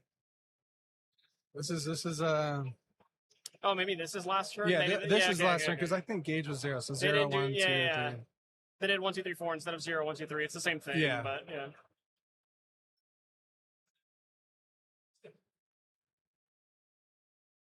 This is when they hold you hostage. Yeah, no, it really is. Uh, We're going in. Oh, the shrink or what? Damage tab? Oh, that's okay. All right, there you go. Wow. Wow. Okay. That one's done. Was there a time extension? There was not a time extension, but the time was paused during the The judge time was ruling, paused yeah. for the judge ruling. Yeah, you know, I mean, one of those games that just it turns into one of those stalemates.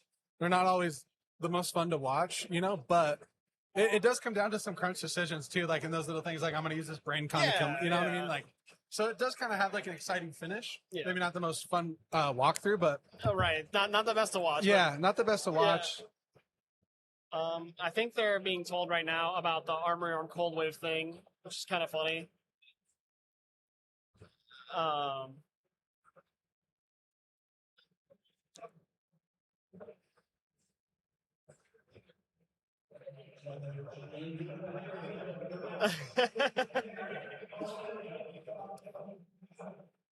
Yeah, they're discussing it. I'm not so sure we're going to have time for the player interview this time around because it looks like they were one of the last tables. Yeah. We might though. We might get to. I think they just told them the news that like, hey, like the cold wave stops the armory arm. Right. So, Right. is that what you just? Yeah, that's funny. It's pretty funny. I mean, like I said, I didn't know that ruling. Now we know. Yeah, that was a pretty interesting one.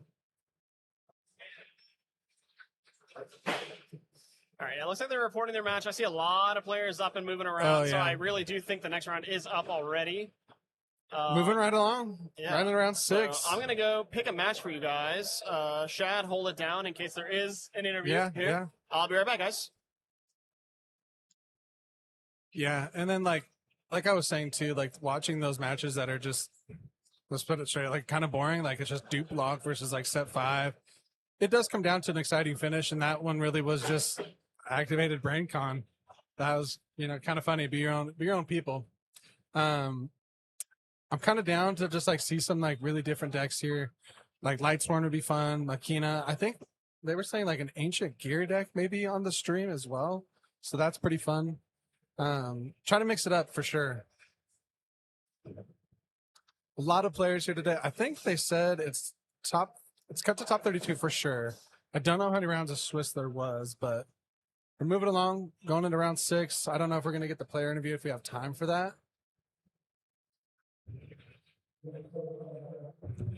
One thing that's cool here is not only do we have the Edison tournament going on and the side events, there's like a little like convention that goes on. The setup here at this place is pretty cool. I think it was an older mall, so plenty of space.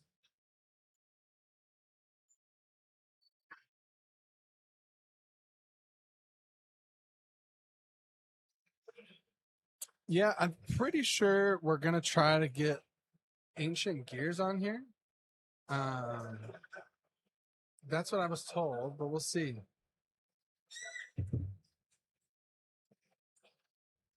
Maybe a break from GBs. I'm sure out there are some Dragon Turbos or just any Gigabytes decks. Honestly, I haven't really been in the loop, so I don't know if there is actually like Gigabytes is kind of like in the meta right now. If it's on the cycle, I don't know.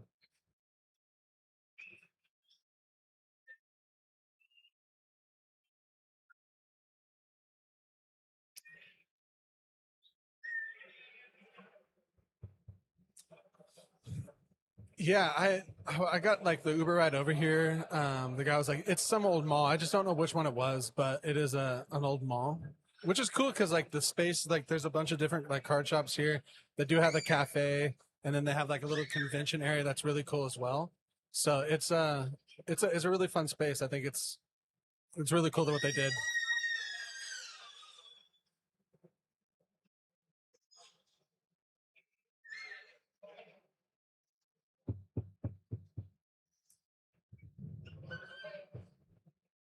Not saying that like a player like previously like slow put or whatnot, but if your opponent and like you feel like your opponent is slow playing, are you like a duelist that will call him out? I've done it before. Like if someone's slow playing, I'm like, hey, like you have to pick it up, and you can do it in like a courteous, like a nice way. But I'm one of those players like you need to pick it up. You're playing very slow, and sometimes it's hard in situations like you kind of have to just be cordial, but in some situations you're like, hey, I need you to be a little bit vocal. Like, what are we doing here? Slow playing's a tough one.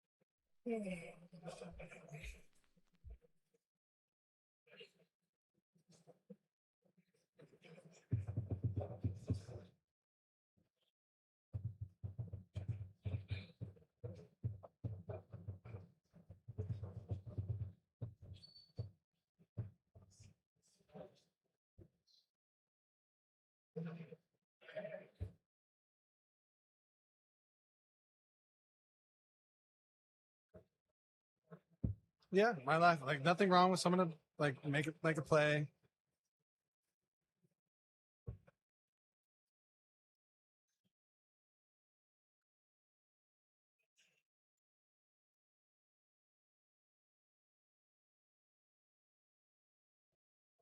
I think so. On top deck, GG. I think there is a way that you can see it.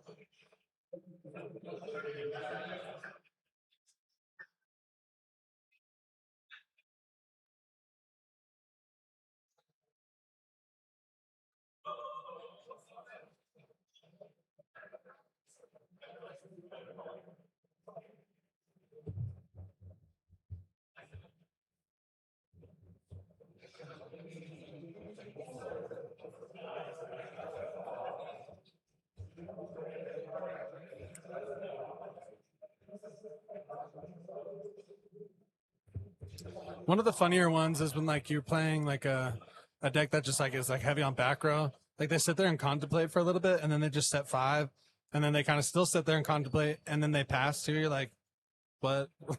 what? What are we doing? It was always just like set 5 if you're even contemplated it.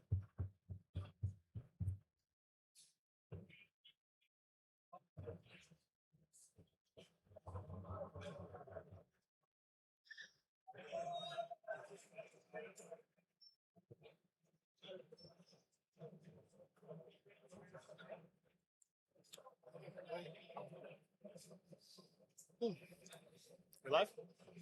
I think so. Hi, I don't know. everyone. I hope we're live. Can you I've hear just us? been talking for a little bit.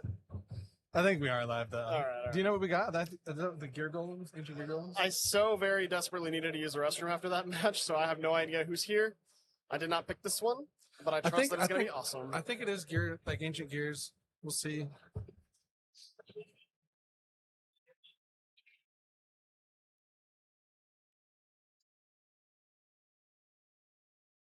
Is there any way to see live standings? I think there is on Top Deck. Top Deck, right? Yeah. I look. You want to try one of those smoothies? What's up?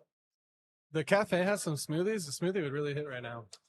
I've heard the smoothies are quite good, and their coffee's good too. I had one earlier.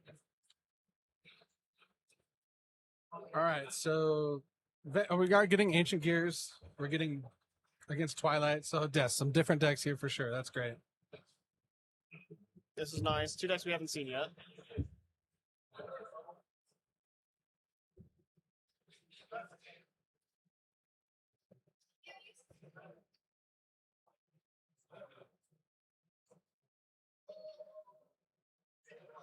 I'm confused. I don't know what's happening. All right, well, I'm not sure what's happening here.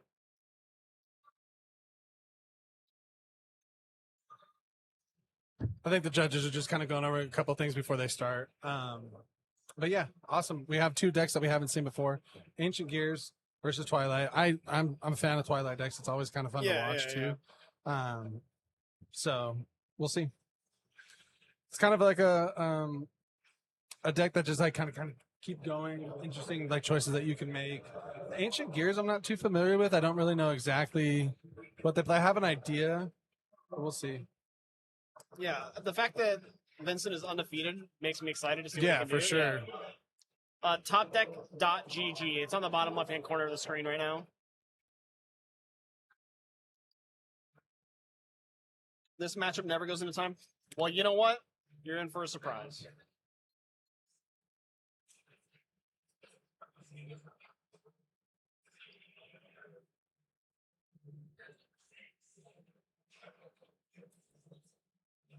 I think we're gonna get. I think Ancient Gears they rolled the die, so they're going There we first.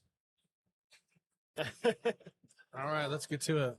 All A fresh right. matchup, finally. Yes, Let's get this is fresh. Yeah, Vincent will be going first this game.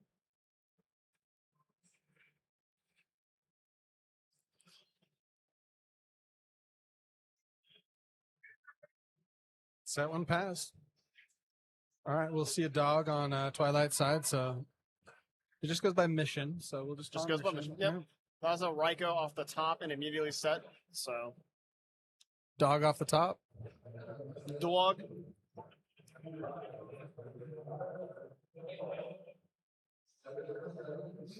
This is 9 rounds of Swiss. Got to a top 32, and it will all be played out today. So pray for the players. Pray for us.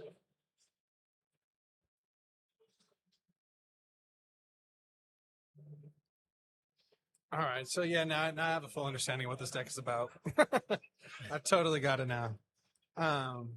Shuffling his deck, probably going back in there anyway. Right.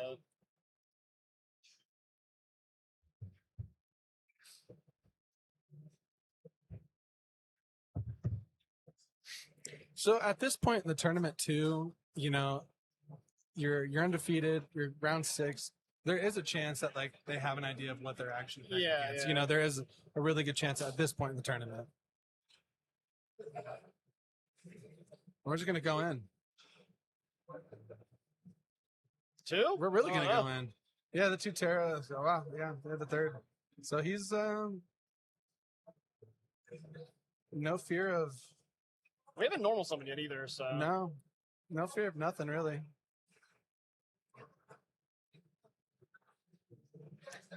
He's moving with confidence too, like Yeah. so he's I'm really curious to see how this plays out.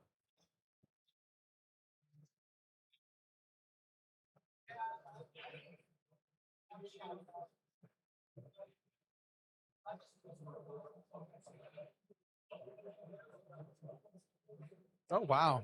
A 3rd one? Is it in his hand at least? Okay. So we're not the most Yeah, consistent yeah. deck ever. Yeah, okay. This is still pretty good though. How many players? Just under 500. I do not have the exact number, but we almost hit 500. I think the mills were 2 Lilas. Marshmallow would have been hilarious, like a Spirit Reaper. Yeah, can you imagine? Insane amount of pressure on Vincent's side. Oh yeah. Just insane. This kind of needs to be like a Judgment Dragon turn, or Yeah. we might be cooked, yeah.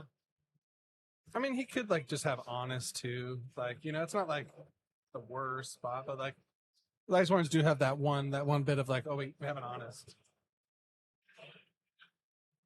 And like the Rykos kind of do some damage here too. Like he just sets another dog.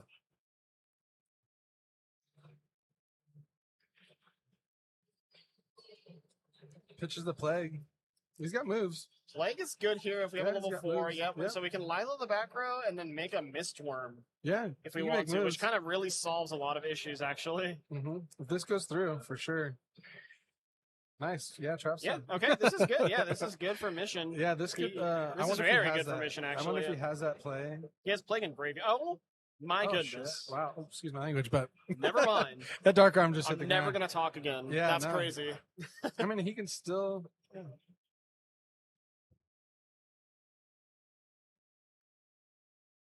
What do you make here? Nothing. You just chill. Get some mills. Chill and mill. Chill and mill. Wow. Yeah, that was strong.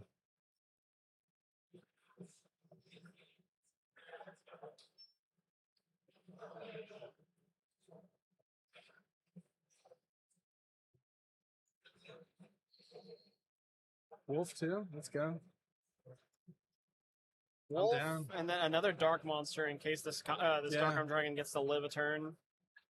Wow, what a great turn. Yeah, this Great is way to come suddenly back. really bad for Vincent. That was literally the call the doctor, not for me. Yeah, That yeah, was yeah. literally for sure. that exact meme.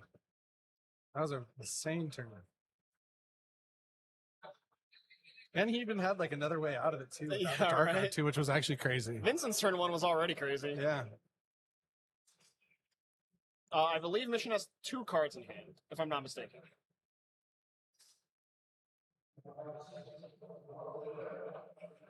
Twilight can have turns like that too. Like one thing too, like Chaos Orcus live for Mission as well. Like he could have a really like explosive turn. Again, you know. And if Vincent doesn't answer this Dark Arm, Yeah. it's gonna hurt. I think he maybe has a way, yeah. He can summon this fortress. Also, Which is not the best trade. Yeah, right. It looks like. Did Mission not attack at all last turn? I don't know. I feel like there's no reason not to, right? You can make an argument for not attacking with the Dark Arm, but at least Right. the Lila. The or other Lumina. two, yeah. The other, just the Lumina, yeah. So, oh wow. So you have the Ring Dad's pretty important.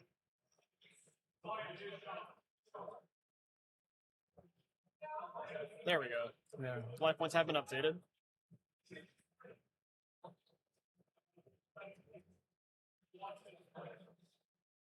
Does he have an honest or? Yep. You know,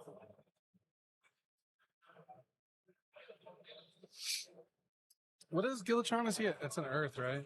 it's an Earth. What is it? Gillatron or something like that? Yeah.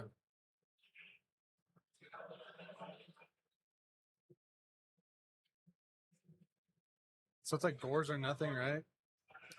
Well, he has 2 cards in hand. I'm sorry, 1 card in hand, and yeah, we know it's Gadgetron, right? Or no, Yeah. no, sorry. Never mind. I forgot that we did not. We don't go know for his the hand, Mistworm but one. yeah. That was crazy. Just go next, bro. That's That was definitely a very Danny DeVito game right yeah, there. no, it was a Yugioh game for sure. Because I mean, I thought Vincent was toast, but then he had plenty. I mean, he had like 2 answers to the board. I mean, obviously Dark You mean Arm's Mission, crazy. yeah. Yeah, Yeah, mission. yeah, yeah, Sorry, yeah. yeah. But no, that was really good. That was really fun to watch. And that's again like what like Twilight can do sometimes. They can just pop out of nowhere.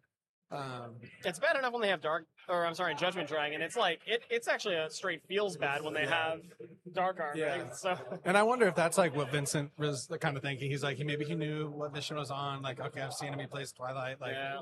I have the way to go like triple Gillatron out from the jump. I'm gonna do it. So maybe that's, just got clapped back.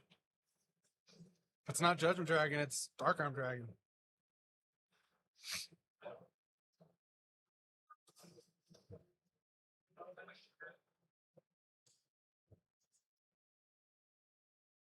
Knew the last card was Fortress. Okay, yeah. Yeah.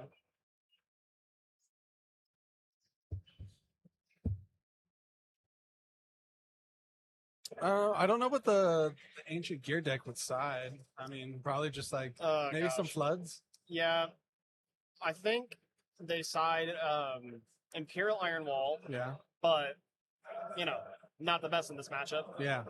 So I don't really know. It might just be a bunch of like normal stuff that you wouldn't see, like dust Right. tornadoes and stuff. So I don't really know. It can comfortably side Light Mirror, and Judgment Dragon is probably one of the cards that it doesn't want to play against. So maybe there are some Light Mirrors in there. Yeah. Light Mirror, like I said, Yeah, that's what everyone in chat is saying. Yeah. And then on mission side too, I don't know. It's kind of tough to side against like a heavy like beater deck, but oppression, I guess. Right. Yeah. I don't know. Like, they wouldn't want to do that, but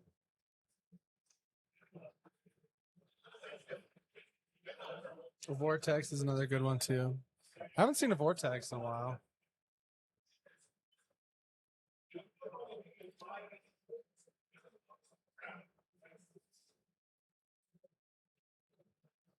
All right, so Vincent gets to go first. I wonder if he's like now, like, all right, I can't extend that much, you know? Yeah. Like, I get it too. If he would have had, if he had like some inkling that mission was on Twilight, like, hey, I'm gonna have to do this. Yeah. And now he might be a little shocked now, like, let's see though.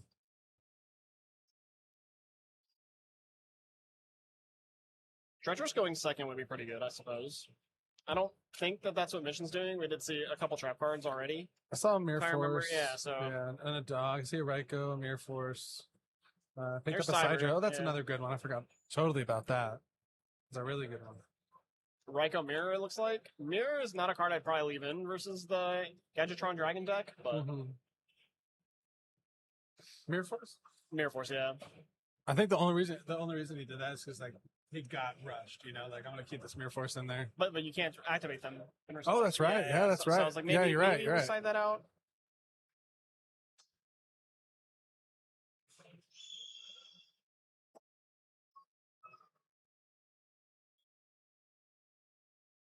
Vince is sticking to the plan. I'm gonna do what I did.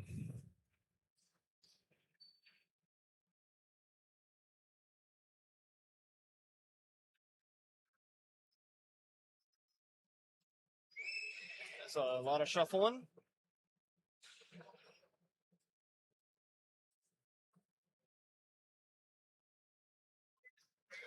That is funny, Chickadoo. That is true.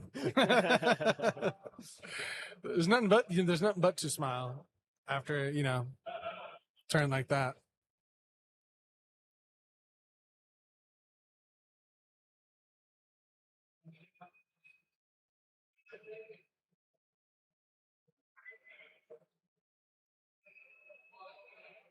Ancient Gear Dog. I don't know what this card does exactly. I know I'm pretty it's sure it 200 negates the or- Raiko. I hope- Right? I hope for his sake, yeah. Yeah. It's it has like it has like the hottest type thing. Right. It negates, so this Raiko wouldn't do anything. But yeah, so that's what it does. You know what's crazy though is that Mission also has a Sidra of his own. Right. So it's about to go hard. It's going to be big.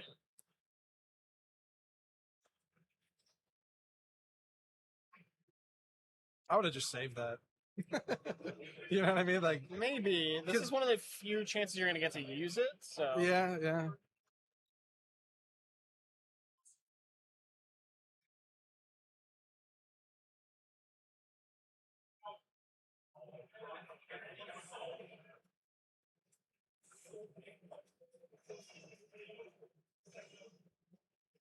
I don't know Kaiku got bottomless right away. Is the Kaiku crazy in this matchup? I'm not sure how important it is. That's Right. the thing, yeah. Maybe Vincent doesn't have a way to beat over it right away. I wouldn't see how not.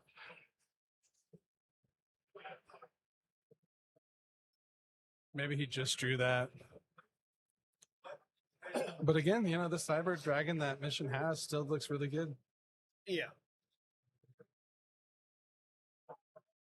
Maybe Vincent will commit something else on top of this 3,000 Yeah, they attack could. dragon. So Yeah.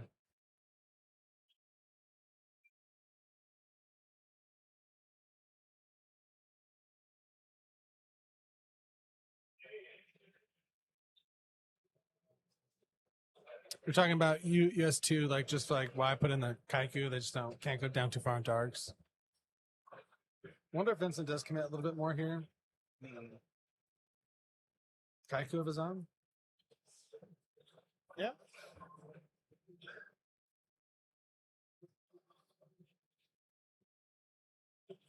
Works. A set from is- Vincent would be strong. Oh, Trag. Tragodia. Okay, Okay. Tragodia. Wasn't expecting that. I love Tragodia. It's a really good card. Yeah, now if Mission has a level 8 to take this dragon, it's going to be really strong. Imagine that'd be actually. We're so far away from Judgment Dragon. Yeah, If like, I have why one in not? Yeah, hand, it's I am gone. definitely. It's gone. I think he's kind of smiling. Like, does he have it?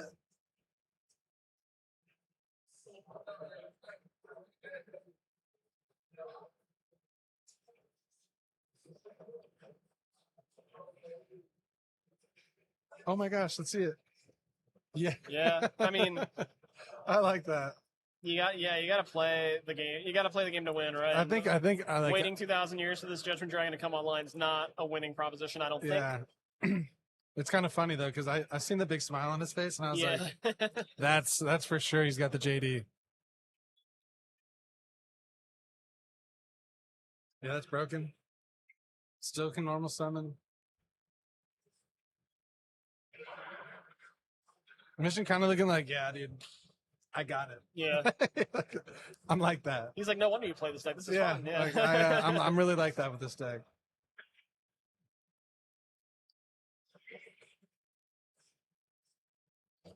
Mausoleum.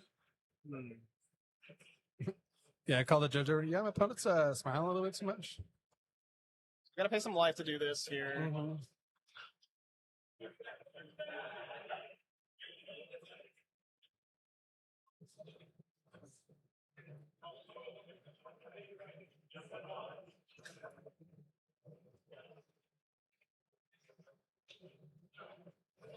I do like that he's reading the Gadgetron Dragon now that it's on his side. Right.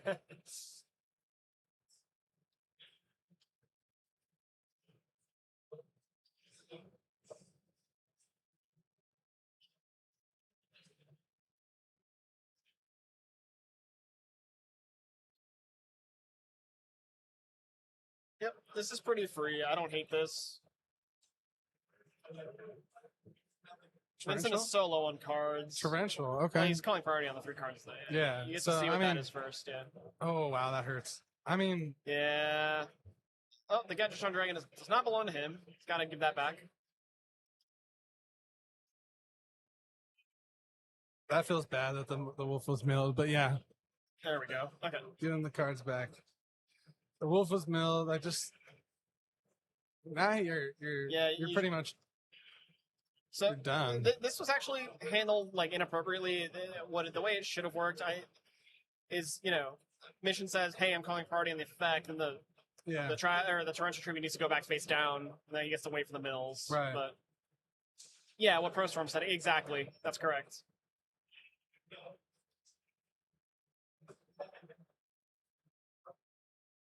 So not that I think it makes the absolute most difference, but still. no, 100%. Like you just have to be crisp. Like when you're not only on stream, but just like when you're playing in general. Like you have to go through the proper motions, proper like timing and everything like that. You just have to go through that.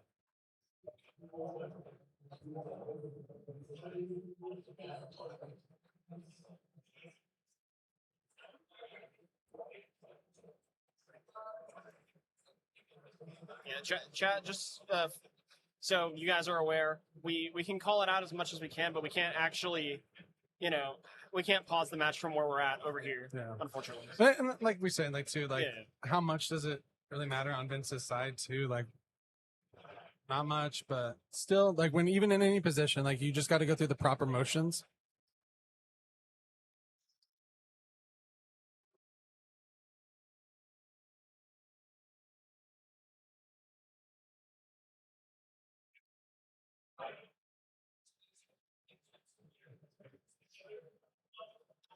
Vince does have one step back row, right? Okay. Should I bring back the Lumina? Is that what, If we have a Lila Engrave, Yeah, this Lila, is that's what I meant. game no matter what, I believe. yeah. Yeah. It can't be TT, so I believe we have a live Chaos Sorcerer for lethal still, if I saw that correctly. Or do we not have it? Okay, yeah, I was going to say. Yeah. Shout out to Mission. I mean, like game one, it looked like he was gonna get, get destroyed, but came through. Like he had the cards to get there. Yeah, that Dark Arm Dragon came in. Yeah, it was nasty. A lot of the things too, like you're always in it. Just kind of play through the motions correctly. Don't go too fast. Like just play correctly. But shout out to Mission. That was really good. A couple things went wrong for Vincent. Just some unfortunate stuff. The Trag ditching the Judgment Dragon. Like, what can you do there? You're like, all right. That last Wolf Mill actually, if it was played properly, I think I think Vincent gets bare minimum definitely one more turn, but I think he actually gets two because that Wolf got to attack that turn, right? So even with the Chaos Sorcerer, he actually would have gotten 2 turns, I believe. So, yeah, that lesson learned. You got to play tight. You got to be on your game, especially while you're undefeated. So,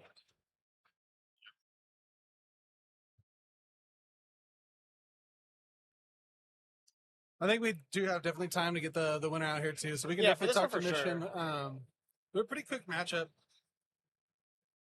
Yeah, that was very fast. I mean, these are 2 decks that naturally are very fast, right? So, I can't really say I'm too surprised. Yeah, but I'm still shocked at that Dark Arm Dragon from game number 1. That was, yeah, that game number 1, it looked like it was decided. Like, I mean, he had like 9,000 points of damage on the board.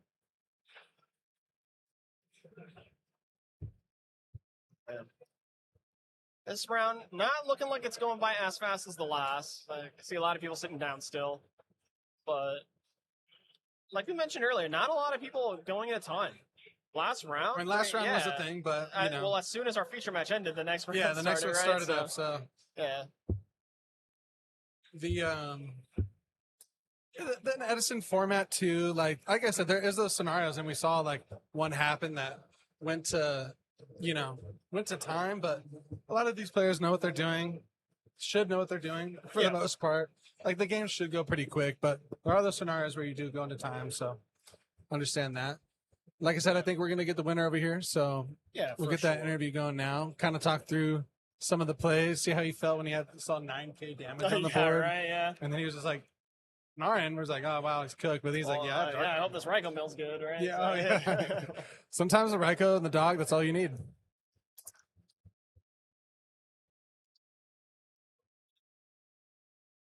Alrighty. And here we have our winner.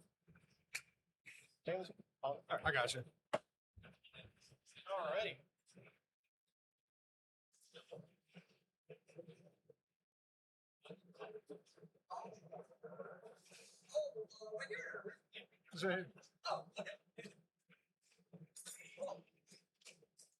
What's up, man? Shad, nice to meet you. What's your name? Shad. Chad, nice to meet you. Yeah. Hi. Good. Well, how'd that feel? Oh my gosh. So, I actually had a friend that used to play Gagillatron, like the Gear Town at locals. He moved away, but having good practice against him kind of helped. I thought it was dead game 1. I was like, we all did. I was like, I am literally like, I am Ryko in a dream right now. So that was very interesting. Yeah. It was nice to just be able to have like both Rykos, both games, and just being able to like kind of play defensive. Yeah. Game 2, I drew my opening hand and realized I had Mirror Force, and I'm like, why didn't I side this out? Right, yeah. But then he ended up going for the Beast play into the Cyber Dragon and the Beast, and I was like, wait, actually I can still mirror on the Cyber Dragon attack. I was like, okay, happy about that at least. Yeah. So it was definitely a hard match. I got really good draws though. Both yeah, games. really. Like, yeah. Yeah. And some good mills too. Like we saw 9K damage on the board. We're like, oh yeah, he's kind of cooked. Like, what can he do? I thought it was cooked, but it's like I had exactly 3 darks in gray for Dark Arm too, and I'm like, wait, this actually just straight cooks right now because I looked at his hand. He's like 2 cards in hand or something, and even with the brain control, it's like I know he doesn't play darks, so I don't have to worry about honesting when he like attacks with the Dark Arm. I just like want to keep my Lila up so I have game next turn. Yeah. Pretty much. I think the favorite part was Tragodia ditch JD take the. That was fun. That was cool. I was like, this JD's dead. I saw the Kaiku and I was like, this JD's never gonna work. So let me just get that Gagillatron. Let's get rid of the Kaiku and like hopefully it's 6. I was like, I hope it's 6. 100%. And then I had the Honest in hand, so I was like, okay, if I actually have access to some names, maybe next turn, I had Cyber Dragon too. So I was like, there's also a possible play where I can like stick a Cyber Dragon, hope that he attacks into it or something like that. I mean, it's kind of bad. Yeah, and it's kind of bad into machines because like they're just gonna contact away if you know. Yeah, for sure. Yeah, so 6-0 at this point now, right? I don't know how I'm here. I don't No, keep going, man. I mean, like Twilight, Lightsworn's like they have their days where it's like their day. So hopefully it's your day, man. Good luck. Thank you so much. Appreciate it. Take it easy. Have a good one, man. All right, yeah, that was a fun one to watch. Like we were saying, you know, there was a couple turns where like, yeah, fun it's dead, but fun watch. I think what we're gonna do is go on a quick break here, and then what we'll do is we'll come back for round 7. So shout out to you guys. We'll be right back.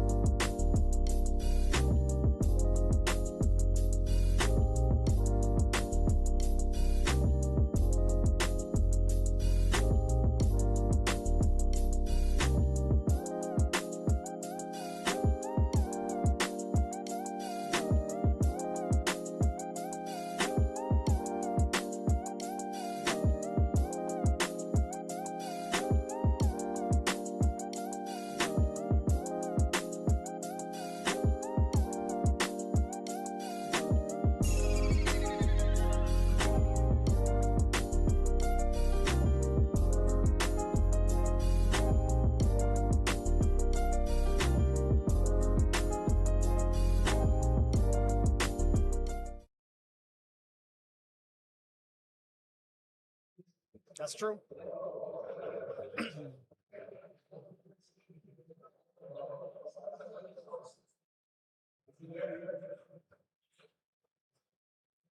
And we're back. LDS back. Houston. After Round this, 7. we were just saying we're halfway through. Yep, halfway So, through after I this mean, round. I don't know if I can say it's gone by fast, but it's gone by. It's been a lot It's of gone by fun. pretty fast. It's Yeah. not too bad. Yeah, no, it's really not bad at all. There's been some really good matches here. I think we have our feature match picked out already too. Yep, they are sitting down over there. I can kind of Nice. see them, sort of. And let's see. I don't know what decks we have. I'm pretty sure if I remember the Duelist on the right plays like Lightsworn or a Twilight variant. Oh, and one of my favorite decks is McKenna Gadgets. This is actually really fun. It's kind of a tough matchup for Gadgets, but I mean, It can be pretty difficult. Yeah. Important to know, Ian could be running. I mean, I assume he's maybe running the regular Horn of Heaven. yeah, It's pretty yeah. free in Gadgets these days, and a little bit of a trend that has been Yeah. catching on over the last year or two. And Horn of Heaven's really, really good too. I mean, it really is the equalizer for Gadgets. You know, like you get your plus off the gadget and then Yeah. just negate like any startup from, any summon is really, really good. The one thing too is just like you really just have to like almost save it for like JDs, but then the Lilas eat up your back row too. So, Yeah. but this is the best gadget to start off with. Yep, of course.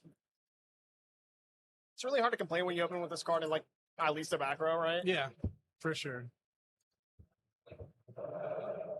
Fortress is literally a tank. I mean, it's a really good card. It's one of my favorite in the format for sure.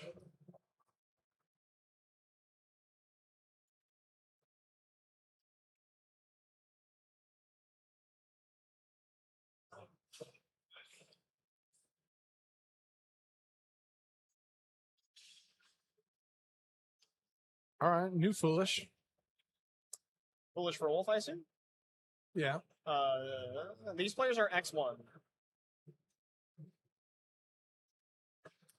So it'll be this round. So it's 9 in Swiss, right? Yeah. There are 7 undefeated players left currently. Okay. So.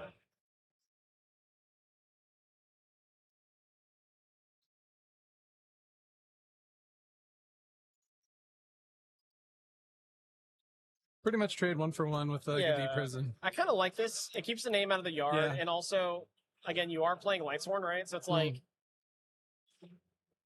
that's a pretty decent mill. I was gonna say Ian on his next turn can summon a gadget and then dump Fortress and put a bunch of damage on board. Which the sooner you can get them to 1,000 or less, the better. Yeah. The Necro, I mean, it puts a wrench in stuff Yeah. for sure. I don't assume that back row's like too much. Like maybe a beckoning. It's a Mirror Force. Okay. That there, I mean, I guess it's out of the more way presence, now. But, yeah. But both of these monsters did +1 on enter. Yeah, so, it's like not a super good trade, but the tempo matters in this matchup so much, though. Mhm. Like you kind of almost have to do this. Yep. Keep your life total high. Maybe get some some mills off the board. 100%. Like you can't let them mill too much. You Yeah. know what I mean? So I would agree 100% that was the right play. Keeping them off the name still. Yeah. And then maybe this is a turn where, excuse me, Ian might be able to go a little wide. Maybe even think about a Fortress on this one, just to kind of bring the damage out.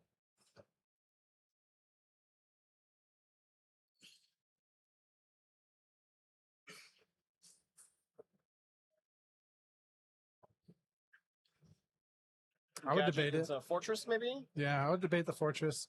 Just to, put some damage out there. It's kind of free. So he has another Fortress. Yeah, he has Fortress too. There we go. And Solidarity. So this is a ton of damage. Yeah, a ton of damage. If you're Ben, you might consider using The Necro. Necro on the Fortress. Yeah.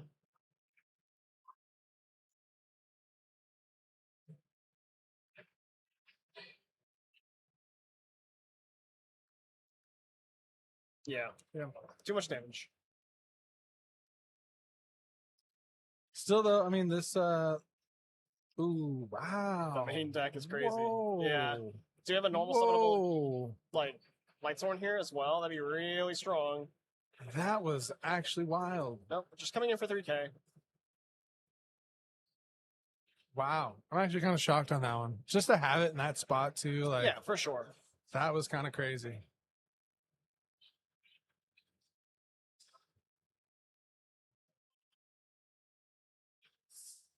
It's a good one to have. Yeah. We know he has another fortress in hand too. Oh no, he doesn't. He Sorry, pitched it. He Yeah. pitched. Okay, this is where you get this guy.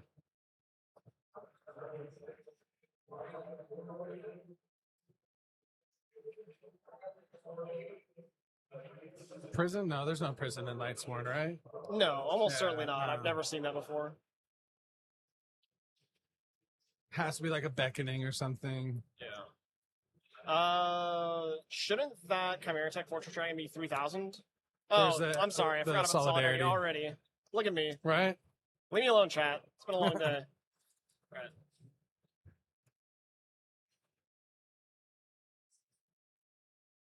It's a lot of damage. Yeah.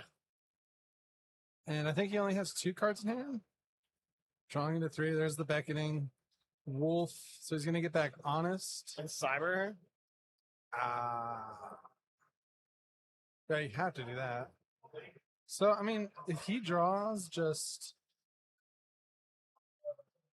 let's see.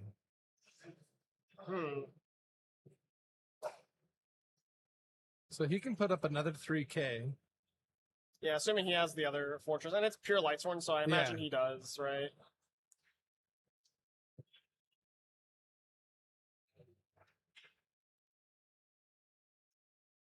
Yep.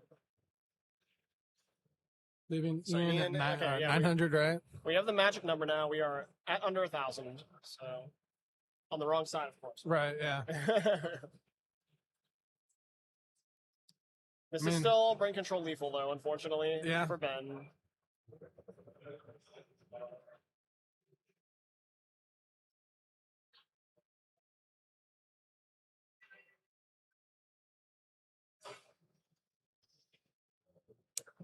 You know, Ian's maybe got like a gadget, right? Obviously.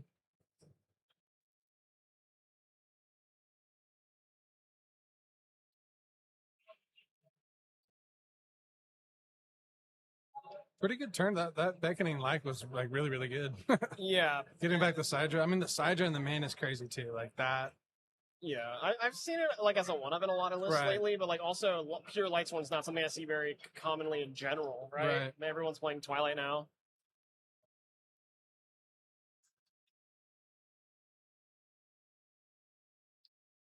Just getting multiple use of that side draw was insane. Yeah, that was disgusting.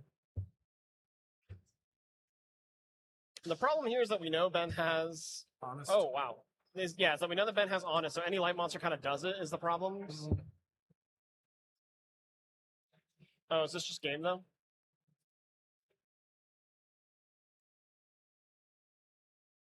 Yeah. Okay, yeah. There we go. Easy, honestly. Even despite like the double side draw, like Yeah, so like chat said, right? Tier 2 without Solidarity, I suppose. yeah. Tier 1 with Solidarity.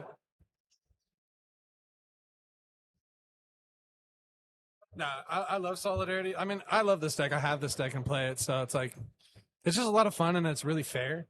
It is You pretty know, fair, like, yeah. It's just a really fair deck, but that's also just kind of its weakness too. Is there's not really that many Yeah. big bombs, but So then, as like the Machina Gadget, expert between the two of us, what would you side in versus Lightsworn? Light Imprisoning Mirror. Yeah, it's free for you. Uh, That makes sense. To be honest, I would hope that just does the work, but yeah, Light Imprisoning Mirror for sure. Looks I like think Ian flashed a Lightning Vortex too. Vortex, Yeah. yeah. Vortex is definitely bringing in against Light Sworns. They can just go over the top really quick, just like Vortex. Some summon flip. What else did I bring in? It's been a while. I think the Light Imprisoning Mirrors was really kind of it. Yeah.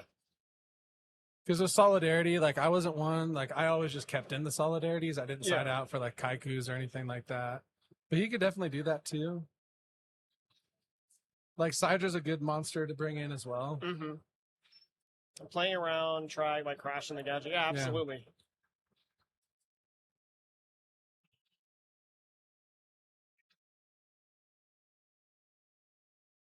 Ian can probably kind of get a read on Ben's list that he is on standard Lightsworn because of the main deck Cyber Dragon, most Yeah. likely, but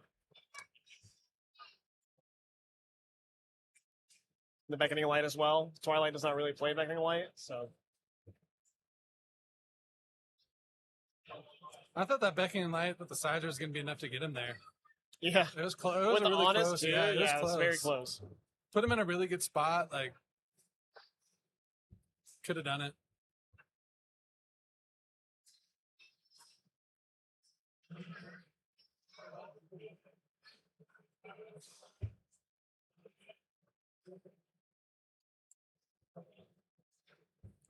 And then also, like, Ian played it like super good too because he didn't let any name really get that far. Yeah. There's no milling.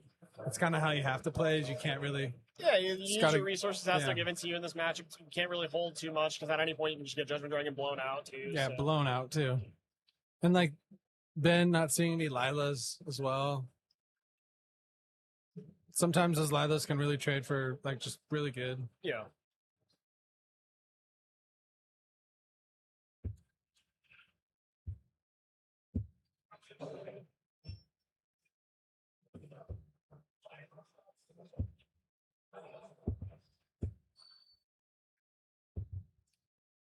Charged Ditch Wolf. Mill Jane. And JD.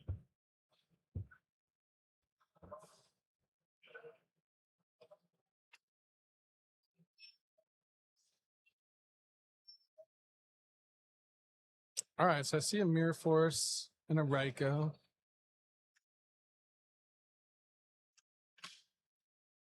Honest as well. So Mirror Force, Honest, Ryko. Pretty solid setup for Ben.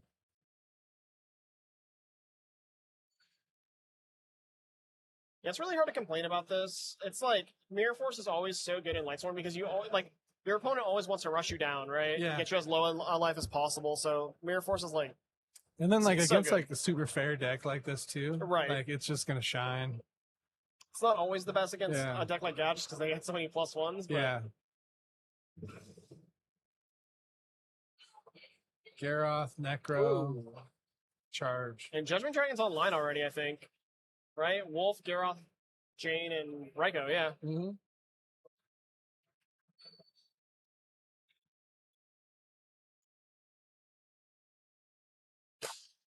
Wonder if Ben is like on decree. I'm for sure he's on decrees, I'm sure. So another solar recharge. Is that a Celestia? Yeah, it's Honest. Is he just gonna summon Honest Attack? Not really a play that I hate. It's pretty safe and low committal, right? Low commitment, excuse me. Mm-hmm. Poke, getting damage you can.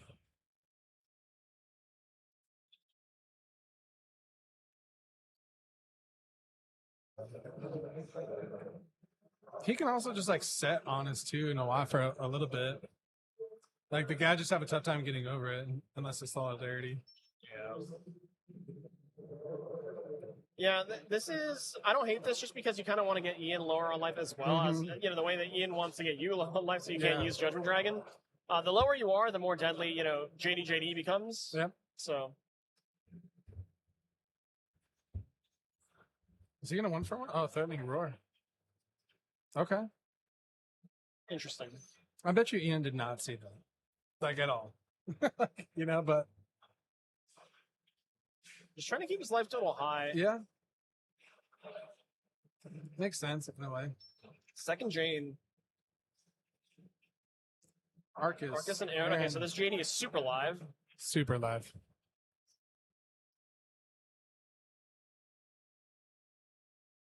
Milling like a wolf there would have been pretty good for Ben. I think he's in a spot to where it's like, I gotta try to can't commit too much. I gotta get over this. This could definitely do it.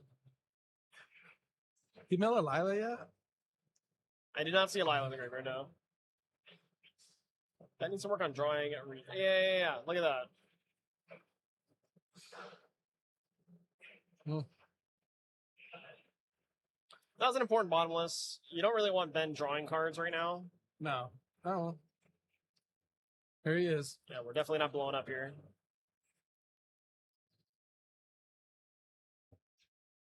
So it's 26 damage, or 2600 coming across, and then mill 7. It's really good.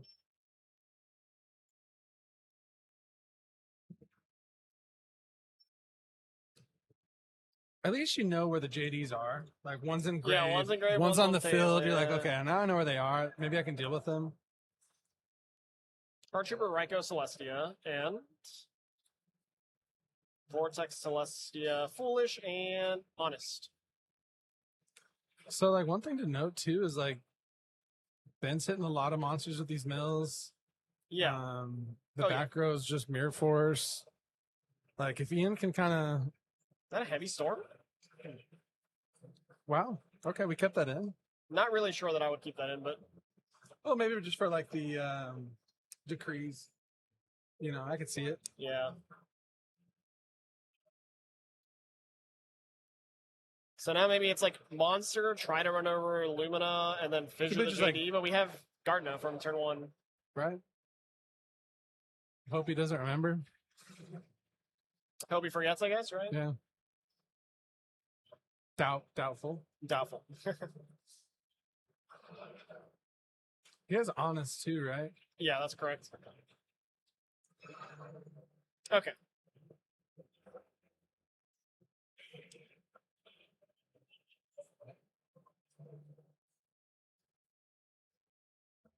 Oh, we did have Smashing. Okay, I only saw the Fissure. I wasn't sure.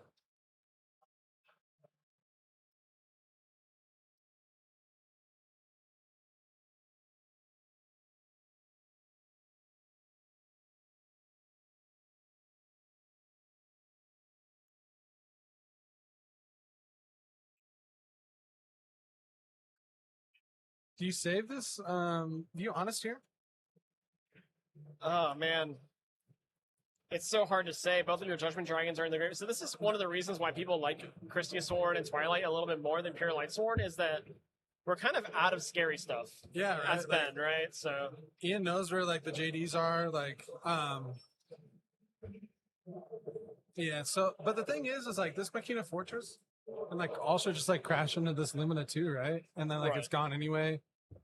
I don't know if you really want to do that, but like we can This is use gonna do Necro it. here, but wow. it's not really the most winningest of propositions ever. Yeah, yeah. Oh.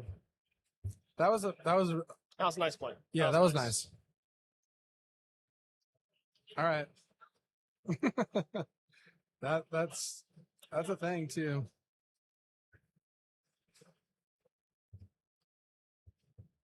If that card needs to be like Beckoning Light for Ben, I feel like if Ian has a way to out this Fortress, For sure.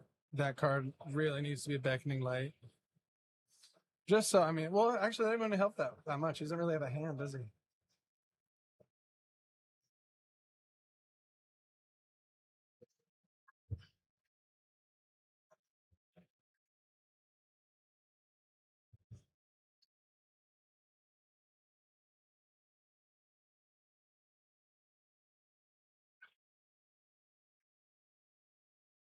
This plays.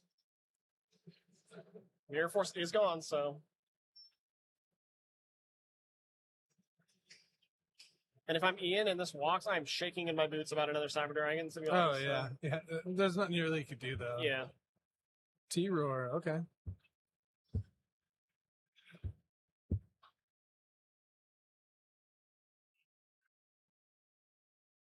Oh, wow. Yeah.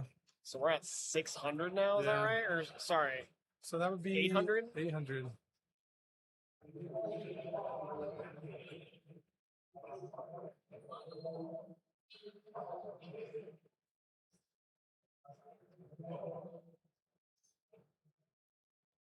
Has Ben really at 8,000 still? It's possible, honestly. I can't think of a time where he's taken any damage. Yeah. So we know one Sidra. Was there a Sidra earlier on, or that was last game? This game, from who? From Ben? Ben, yeah. Yeah, that's There's how he only had the one- Fortress in play. But there's only one, though, right? Oh, yeah. I see what you're asking. Yeah, a lot of the scary stuff is gone. I mean, you could have a second Sidra, maybe. Beckoning Light here would be insane, if that is what's set.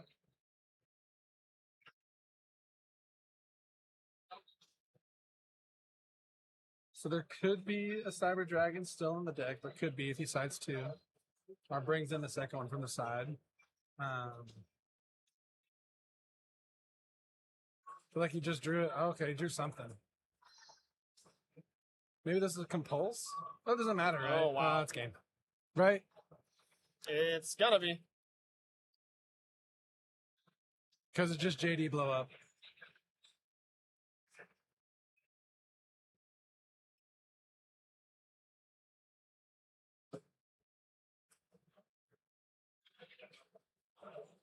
Is there anything that, I mean, he has JD.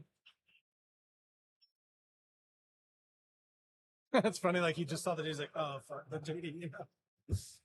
Oh, yeah. Yeah.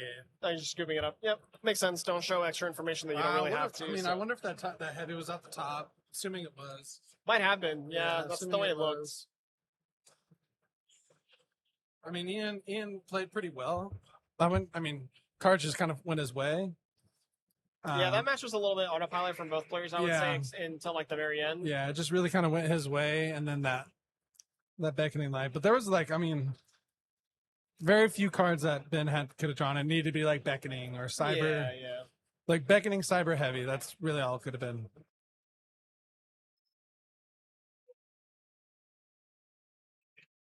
It's game 3, so Ian on the play, right? Yeah, That's kind of where you want to be as the control deck. Didn't see a solidarity game 2. Mattered too. Yeah, it did for sure. Really haven't seen like a lot of like Lila from Ben, but it's hard to say how like this match could go. Like it can just go so different, you know. Still, like I would still consider like Light Imprisoning Mirror being somewhere on the inside for sure. This is a tough matchup. Yeah.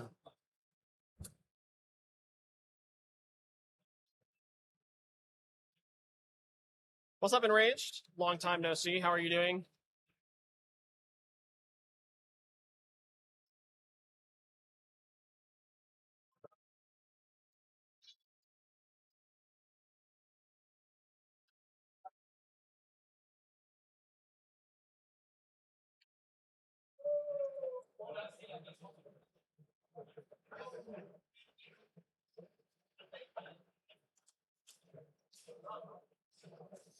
Yeah, I mean, I'm sure both of these duelists are, really good. I mean, you're 6-0 at this point, in a stacked tournament too. So at this point, you can assume like everyone's going to be pretty solid. Yeah, so some people are going to be a little bit drained. Some are still going to be locked in. That's part of the skill, right, of playing in these kinds of tournaments. So. Yeah, at this point too, like the fatigue and I mean, it is warm outside. Yeah, there's a lot of people inside, so it is stuffy too. So it's like, yeah, it gets hard for sure. All right, kicking it off, not wasting any time, is a normal summon of a gadget. Makes sense to me. Looks like Cyber Dragon, Trap Hole. Trap Hole's so good here. Mm-hmm.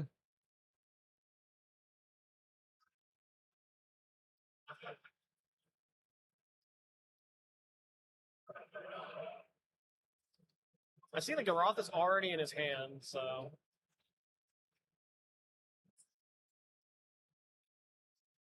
Yep.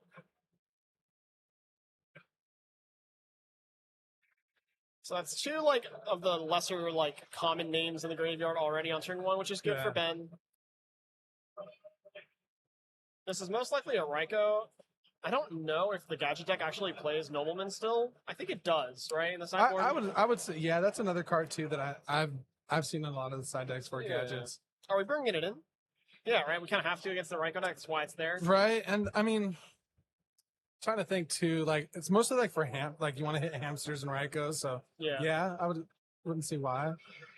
Oh, ooh, Arcus, second Arcus. Yeah, this doesn't surprise me too much in the pure Lightsworn deck anymore.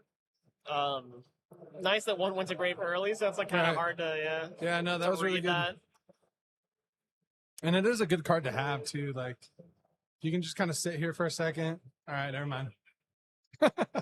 You have to, otherwise it gets Celestial Oblivion. Yeah.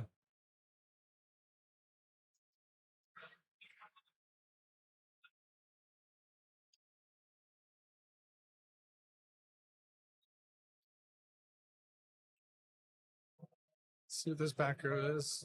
Yeah, Chapel. Oh, we saw that. Jane's got hands. I love this card. It's actually my favorite Lightsworn. Yeah, Jane's got hands. I don't know why. Just something about the art is just awesome. Yeah, no.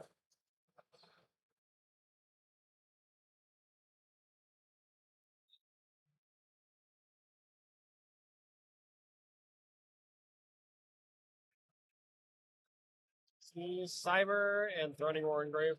Back in Mills, no Beckoning Light face down, so it's like kind of free at the moment for Ian to kind of sort of do whatever he something, wants. yeah.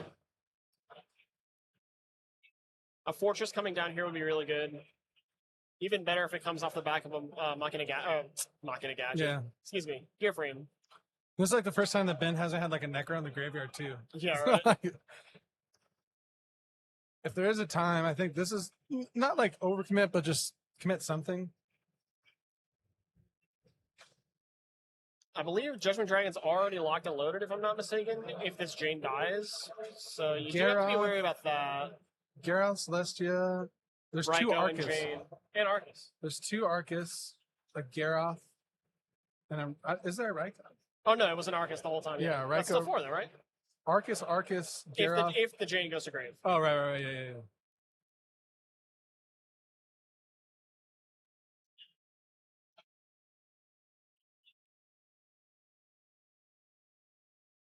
What happened there? What did he do? What's up? What did he do there? Oh, I was gonna say he swang, but I was like, what's? Maybe he was playing around honest. That's the only thing he was really thinking about. I don't know if he had. It looks like he has a fortress. I think I saw one. Like even if you swing fortress into a light, like you take some it's damage. but completely free, yeah. Yeah, it's free still. Like you get rid of the honest.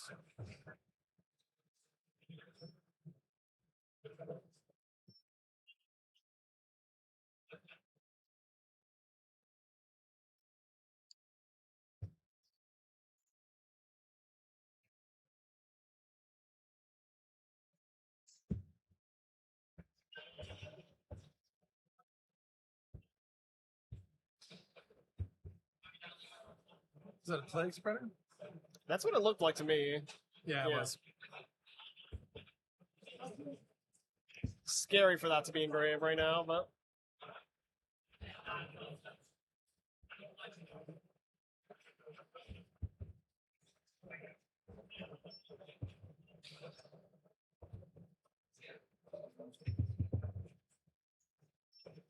The I think JD that's would a be. Threatening Roar in hand, I I believe. see a threatening roar. JD would be really nice for Ben. I see a wolf.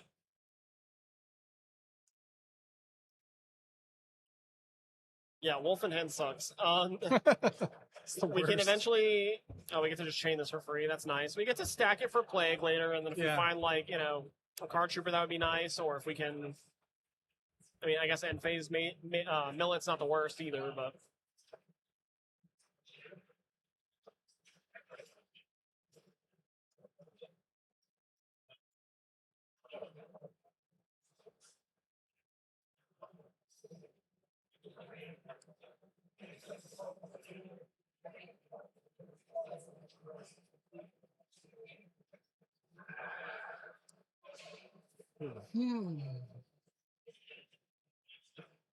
stack the Wolf for Plague. This makes sense.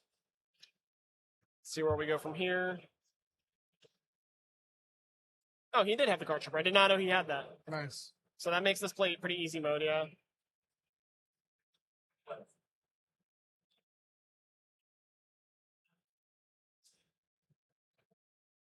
Card Trooper. What's going on? We're giving a read to Card Trooper. I don't know if we're reading or if there's something wrong with it. Might be just a foreign Card Trooper. There's 9 rounds of Swiss. Oh, I guess he does have to read card trooper. Maybe it's foreign. Yeah, probably a foreign Yeah. Card Trooper.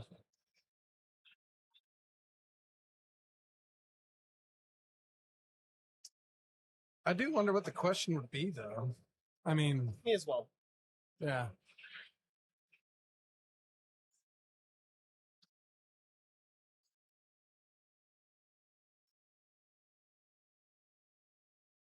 Cost a mil. So this wolf is going to come out.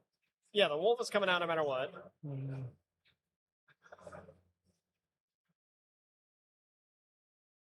Oh, I see. I see. Oh, that would negate. Yeah, there's no wolf coming out.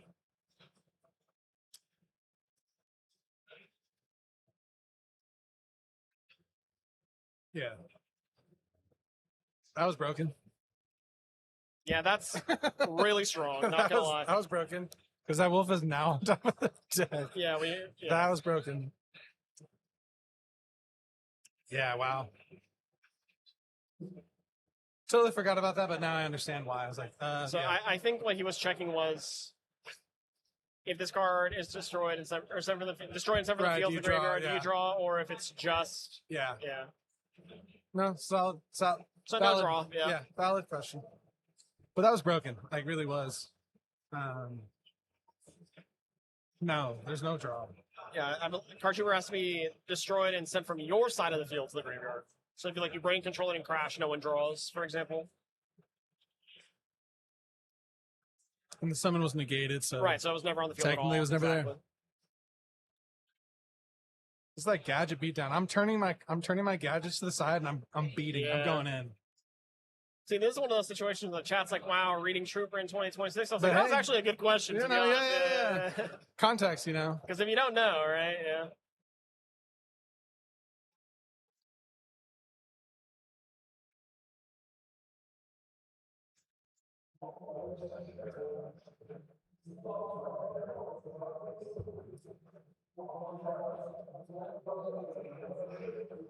Oh, that was so close. So the JD was not live. I guess not, yeah. Okay. Well, one of those hands do kind of suck, and that horn was just insane right there, to be honest. We mentioned it before the game started, or before the round started, that Horde of Heaven would be kind of a big player here in this matchup. So. Huge. I mean, I literally won that game for sure. Yeah, it only came up once, but yeah. It I mean, what it turned into is like put a card on top, put Wolf on top of your deck. Yeah. Draw it again. It was pretty good there. I like that card, but I mean, good for Ian too. Like Lightsworns is a hard matchup for that deck. So kind of just I would love to hear his perspective on it. Hopefully we get a chance to interview him a little bit before the next round. For sure. He was able to navigate like game 1 pretty easily. Yeah. And then game 2, I think he just kind of it was kind of going his way, and then just JD and like that beckoning light. Right. So. Yeah, the beckoning light was kind of really cash for Ben. A couple pieces came through. What was I saying? Oh yeah. So game 3, he also won without seeing any solidarities, which is pretty nice. There was no solidarities game 2 either, huh? Was there? Is that I don't know. I don't remember. Maybe ask him if he sides it out. Oh, true. Yeah, I guess that's true as well. Yeah. I don't think that he brings in any of the like graveyard stuff, right? Like maybe DD Crow, maybe. I'm doubtful. Hard but to say. maybe. I don't think so. But yeah, it's a good ask for sure. If he does like, does he always keep in solidarity or kind of side it out? That was fun.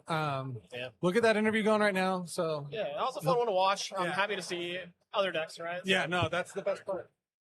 Alrighty, so we're gonna go get him now.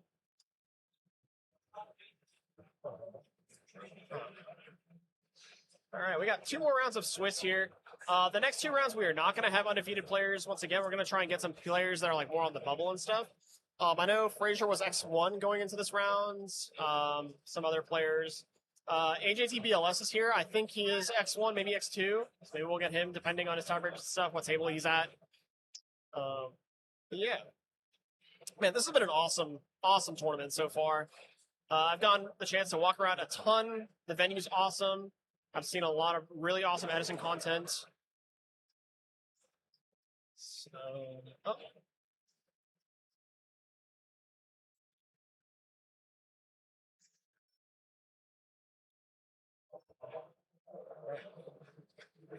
All right, we have our winner here.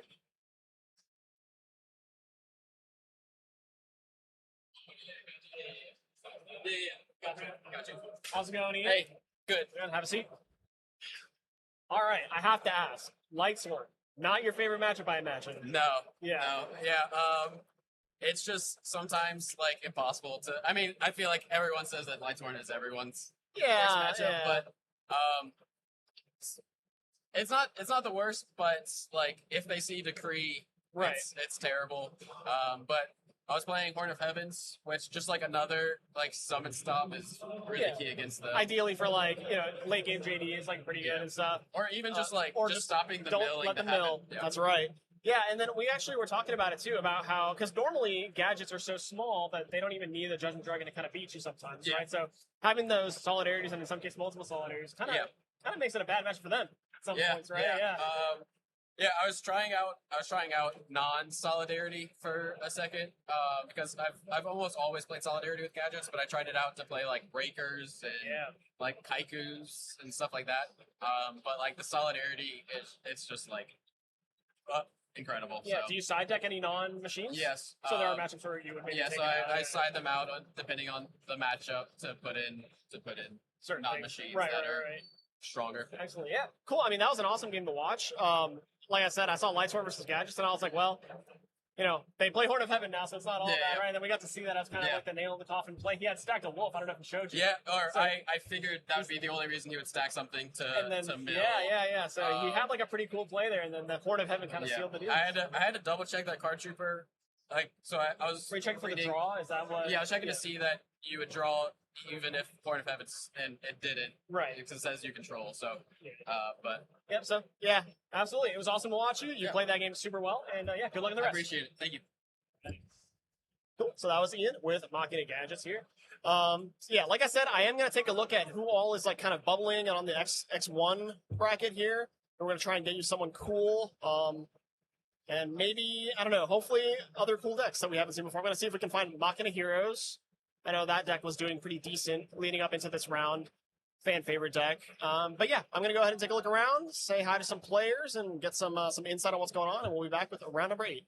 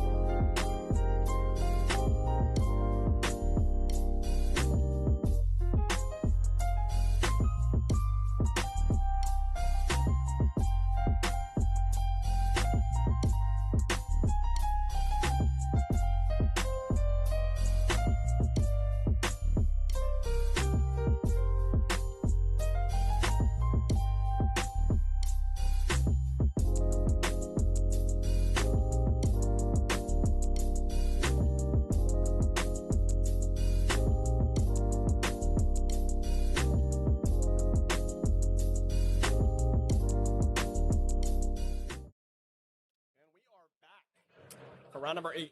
Round number 8. So passing the halfway through mark for the day.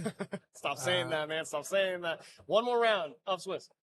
Yeah, I mean, it really does go by quick when you think about it, but No, for same sure. time, It's so early. It's actually not Yeah. even 5 o'clock here in Houston. And yeah, our top 32 is going to start soon. 2 more rounds. it's 2 more rounds. I think we tried to get some X1s up here, right? Yeah, At this everyone point, maybe here is we can- X1. Or X2? X. No. These guys were X1 because they were undefeated last round. Okay, yeah. So yeah. So maybe next round we get just 2 X2s. Maybe, yeah, Right, make I it a think- real nail better. Yeah. Yeah, just a tournament, on the line, whether you Yeah. lose. So next 2 would be pretty good next round. Some we'll do X2s that. will still make it, yeah, so this makes the most sense. And the X1s that we got here, Sasha. I mean, one of my favorite duelists to watch. He's, my Sasha opinion, at that really. table right now? I think so. Oh, wow. I Okay, could be yeah. wrong, but I thought that was who it was. Okay. Yeah, we have not Sasha's a seen him great today. player. 90% sure. Could be Right. wrong. We'll see. No, I heard there's an unwilling celebrity here today. And if you guys are older like me and you've been in the scene for a long time, you might remember the name of Pause Joker. His Oh, nephew wow. is here, and he is X1. So Okay. I thought that's who we were going to feature, but maybe it's him Maybe, versus yeah, Sasha, maybe- maybe? That'd be Maybe cool. I don't know, but I think you might be right. I might be way wrong. So I think that is so awesome to see, the generation kind of Yeah. after, right? And Yeah, it's so cool for someone so iconic in the space. yeah. But, That was a throwback name right there. yeah, for sure. The early days of YouTube. 100%. Early days of like YouTube as well. Do you remember like Galactic God? Galactic God, yeah, dude. When the YouTube Know videos your were just rulings, yeah. were just trade binders, right? Yeah. Know your rules. So excited to see what we have here. I'm hoping that it's like something off the wall versus like maybe Frog Hero or something. Okay, so it is Sasha versus. We'll see, I guess. I think it was. Did we learn the official player count? Was it 466? I don't know. I keep missing it every time because it's so loud and know. echoey in here, right? It's like This is round 8. this is right, yeah. So Sasha, kind of on a generational run, right? Really is. I mean, deserved too. Like Oh, for sure. he plays his mind out. Like Yeah, I mean, Sasha's always been great. yeah. I feel like since the day I met him, he's been, very good at this format, very good at this game, and Yeah. happy to see a bunch of success go his way, right? He deserves it. He works hard. He plays a lot. So. Oh my gosh, that's hilarious. That is not Fraser. Guys. I don't have full control, okay? All right, I am just a puppet in the machine. A very tall, dark, and handsome puppet. So yeah, I was gonna say, most likely for Sasha, it's gonna be Value Turbo. Yeah, this is going to be a pretty hopefully skill expressive Value Turbo mirror match. Yeah, Sort of the classic when people think about Edison, right? If they're kind of like surface level, they think Value Turbo like tier 0. So yeah. When the one thing I say about the reason I think Sasha's such a good Value Turbo, he knows the deck so well. Like he just I don't know, he pilots it on a different level than most. He's really, really good at it. So yeah, it's always fun to watch. absolutely. Typically plays quite quickly too, which is nice.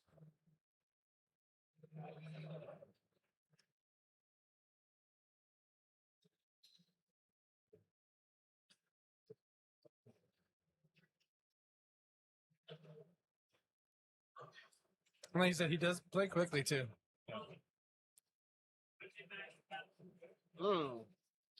So if you're playing Value Turbo, a lot of the time setting Typhoon is not correct, right? So that makes me think that maybe Moose's hand is like maybe a more tempo-oriented hand is kind of what I want to say here.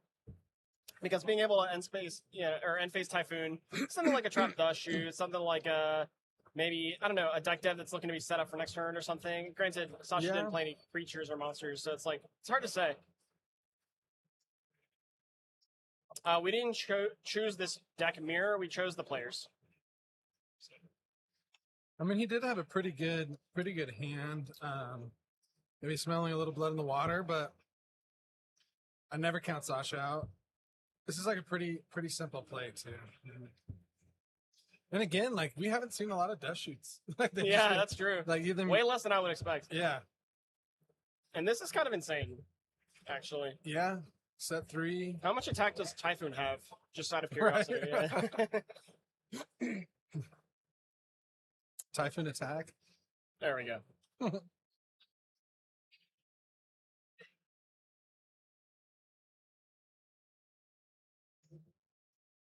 This is the first card you Good need to place get to back start, into. yeah. Ooh, a Solemn. He wants to hold his position. Ulti Solemn is such a good looking card. I love how it looks. Like, yeah. it's such a good looking card. This is scary. Yeah. Yeah, no, this is a tough one to navigate now. I mean, set 3 on both sides from the past turn, Solemn. So if you're Moose, do you just kind of go, like, don't commit, swing? The textbook play is switch the Greffer to defense, right, and then attack. That would be like the level, the safest, most normal play here. Oh, okay, never mind. This has to be met with something. It has to be, yeah. Okay. But now that's lethal on the board, so you have to have something else. Okay, so this tells me that maybe it's not Rango face like down, a deep prison, or you don't want to die to torrential. It's so hard to say. Yeah. Okay. Oh wow, very quick game 1. Yeah, no, Moose's hand was nuts. Wow, that was brutally fast. Yeah, look at that. MST Solemn heavy return. Like his hand was nice. His draws were very nice. So what would have happened there? The reason why Moose commits that play. So it's Solemn Judgment heavy return, right? So you have Solemn Judgment to make sure that nothing bad happens. Yep. In this case, it got baited out by the Heavy Storm, right? Yep. But that's fine. Then we get the opportunity to just go Heavy Storm. Your opponent gets a chance to respond. They do nothing. You respond with Return. Mm-hmm. And then, the return resolves. They can't bottomless torrential or anything like that. And then Heavy resolves, and you kill them. Yeah. Because Sasha had his own judgment, it kind of just made it even more free, right? So yeah, that was a crazy turn. That was a crazy turn. Not a Jet 2 holiday. That definitely was a Jet 2 holiday.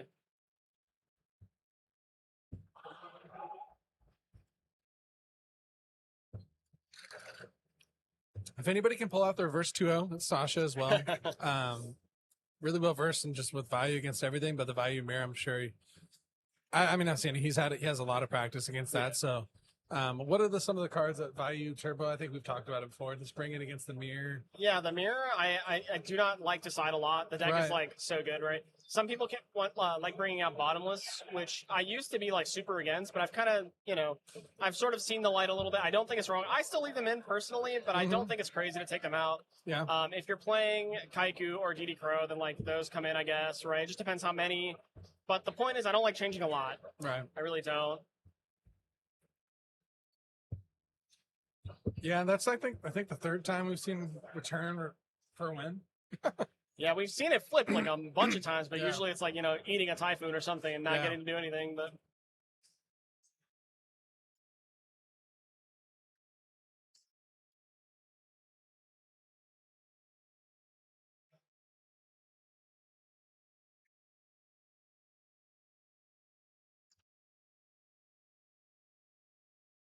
yeah, looks like Sasha's done. I'm willing to bet that Sasha did not side very much or at all. Yeah, and he knows exactly what he wants to side. Probably against like every match. Yeah, definitely not surprised to see him even just very solid. Yeah.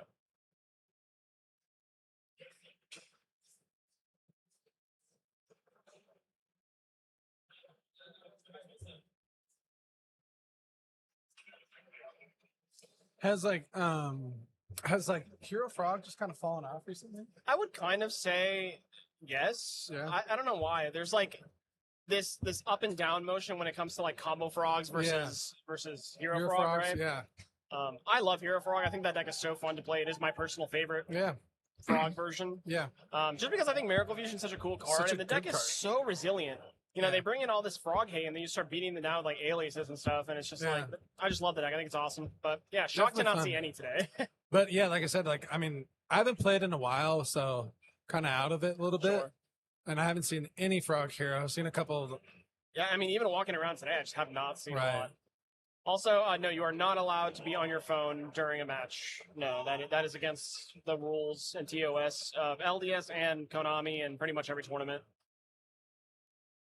The only reason you're allowed to use it would be to like look up a translation specifically on the app, the Konami app. All right, Sasha going first, opening with Allure.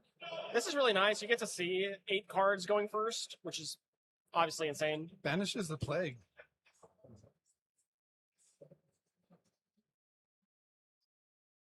Okay, there we go. Yep. See a grapher. So his hand's pretty... Heavy Rain, Bottomless, Elfin, and Vayu. So it looks like Elfin came in from the sideboard. I would be surprised if it was in the main for Moose.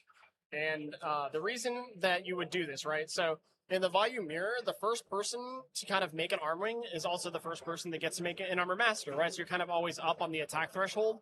By side decking in the Elfin, you actually get to be ahead regardless, right? Because you get to start on Armor Master. So I think we're doing all in one shot today on Scene Hero. yeah, I think we are doing everything all today. All in one shot.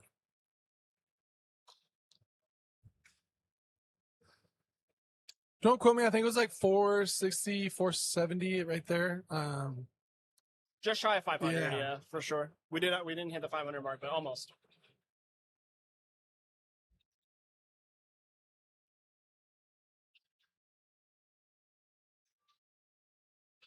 Now, Sasha just drew and pass.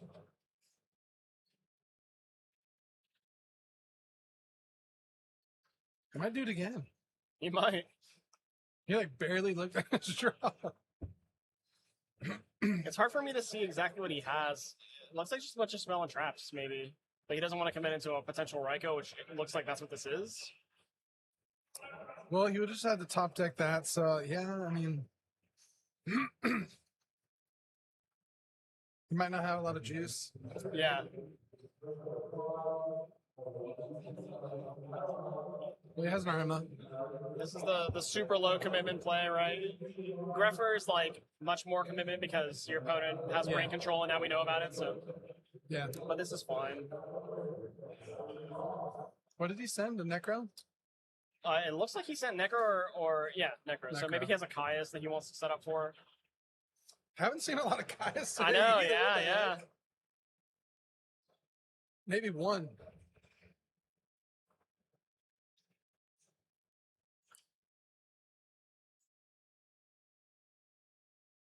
That's a good question, Enrage. I'll see if I can get the exact number after this round.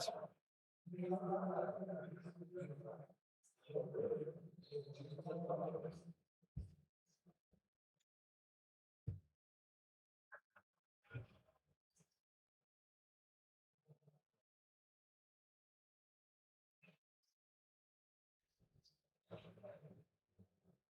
can't do what? Sorry, I missed it.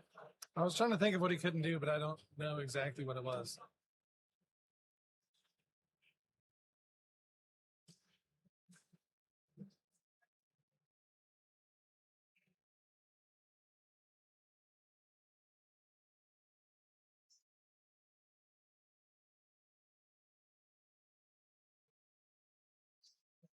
This is like standard value stuff. I mean, nothing too crazy going on right now.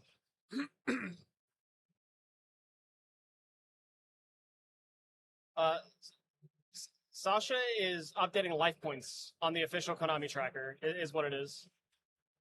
He's not texting his buddies asking for, advice on what to do next, if that's what you're talking about. You can use your phone as long as you're using the official Konami app.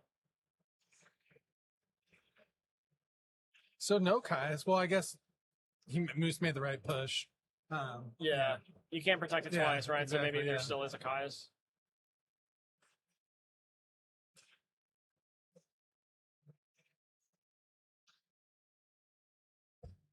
Ooh, the Gores. Very nice too. And Gores is here, especially if we do have Kai's in hand.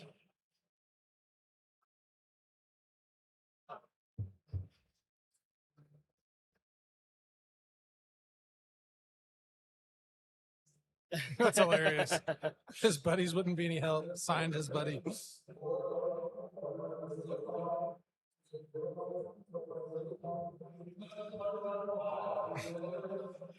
So if this the Necro Gardener. I wonder what the back row could be. It's really hard. Like, I mean, the value mirror match is just like straight up what it is. Like, there's nothing too crazy that goes on. We're not really like deep into it either. Yeah. Like, it's just everyone knows about the value matchup and they know about the mirror. So Sasha's navigates it. Moose is navigating it pretty well. So it's just straight up.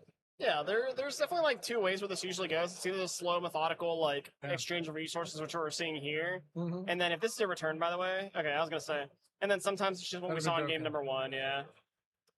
So that's a big one right there too. It's gonna be a lot of damage. Lethal, yeah, but if we didn't have the Necrogrunner, but this does force it out. Yeah. But it is key to force those out in those games too, or in these type of games. Like you got to get rid of it at some point. Sasha should be at 27 here. Just not a lot.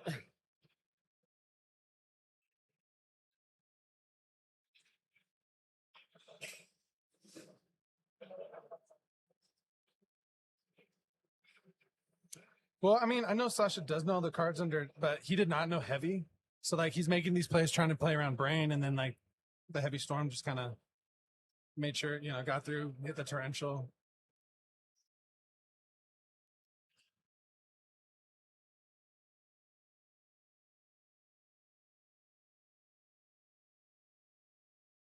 I wonder if that was calculated from Moose or if it was maybe perhaps a misstep forgetting about the... It might have been. I'm not really sure because that was a little aggressive. Yeah, no, it really was. I mean, it was lethal, like heavy. It probably was. He didn't think about it. Like,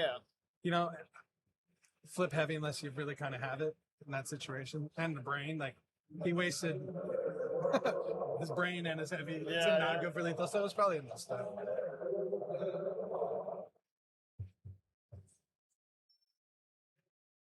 Just Falling Star, his gore. Shout out if you know. I actually don't know. Riftbound joke. Oh, okay. I wish I knew then.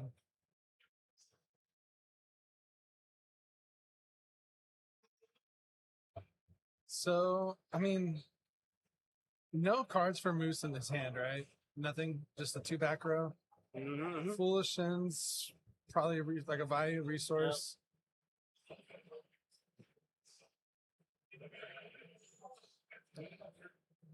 Let's make an Armor Master here. Then, do we have return? Maybe. Yeah, pretty much every trap card that is in the deck is still known, right? Or is unknown. So you kind of have to be super careful here. Torrential doesn't do it, and like if you're Moose and you TT early, then and Sasha does have return, then you die still. So you kind of have to play this really slow.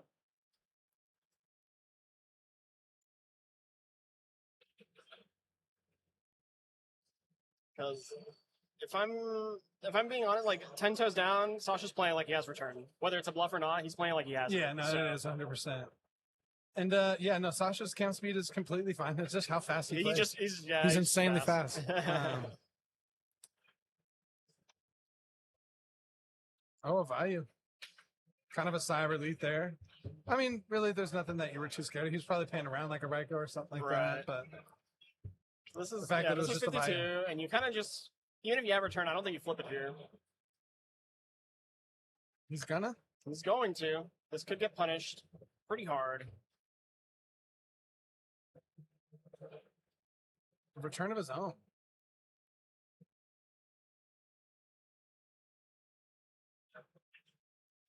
Wow. Wonder what that last back row is, honestly, for each of them. But Sasha's return is obviously so much more there. Yeah. Like anything here. That was kind of a funny one. He's like, I got a trap. I might do it. I wonder if that trap is torrential. Oh, wow.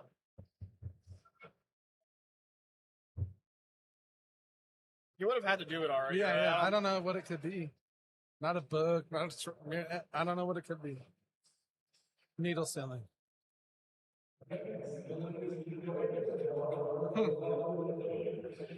Might never know what he was contemplating.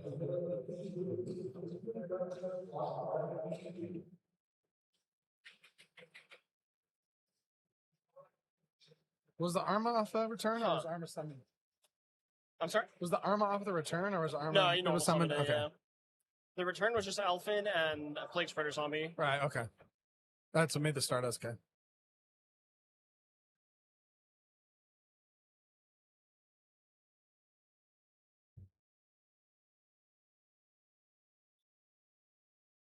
What do we have? It's got to be something. Maybe a burial. I mean, if it's burial, I mean, still not much you could do to get out of this. Like, yeah, you're playing through back row and a Stardust. Oh, but it could be. Oh, never mind. Wow, an MST. Oh, Sasha negates. Of course, why not?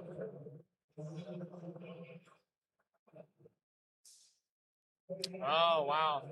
Clutch Crow. Yeah. Nice. See, that's.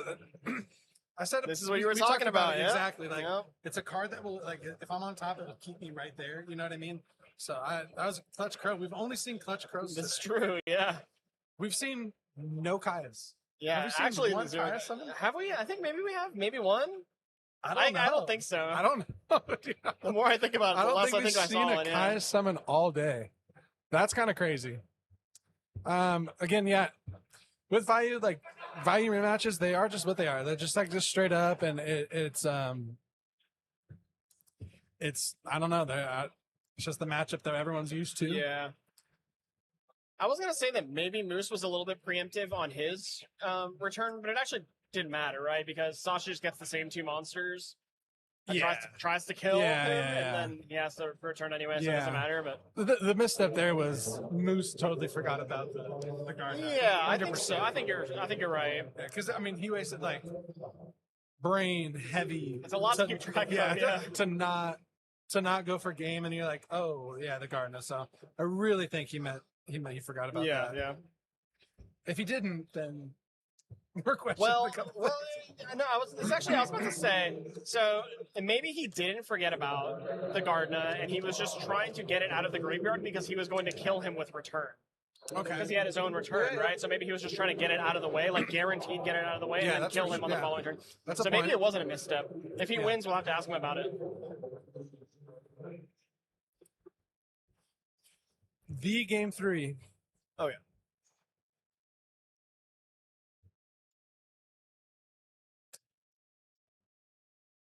So is there like a world where like maybe value players or even like they have both like a Kaiku and like Crow, and so when you go second, maybe you bring in Crow. If you're going first, maybe you have Kaiku, things like that.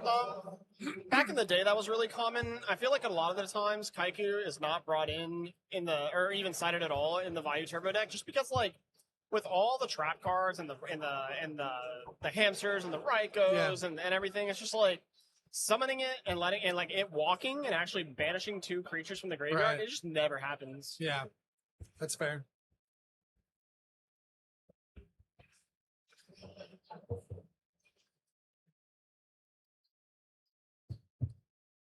All important game in game 3 in round 8. Yeah, I think next round we'll definitely get people that are X2. X2, yeah. See who, high table X2s. Yeah, see who's fighting for their life. 9 rounds, it's a long tournament. I mean, playing 8 rounds, 7 rounds. It's a lot of dueling. So yeah, 9 rounds is typically around my daily limit, right? So these guys are going to get a short break while we do deck checks and whatnot, and then they're going to get right on the top 32. So, Josh, when did we see a Kaias? I don't know. Like, I mean, okay, maybe we saw one, but like, it really like I just don't remember it. Yeah. It hasn't like popped up that much, and it's Kaias. You know what I mean? Yeah. I don't know. At one point, was the face of the format, huh? Yeah. So 9 rounds of Swiss, and then we got top 32. Yeah, so that's 5 more rounds after Swiss. I think in total it'll be 14 rounds. That's in one right. day. Yeah. 14 rounds. It's fun. It's a lot of doing. Round 9 is where men become boys. That's right. I hope you didn't mean it the other way around because that's hilarious. All right.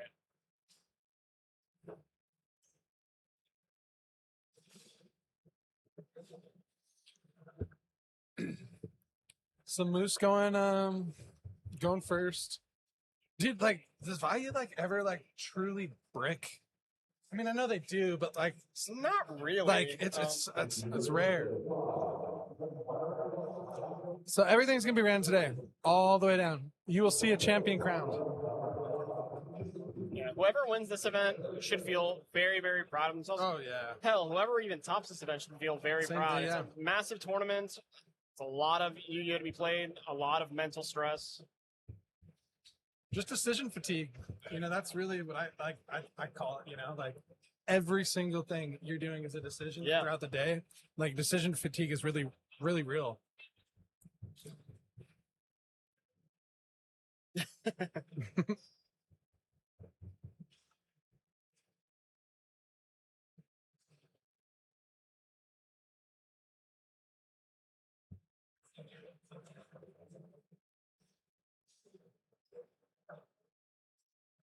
I swear. Oh my gosh. Why do We've they seen always this have play, it? Yeah. like infinite. Like we've seen this play. I think this is maybe the 6th time.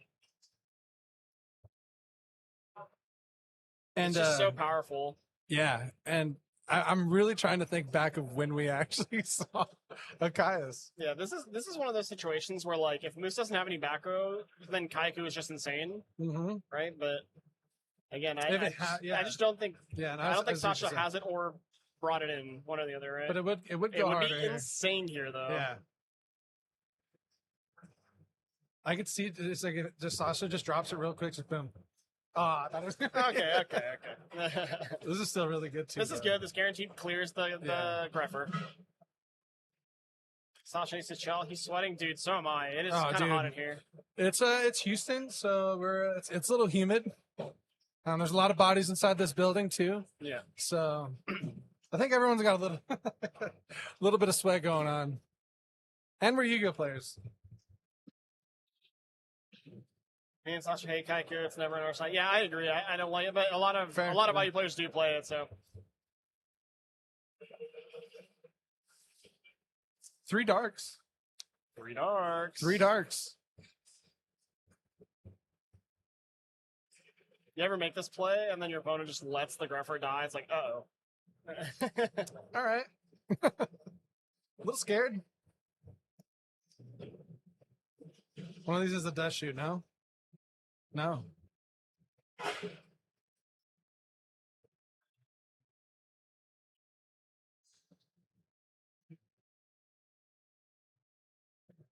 Real my dad looks like Kaiku? It's a bald joke. Yeah, okay. Does Kaiku have that little whip, that little ponytail, or is he just bald? I think he's just bald. Is he? Are we gonna shotgun the deck dev here? What's up, Noah? Yeah. Nice. We get to see the hand. Yeah, nice. What's it smell like inside? It's very spacious in here, and the ceiling is really high, so it smells perfectly normal. Thanks for asking. Thanks for the concern. Yichang, it's really not that bad, really. Oh wow. Okay, so we got that was a great Burial Rhoda. Yeah. That was a really good virus. Wow. Burial Rhoda. What was it? MST? Burial Rhoda and MST, yeah.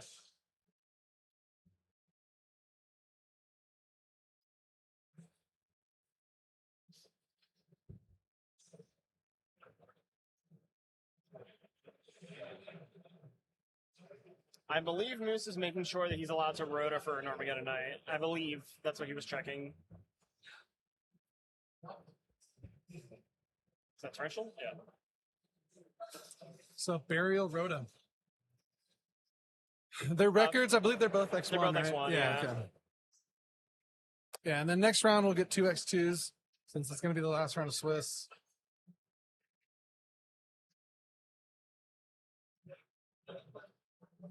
Yeah, this is still going to be a really strong turn for Moose. Yeah, this is a great turn. Yeah, this for is still Moose. going to be a very strong turn. And like we mentioned earlier, he gets to cheat the ladder of the Vayu Synchros. Yeah. Starting off with an Armor Master is really good.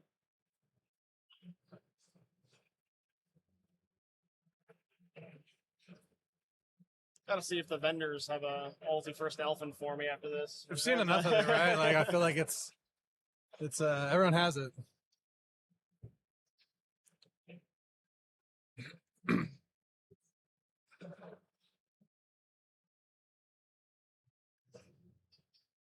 If he does have Dark Arm, that'd be nuts too. This is just a lot of damage, right? And you have a Necro to back this board up. Your last card was Burial, right? It's Burial. He could just go for something crazy here if he wants to. 6,400 is like, that's pretty good too.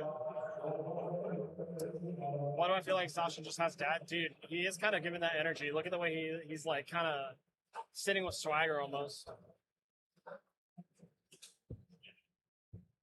I agree. Elfin has looked really good pretty much every time we've seen it. Yeah. He even got summoned one time, so. It was just shy of 500 players. We'll get the exact number a little bit later.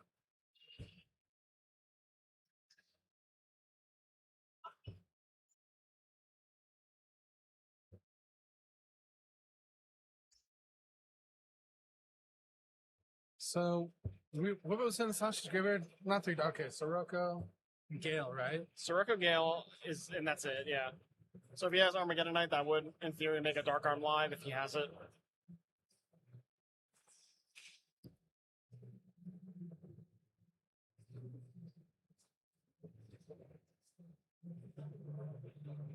Elfin's art is kind of crazy too.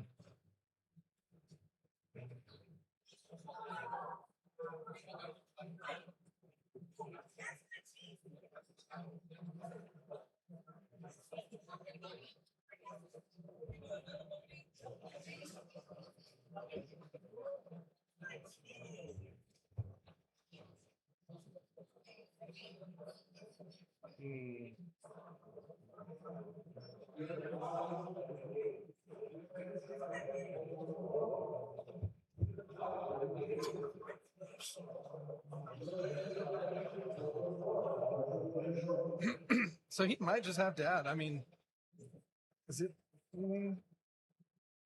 Was that Foolish that was activated? What are we? I think he got Rhoda. It was Rhoda. Oh, I see.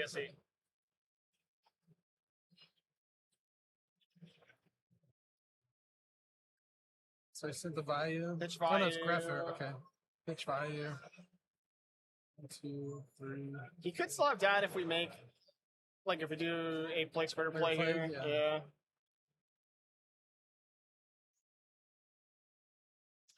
I was gonna say the same thing, Chase. I don't think he know. I don't think he has it anymore.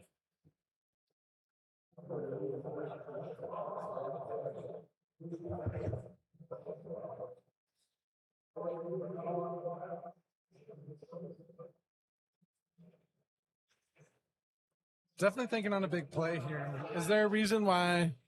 So what is he maybe thinking on? Like, I think Plague so, or well, yeah. So if he does have Dark Arm Dragon, right, then Right. you've kind of committed to it already. You should just go Plague Spreader at this point. But Yeah. there is a risk. I also think Sasha maybe only has 1 card in hand, so maybe you can't do that actually. okay, so he just Yeah. was it Necro? I can't tell. It actually Right. still looks funny enough. It still looks like Plague, but Yeah, it's funny because like there's no possible way we'd see that card. Let's see now. let's see. Can we? Okay, It's Elfin, actually. Yeah, that's funny. We're just talking. It's about it. Elfin. All right. Yep. So that eats the Necro. If that Necro wasn't there, maybe he would have considered going Goyo. Yeah. But because Goyo take armor when you're playing Black Wings is insane. But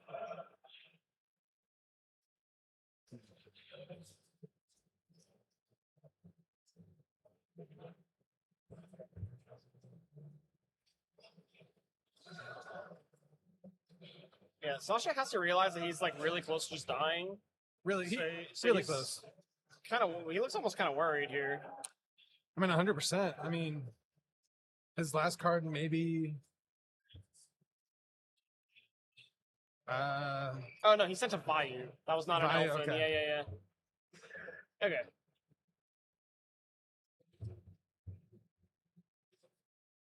I wonder what that last card is. Or wait, I thought he pitched Vayu. Is it Vayu for Elfin and he just like switched the order? Maybe.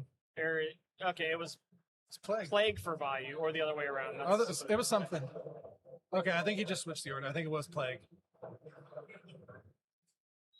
Okay. Kind of hard to tell. But what do you do now here? Like, You have to make something big and hope it lives. yeah.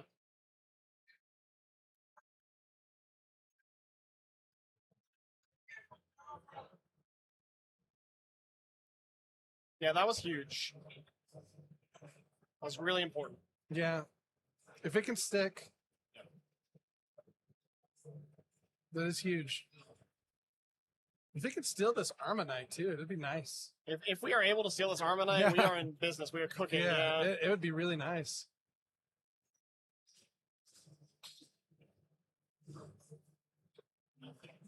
So you're gonna switch that to defense?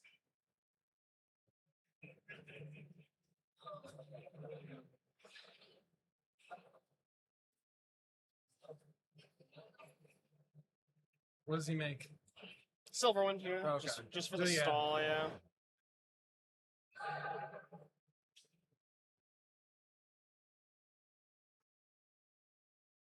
Yeah, no, this thing is. This I is mean, a pretty crazy game, yeah. yeah, this is actually. And look at everything that's gone for. I mean, just the Necro, a couple of IUs, right? But we know the set's burial. Do we have Caius? This looks like we have Caius. Okay, yeah, we do know the set's burial.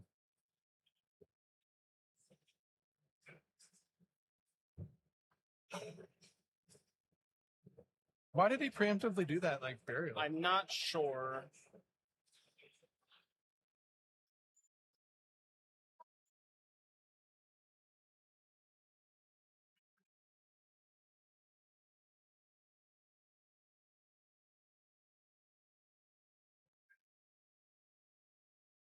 Goyo can't use the effect there because the Armor Master was not, not like properly made. special summoned, so then you can't return it from the graveyard. Oh, the silver one, right? Yeah, never mind, never mind. Does Sasha have a garden of his own in his graveyard? No, right? It's Plague, Vayu, or not Vayu anymore. It's just Armageddon Knight, or sorry, Greffer and Gale. Is this the last turn for the deck dev? Oh, he gets to see the cards anyway. Why would you do that? Return again. So he gets to keep the. Never mind. I'm a fool. I was like, why would you want to draw right there? I'm a fool. Never mind. Does he have 2 silver ones? That would be crazy. It's kind of hard to get like a good group of what his graveyard is.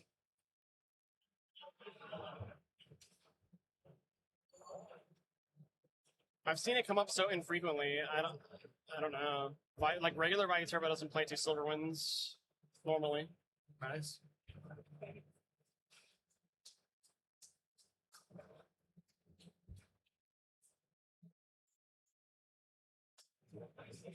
All right. But we know that Moose has returned. Right. So Sasha has to find a way to put lethal on board basically this turn. I don't know if that's possible. We're on to Silverwind now. Crazy. Okay.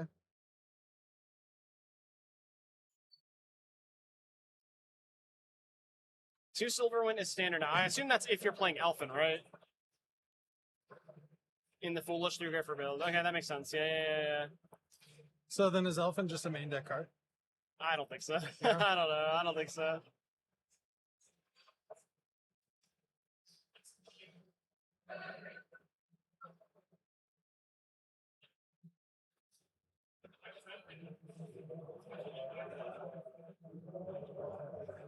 Kind of coming down to the wire. Sasha needs to have like something kind of insane because that Elfin The return does have an ability. right. Yeah, I forgot about that.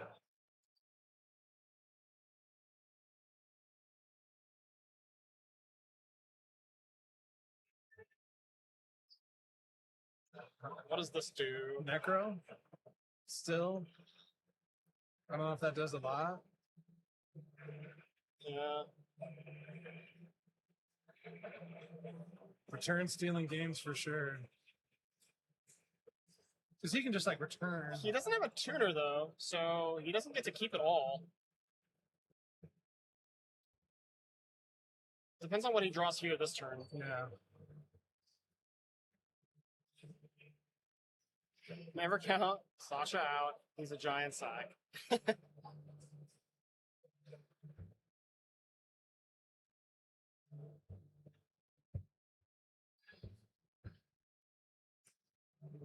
For value merit, it's coming down like pretty. Yeah, It's pretty yeah. close. I mean, This return's going to be make or break, but Can the lone Armageddon make it? yeah.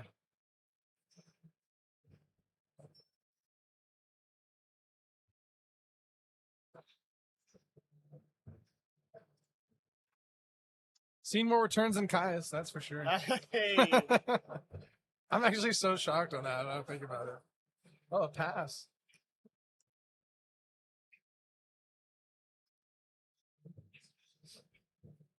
Dangerously low for Moose. He doesn't want to fall into a situation where he has to activate the return like for no Right. reason, you know? Yeah, DDV's done.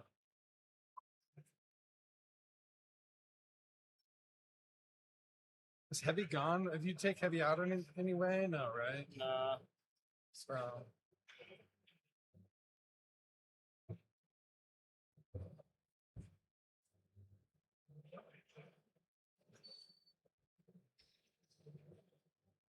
Hmm.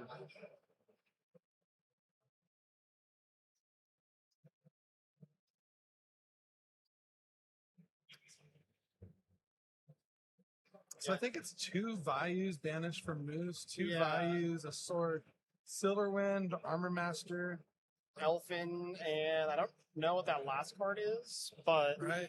the only cards that he can get are the Elfin and the 2 values, I think, which is what makes this so hard. Right. All right. All right, let's see what he's got. So, Elfin, value. oh, Gardner, that's right. Garna, okay. It's pretty weak. Okay, it is pretty weak, yeah. We need to find a way to make sure that this actually eats the Gardner at least, right? The Sasha's is at 5K. Yeah. Relatively healthy in the face of this, so.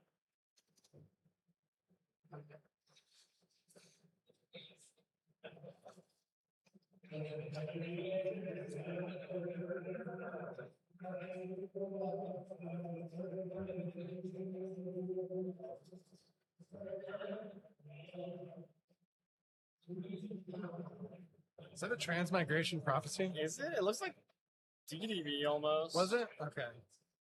If it was transmigration, you would have had to use it last turn. Because then the Garnet could just be chained. Right. Yeah.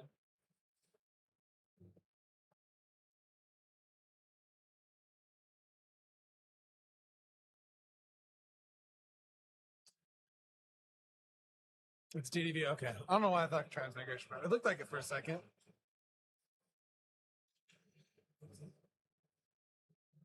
What's he contemplating here? If anything, like, I mean, oh, okay, fair.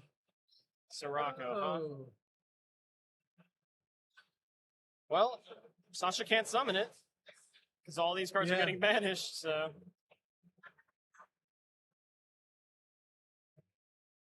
Good We ones to know gotta about, make a but- play at this point, though. Yeah. You gotta make a play.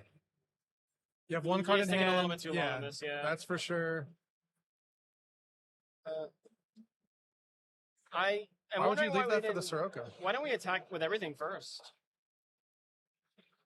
Attack with wonder. everything. Seems like a little bit of a misstep. Oh, wow.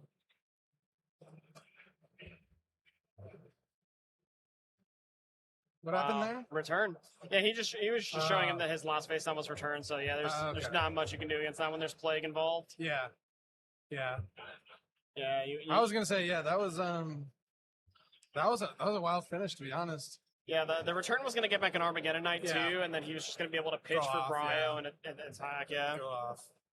Yeah, Bryonic, I thought that return was going to be a little bit more like a bigger four for Moose. But yeah, dude, Sasha is insane, man. Yeah, He he's really a great is. player. I He's definitely really, thought really at good. multiple times he He was out, right? Yeah, so for sure. Definitely showed his skill. And honestly, like for Moose, great showing as well. He's not out yet. He has to win his next round, and he still has a good chance to make it in. Yeah, we could see them both for sure. Return every single game. Yeah, there was a lot of return that match. I'm not gonna lie. So- A lot of return. So that's pretty much what he sided in. Okay, he sides in the elephant. All right. Well, yeah. I think what we're gonna do, since that one went on a little bit longer, we'll skip the player interview. We're gonna go to round 9 here. Yeah, I think everyone is done already. So Yeah. So we'll go to round 9. Probably gonna try to get 2x2s out there. Yeah. So we'll go look for a feature match now, and then we'll be back at you guys with round 9 coming up. Last round of Swiss. Absolutely. We'll see you guys. See you guys.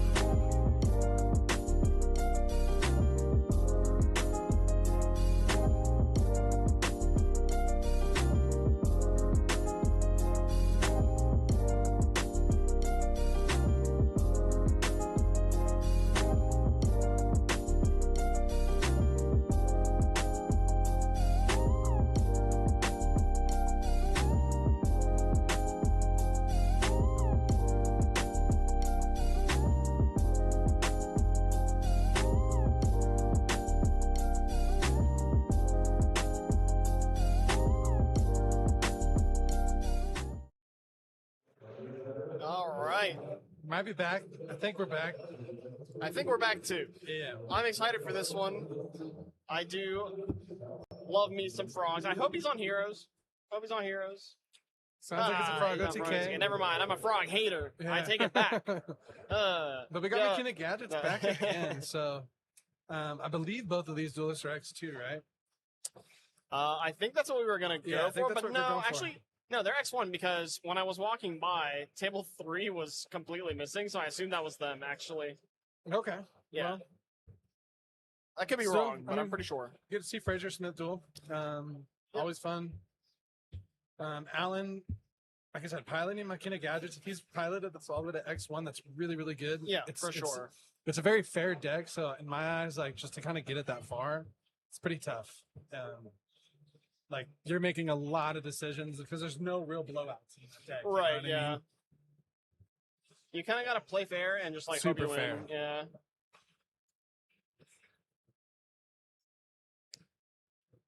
This is it though. I mean, this is the last round of Swiss. We're gonna play top 32 today. Like that's gonna be played out. So 32, 16, 8, 4. So 5 rounds More, after. yeah. Frog's Gay heavily favored here. Yeah, I think so as well. There's too many ways to play through the back row here, and like obviously the kill is quite fast. Yeah. So. I mean, if some of these monsters can get, no, it's probably really favored. The bigger the worse, right? If for Frog. Yeah, that's exactly what I thought myself. I was like, yeah. Like you don't want to die harder. Yeah. You don't want sticky monsters, I guess. Murray of Greed, putting back Dupe and Treeborn. Yeah.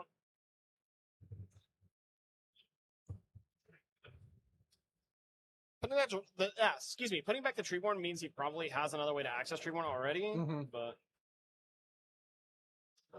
I've never seen Fraser in short sleeves.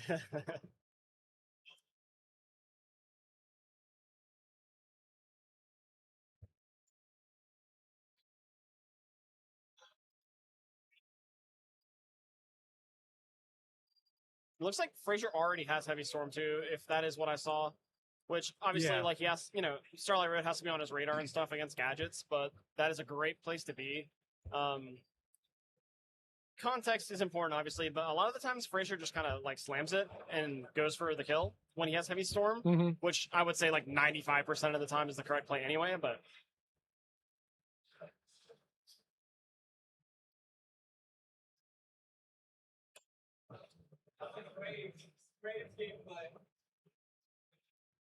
a lot of spells in Fraser's hand. Could be a good thing. It could be a good thing, absolutely. Especially if one of them is 1-for-1.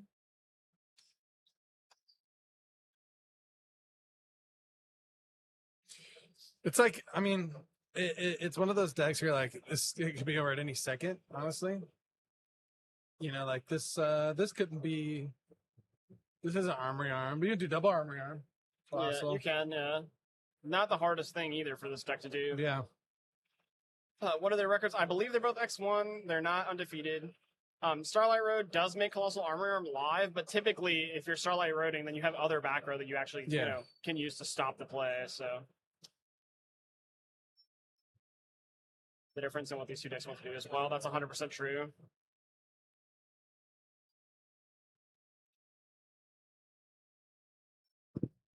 On paper, yeah, I would say it's favored for forks.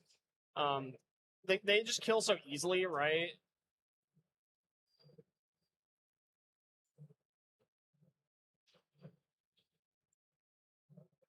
Yeah, no, I don't think we got the X2s. They could be X2. They could be. I'm not 100% sure, but I do believe this was table 3. So.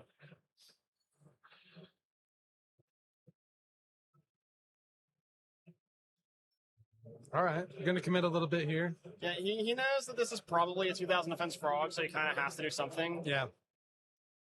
Yeah. And then this could also be like, I guess Fraser has heavy, but Alan doesn't know that. He could have a card like Oppression or something like that.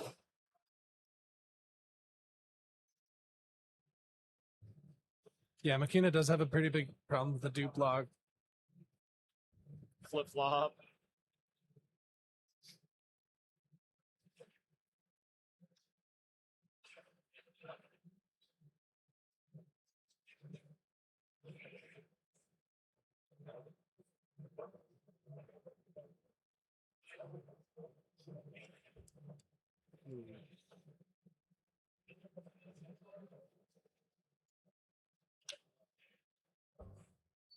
Yeah, so they are okay.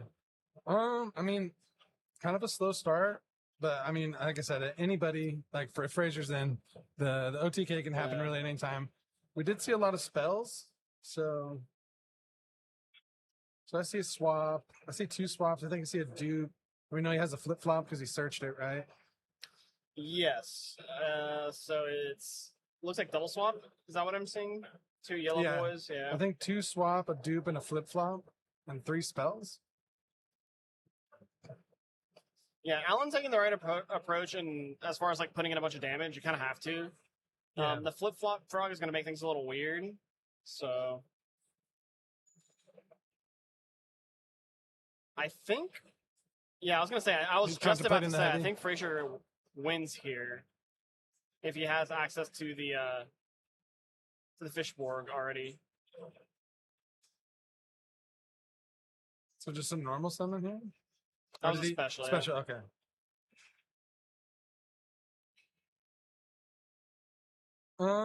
So does he have? He had all 3 swap frogs. Yeah, okay. Does he send a toad here?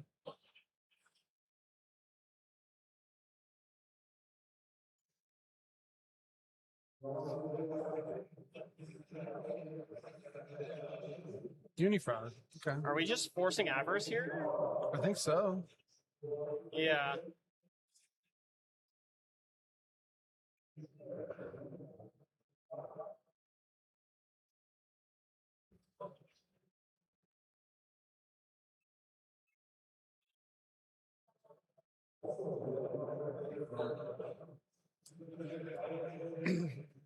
Yeah, one of those cards. There wasn't a salvage or anything like that in his hand, right? Yeah, I So didn't see I was gonna say that. if he would have had like, like swaps and the toad give back with salvage, so he doesn't have access to sub, so he might just kind of be in a little bit of an awkward spot.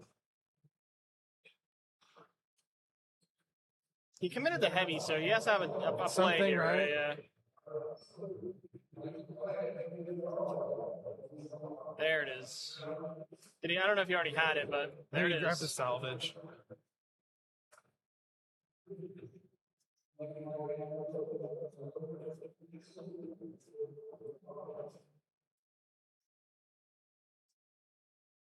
Okay, yeah, now so he can really start. Now to do it's it, like yeah. super, yeah. So the lines could really be, I mean, there's a really high ceiling. Oh, he's got the deals, so he's going in.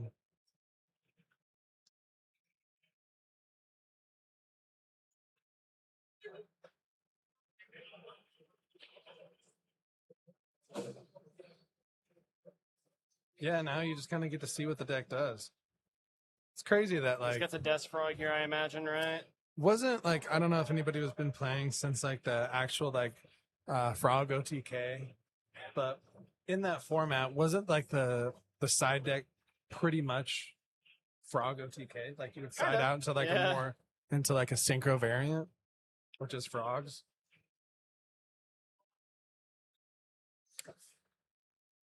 To be honest, here, I scoop. I mean, it's just on the board, right? Yeah, Like, it it's is. just there. Make him do it though. This does Yeah. not take too much time, right? So Yeah.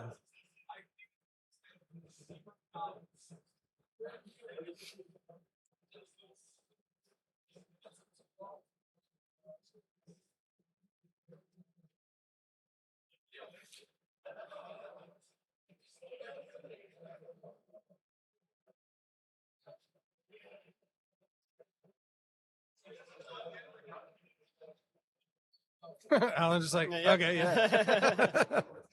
Well, I got really quiet there for a second. I guess we were all just waiting for him to do it. Yeah. It's just like- he's like, all right, yeah, cool. Yeah, no, that's fair. He was moving fast enough. Yeah, Fraser has been playing this deck a lot. Mhm. I'm not sure if he's like fully committed to pivoting off Hero Frogs. I'm pretty sure that's still his favorite deck, right? But he has stated repeatedly in the past that he thinks this is the strongest deck in the format. So it doesn't really surprise me too much to see him playing this over Hero Frog today. And yeah, he's put in the reps, he's put in the time. Obviously a great player. No one's gonna deny that. So not shocking to see him kind of go through the motions very quickly. Yeah. I mean, in a route like I mean, Hero Frogs has a lot of wins throughout the time. Like, but like, is this obviously just the better deck too? Like, am I going to put in more reps to what I know is the better deck? Even though Hero Frogs would probably be my favorite. Like, if you can master this deck, like, I've seen Fraser make a lot of late runs with it too. So maybe just looking for the win with the deck. Yeah. Maybe it goes back to Heroes or something. Maybe, I guess, like we were mentioning earlier, right? Like the frog meta kind of goes like in dips, right? So sometimes like Hero Frog will be better if it's like if there's too much frog hate going around, stuff like that. So the thing on McKenna Gadget side is like, what do you really side in for? Like Frog OTK, oppression, I guess, but so.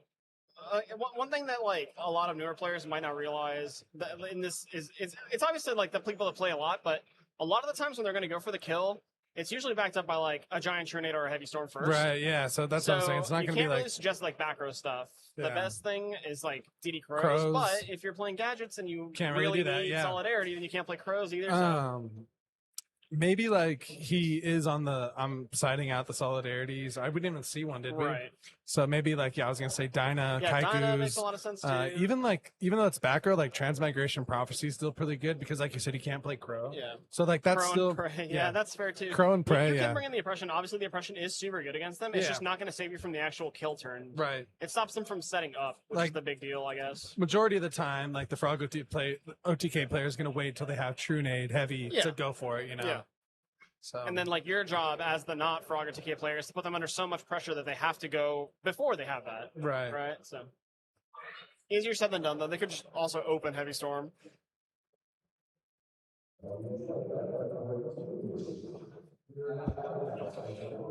I was gonna say, yeah, like also you have to like see your solidarities to try to win fast or like limiter. You know what I Right. mean? Like you can't really side out the maybe because I don't know.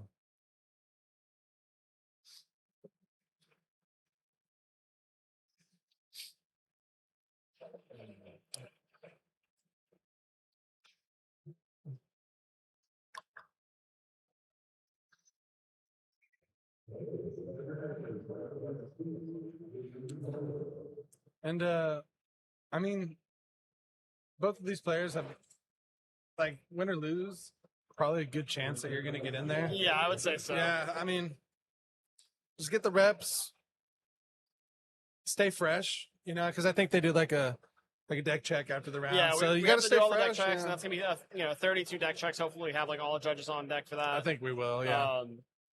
But even so, you're going to have a solid 30 minutes or so, or maybe a little bit more even, to kind of relax and refocus. And then also too, right after the Swiss round, we might get a player interview, but then also we restart the stream. So it's going to be on a separate. We'll just restart the stream. Right, true. We do have to do that. That's fair. They are both X1, I believe. I'm 99% sure.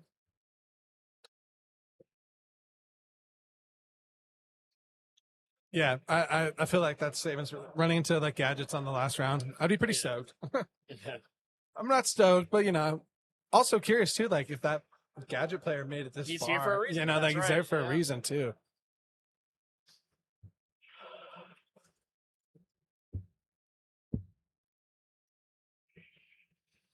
And also too, like keeping like I know that the Frog OTK deck really like loses just to itself, right? Like you brick hard.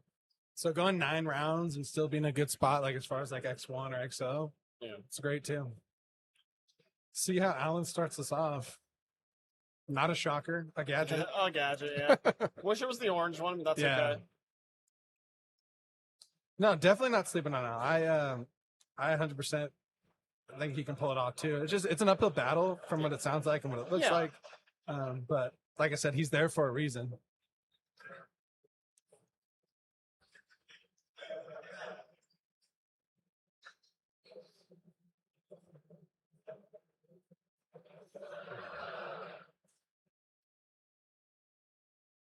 They're X and 1.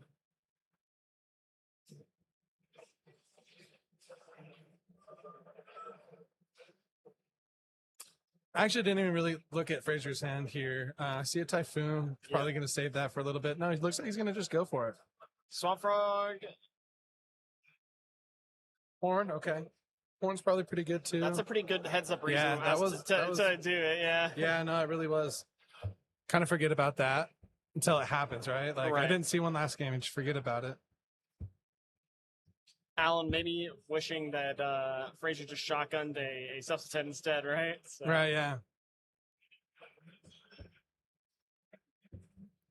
Heads up thinking. Yeah, Gadget, good to have a pretty good showing. I mean, this is one of the few tournaments that I've seen where it's been like, hey, we have 2 Gadgets on stream, both doing really well. So a lot more showing for Gadgets. Now we see the orange Gadget from Alan. So picking up some steam here, getting this Fortress right away. Trying to put it too, honestly. Yeah. Go for damage, right? Yeah. Exposing a little bit of additional information, but that's already kind of want to keep the chain in order. But he is exposing that he does still have the other the yellow gadget in hand, or red gadget.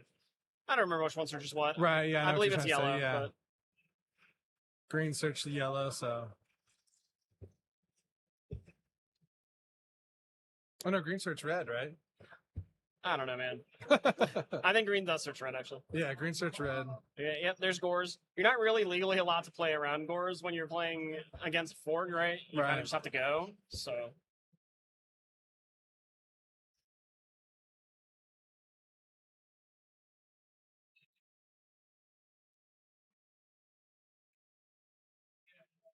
That was a good turn.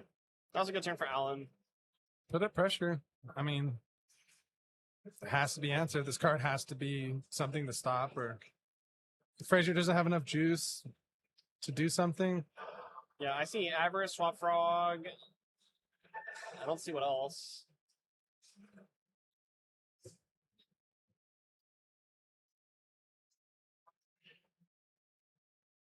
Oh, Brain, that's right. I forgot about that. Worth noting, I don't think it's going to come up here, but Fortress is a level 7. There is a universe where that could have turned into a Colossal Fighter.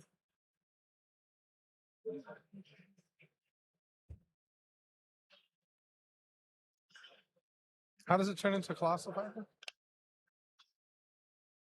Oh, just... I think Fishborg has to be Waters. I thought it was just to summon it. Can it only synchro with Waters, too? I think so. I think it only synchro with Water Chat, monsters. Help. Yeah. I think they all had to be Waters or something like that. Okay. Heck yeah. All right, well, we still got a Fortress on the side of the field, though. So... Only a Fortress is a Water. Good point. You can change that. What do we have? Kais? Sure. That might be our first Kais.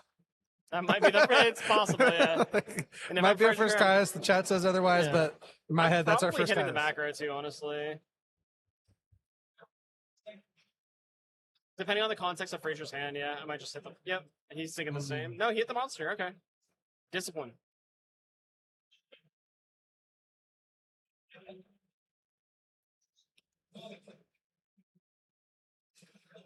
So we know a yellow gadget in Alan's hand. So now we'll know 2 cards. Oh, no, we won't. We only know the red. Sorry.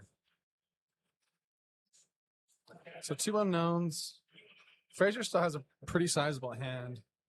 There's an Avarice in there, too. Not that it's anywhere near being live, but...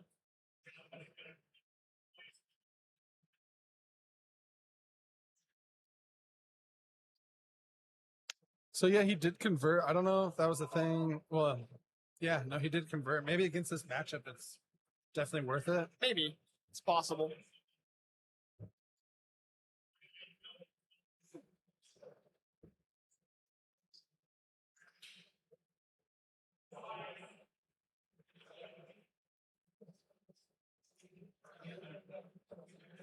This could be scary. Oh, that was a normal summon swap, right? Yeah, I don't think so. I think it's lean turn, we'll say. Yeah.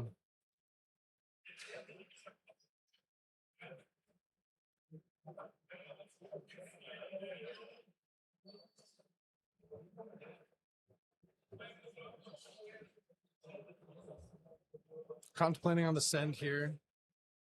Maybe doesn't have like a easy way to get to sub, like a salvage or something like that.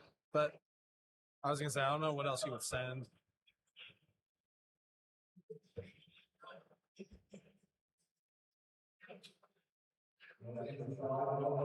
Does not want to draw substead, I suppose.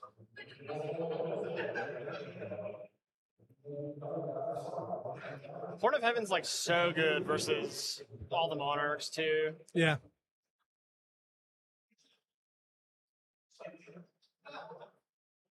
Damage. Limiter. Yep. Ooh, okay, nice.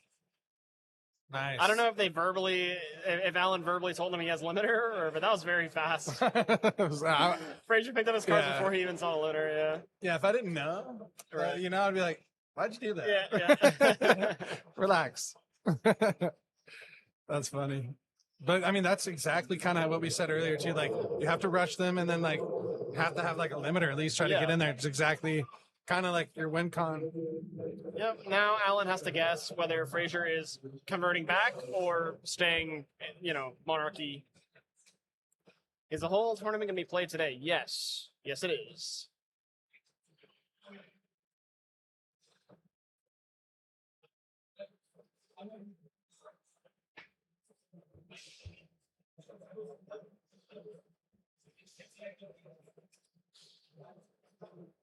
Yeah, at least we get a game 3 here too. I mean, like we were talking about earlier, like Gadgets are pretty good showing.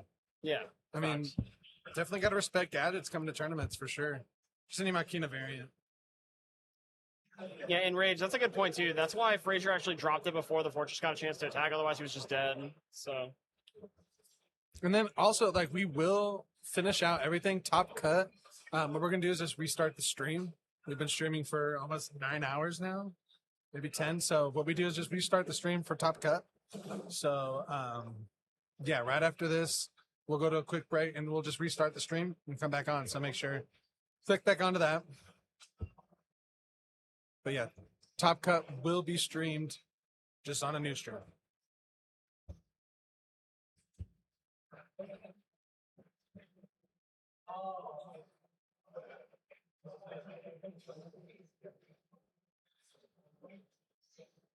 I almost think you have to play limiter and gadgets. I don't think you're allowed to not. Right? I mean, that's you your only, it's the only unfair card in your yeah. deck. Yeah, I don't know. I feel like you have to. I do.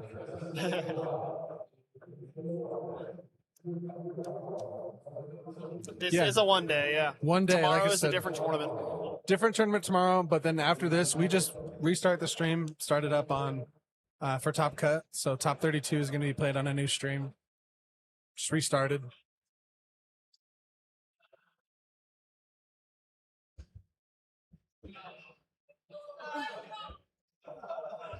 Machina Control does not play limiter. The whole with like the hamsters and Rykos and stuff like that. I also love that variant as well. Me too. It's very fun, and when it starts going off, it's fun to watch.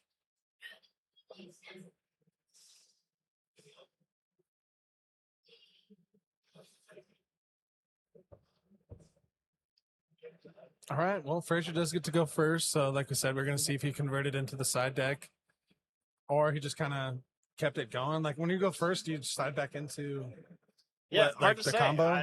He took a little bit of time to side deck, but you're allowed to just shadow side, right? Yeah. Throw a bunch of cards in and take some out. It's like kind of important so that your opponent doesn't. Your opponent doesn't know.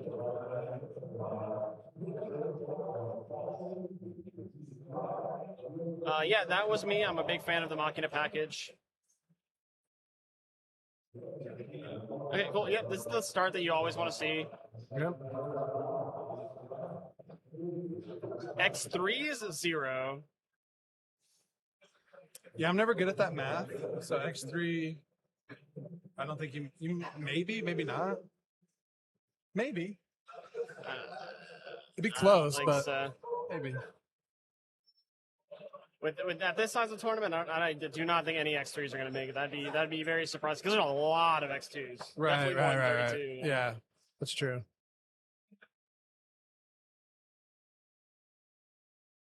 Yeah, I agree with this play from Alan. You just got to do it, right? Yeah. Won the last game, so just kind of go for it.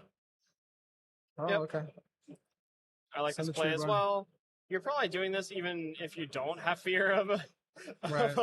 of limiter. Yeah, but no matter what. Yeah. technically, with limiter, that is just lethal right there. Yeah. So.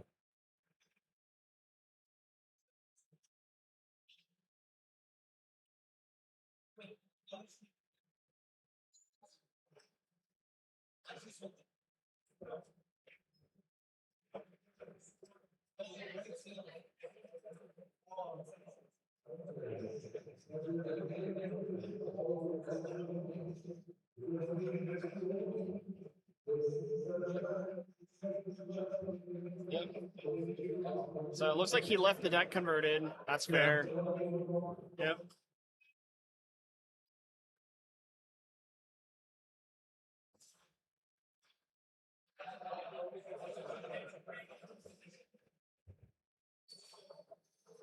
Oh. I hate when that happens. Yeah. It's like, I swear I'm not cheating. I swear, Please I stop. promise Yeah. you.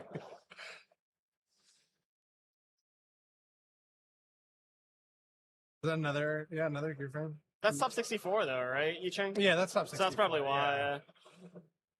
For Nats, yeah.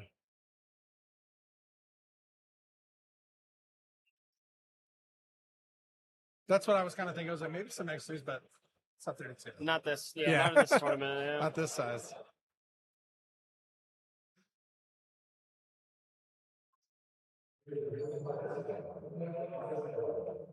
How nice. All right. Oh wow, that is a Yeah, lot, that's of damage. It's not lethal, but it is a ton. Yeah. Could be lethal. We're thinking Is like it? that. It could be lethal. No. Limiter, right? Oh yeah. I mean, as it stands, Right, it's not. yeah.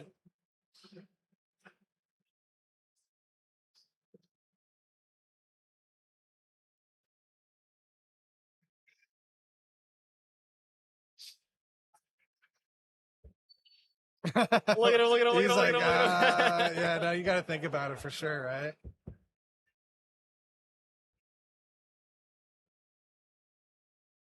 Oh, that's funny.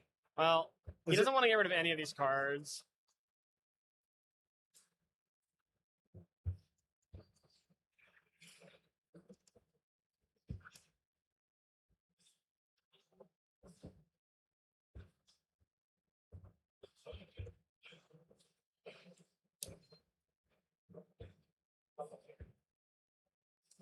No, he doesn't. I mean, Yeah, it's a tough Frazier choice has for him. 3 gems in hand. It looks like, and just does not. He was really hoping not to have to use this card this turn. Soul Exchange. Ooh, Yeah. That's a tough one.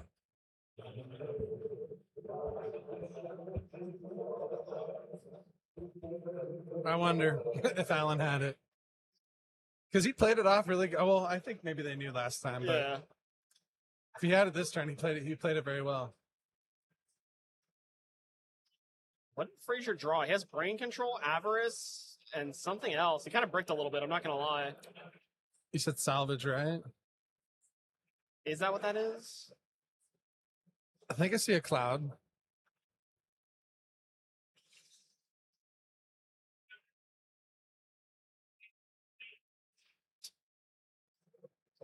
Bro calculated. That's funny. Worst case, he gets a clip. It's a good clip. Yeah, Oh, man. it is salvage. Yeah. Salvage. Salvage Brain Pod, is that what what I I'm think seeing? so. That's a rough hand. The deck doesn't play.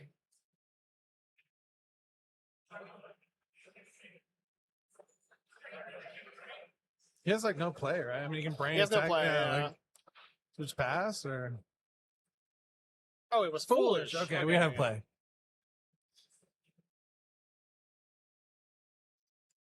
Do you salvage, grab back? Do you have to grab back 2 with salvage? Or could it I'm be sorry?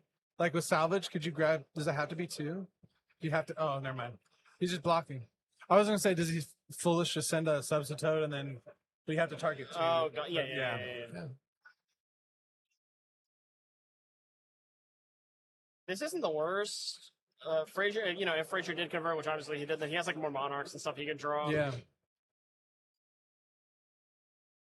Oh wow. Oh gosh. Yeah. Look at him! Look at him! Oh no! Yeah. No! It could have just been a gadget, is what Fraser's thinking. Yeah. I mean, with the solidarity, like, yeah, you got to put up bodies.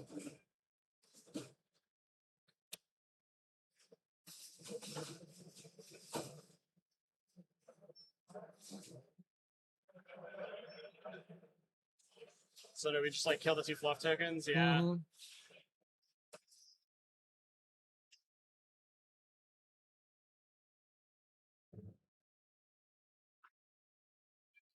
Okay, Johnson boss. There you go. That's what he was debating. He was debating that. Okay, that makes a lot of sense.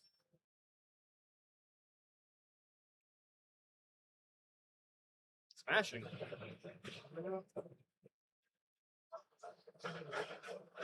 So do we have limiter? I gotta know. It would I be have game, to know. right?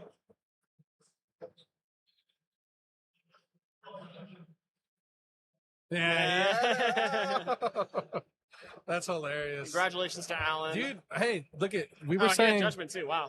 yeah, we were saying like Alan, was fighting an uphill battle. Like, don't count him out. He really pulled it Yeah. off. So really good for Alan. I mean, again, like having the limiter those 2 times, super clutch. You got to play to your win cons.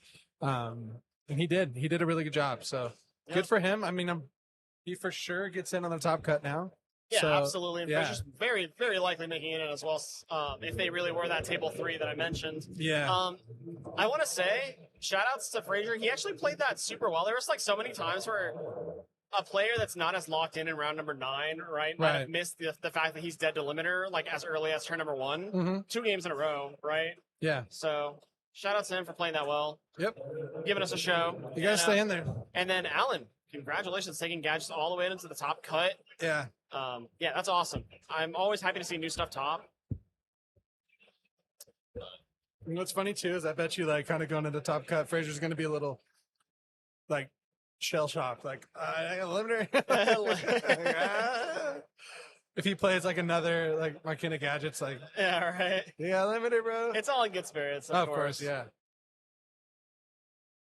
And it's really like one of the few ways that deck can just like win. Too. Yeah, absolutely. Especially absolutely, against like that. Otherwise, you against that do have deck. to play kind of slow and chip away at your opponent. And that's gonna be tough That's against like- this deck. Yeah. Gotta have that balance. Yeah, so I think we're gonna do a quick interview with the winner here. Yep. And then we're gonna restart the stream. That way we can do top cut on a new fresh stream. So make sure to click back on that. Top 32 is gonna be played out all the way today. So we still got 5 more rounds. Technically 5 more rounds. Yeah, these will go by a little bit faster. Of course, you're only waiting for 32 players, not 500 or whatever. So yeah, so 5 more rounds. He's not playing a Hobby League limiter. It's super rare. Also, I just for clarity, I see some comments in the chat. I really do not think Fraser is quote unquote pissed. He's a multi-champion. He's completely fine. I promise. Yeah. All right. Yeah. So we're gonna get Fraser's gonna come up, do a quick absolutely. interview. So Steven, I'll let you get down, and we'll be right back. Absolutely. All right. Have a seat. How are you? How are you? I am. There's been better days. Huh? He's PR trained. He's good. Yeah. Yeah. Yeah, I'm very much PR trained. So gadgets, man. So game 1, non-game. Yeah. Like kinda. Like I had to work for it because like I didn't open up broken. I actually opened up. That guy, like he cuts to death. Yeah. Like his cuts are lethal. Like game 1, I brick basically. Yeah. I like triple swap frog, and I'm like, bro, I do this We swap saw, frog every yeah. single game. And then We're actually wondering about that. Did the Avarice find you the kill, or did you have it regardless? no, the average found me to kill. Okay, okay, But okay, like okay. that's the deck. Yeah. Like sure. if I drew any draw card, or just if I just drew Toad, but if I just drew Toad, I didn't need to do any of that game 1. Yeah. Right. Like, yeah. Yeah. And there's like, because of salvage, there's so many Toads in the deck. Like it's not just 3 Toads. Right. There's also 1-for-1. So like he dies to every possible top deck off of Avarice or just a draw phase. Sure. Yeah. You get to see 2 cards off the Avarice, and the chance of it being the kill is Right. like super So game high. 1 is like that's why you heavy. Then I assume. Yeah. So that was whatever. Game 2 though, like we're grinding, I guess. Yeah. And I knew he had limiter because here's the thing. So I dropped Gores at a weird moment. No, it wasn't that weird. But there's a reason Yeah. why. So he goes, Gadget, Gear Frame, Fortress. And I have Boris, and I'm like, okay, well, what do I lose to here? Fucking limiter. Excuse me. Limiter. 5,000 damage, right? 5,000 damage. So You I'm have like, to drop on second attack. So yeah. I was like, I'm not going to drop Boris into the Fortress. But then when he went attack with the Gadget, I was like, take it. And he was like, attack with the Gear Frame, take it. And then before he like was about to attack with Fortress, you could see it, his body language. He's like, you take it, and I'm like, well, hold on. And I'm gonna Gores. And I'm like doing life. I'm like, I was gonna take the Fortress and drop Gores because like obviously I want the token. Right. But then when he was just like this, I was like, oh yeah, no, like we're dropping Gores now. I could have dropped Gores on the 14, but I really wanted the token, so I held out, and then his body language kind of gave like, oh, I have limiter. Anyway, that's game 2. Game 3, my hand wasn't bad. It was like Treeborn, Raigeki Break, Avarice, Caius, Soul Exchange. So I was like, okay, it's a dueling hand, which is like, the hand plays, right? Yes. I was like, okay, this is fine.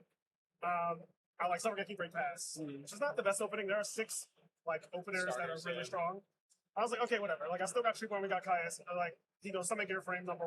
Right. Yeah. I'm like, like you deserve it, right? Like Summon Gear Frame #1, like no big deal. He's a special fortress into the back row. I'm like, also like, he's limiter again. Yeah, you already know it. I'm like, so we don't care about this back row because like this could be Mirror Force, this could be Torrential. Like, he's just like attack, and he's like attacking with Fortress first. So I'm like, oh my god, like what? I'm like, what is happening? And I was already going to Raigeki Break the Fortress, but he's like attack with Fortress, and I'm just like, no, Raigeki Break, like pop it. So then he's like attack for 18, and I'm like, there's no way he has limiter again. Like my brain is like not believing it. Yeah. You kind of have to at that point. You have to kind of just play around it for the rest of the game at that point. And so I'm like, all right, I'm just gonna like Raigeki Break and not die here, I guess. Then he goes, then I go like draw for turn. I draw a second pot Avarice. So I'm like, oh, that's awkward. Yeah, your hand kind of does sort of nothing at this point. He doesn't do anything now. And I do the Caius play or whatever. He bounces like sure. And then like he draws another Gear Frame. I don't know if he had all 3. I don't know if my fingers cut to him give him all 3, but he like Gear Frame again. I'm like, okay.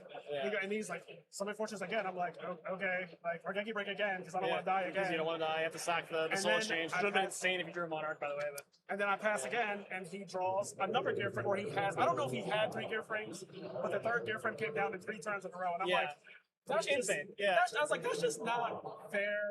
Like, bro, I can't get 1 Toad, 1 Swap Frog, like, nothing, and you're getting triple Gear Frame. I was like, okay, that's all I looked at. It is. Like, we were laughing at it. Yeah, absolutely. The people in the chat were saying, like, hey, at least you formed a clip out of it, right? Oh, absolutely. Everything is content.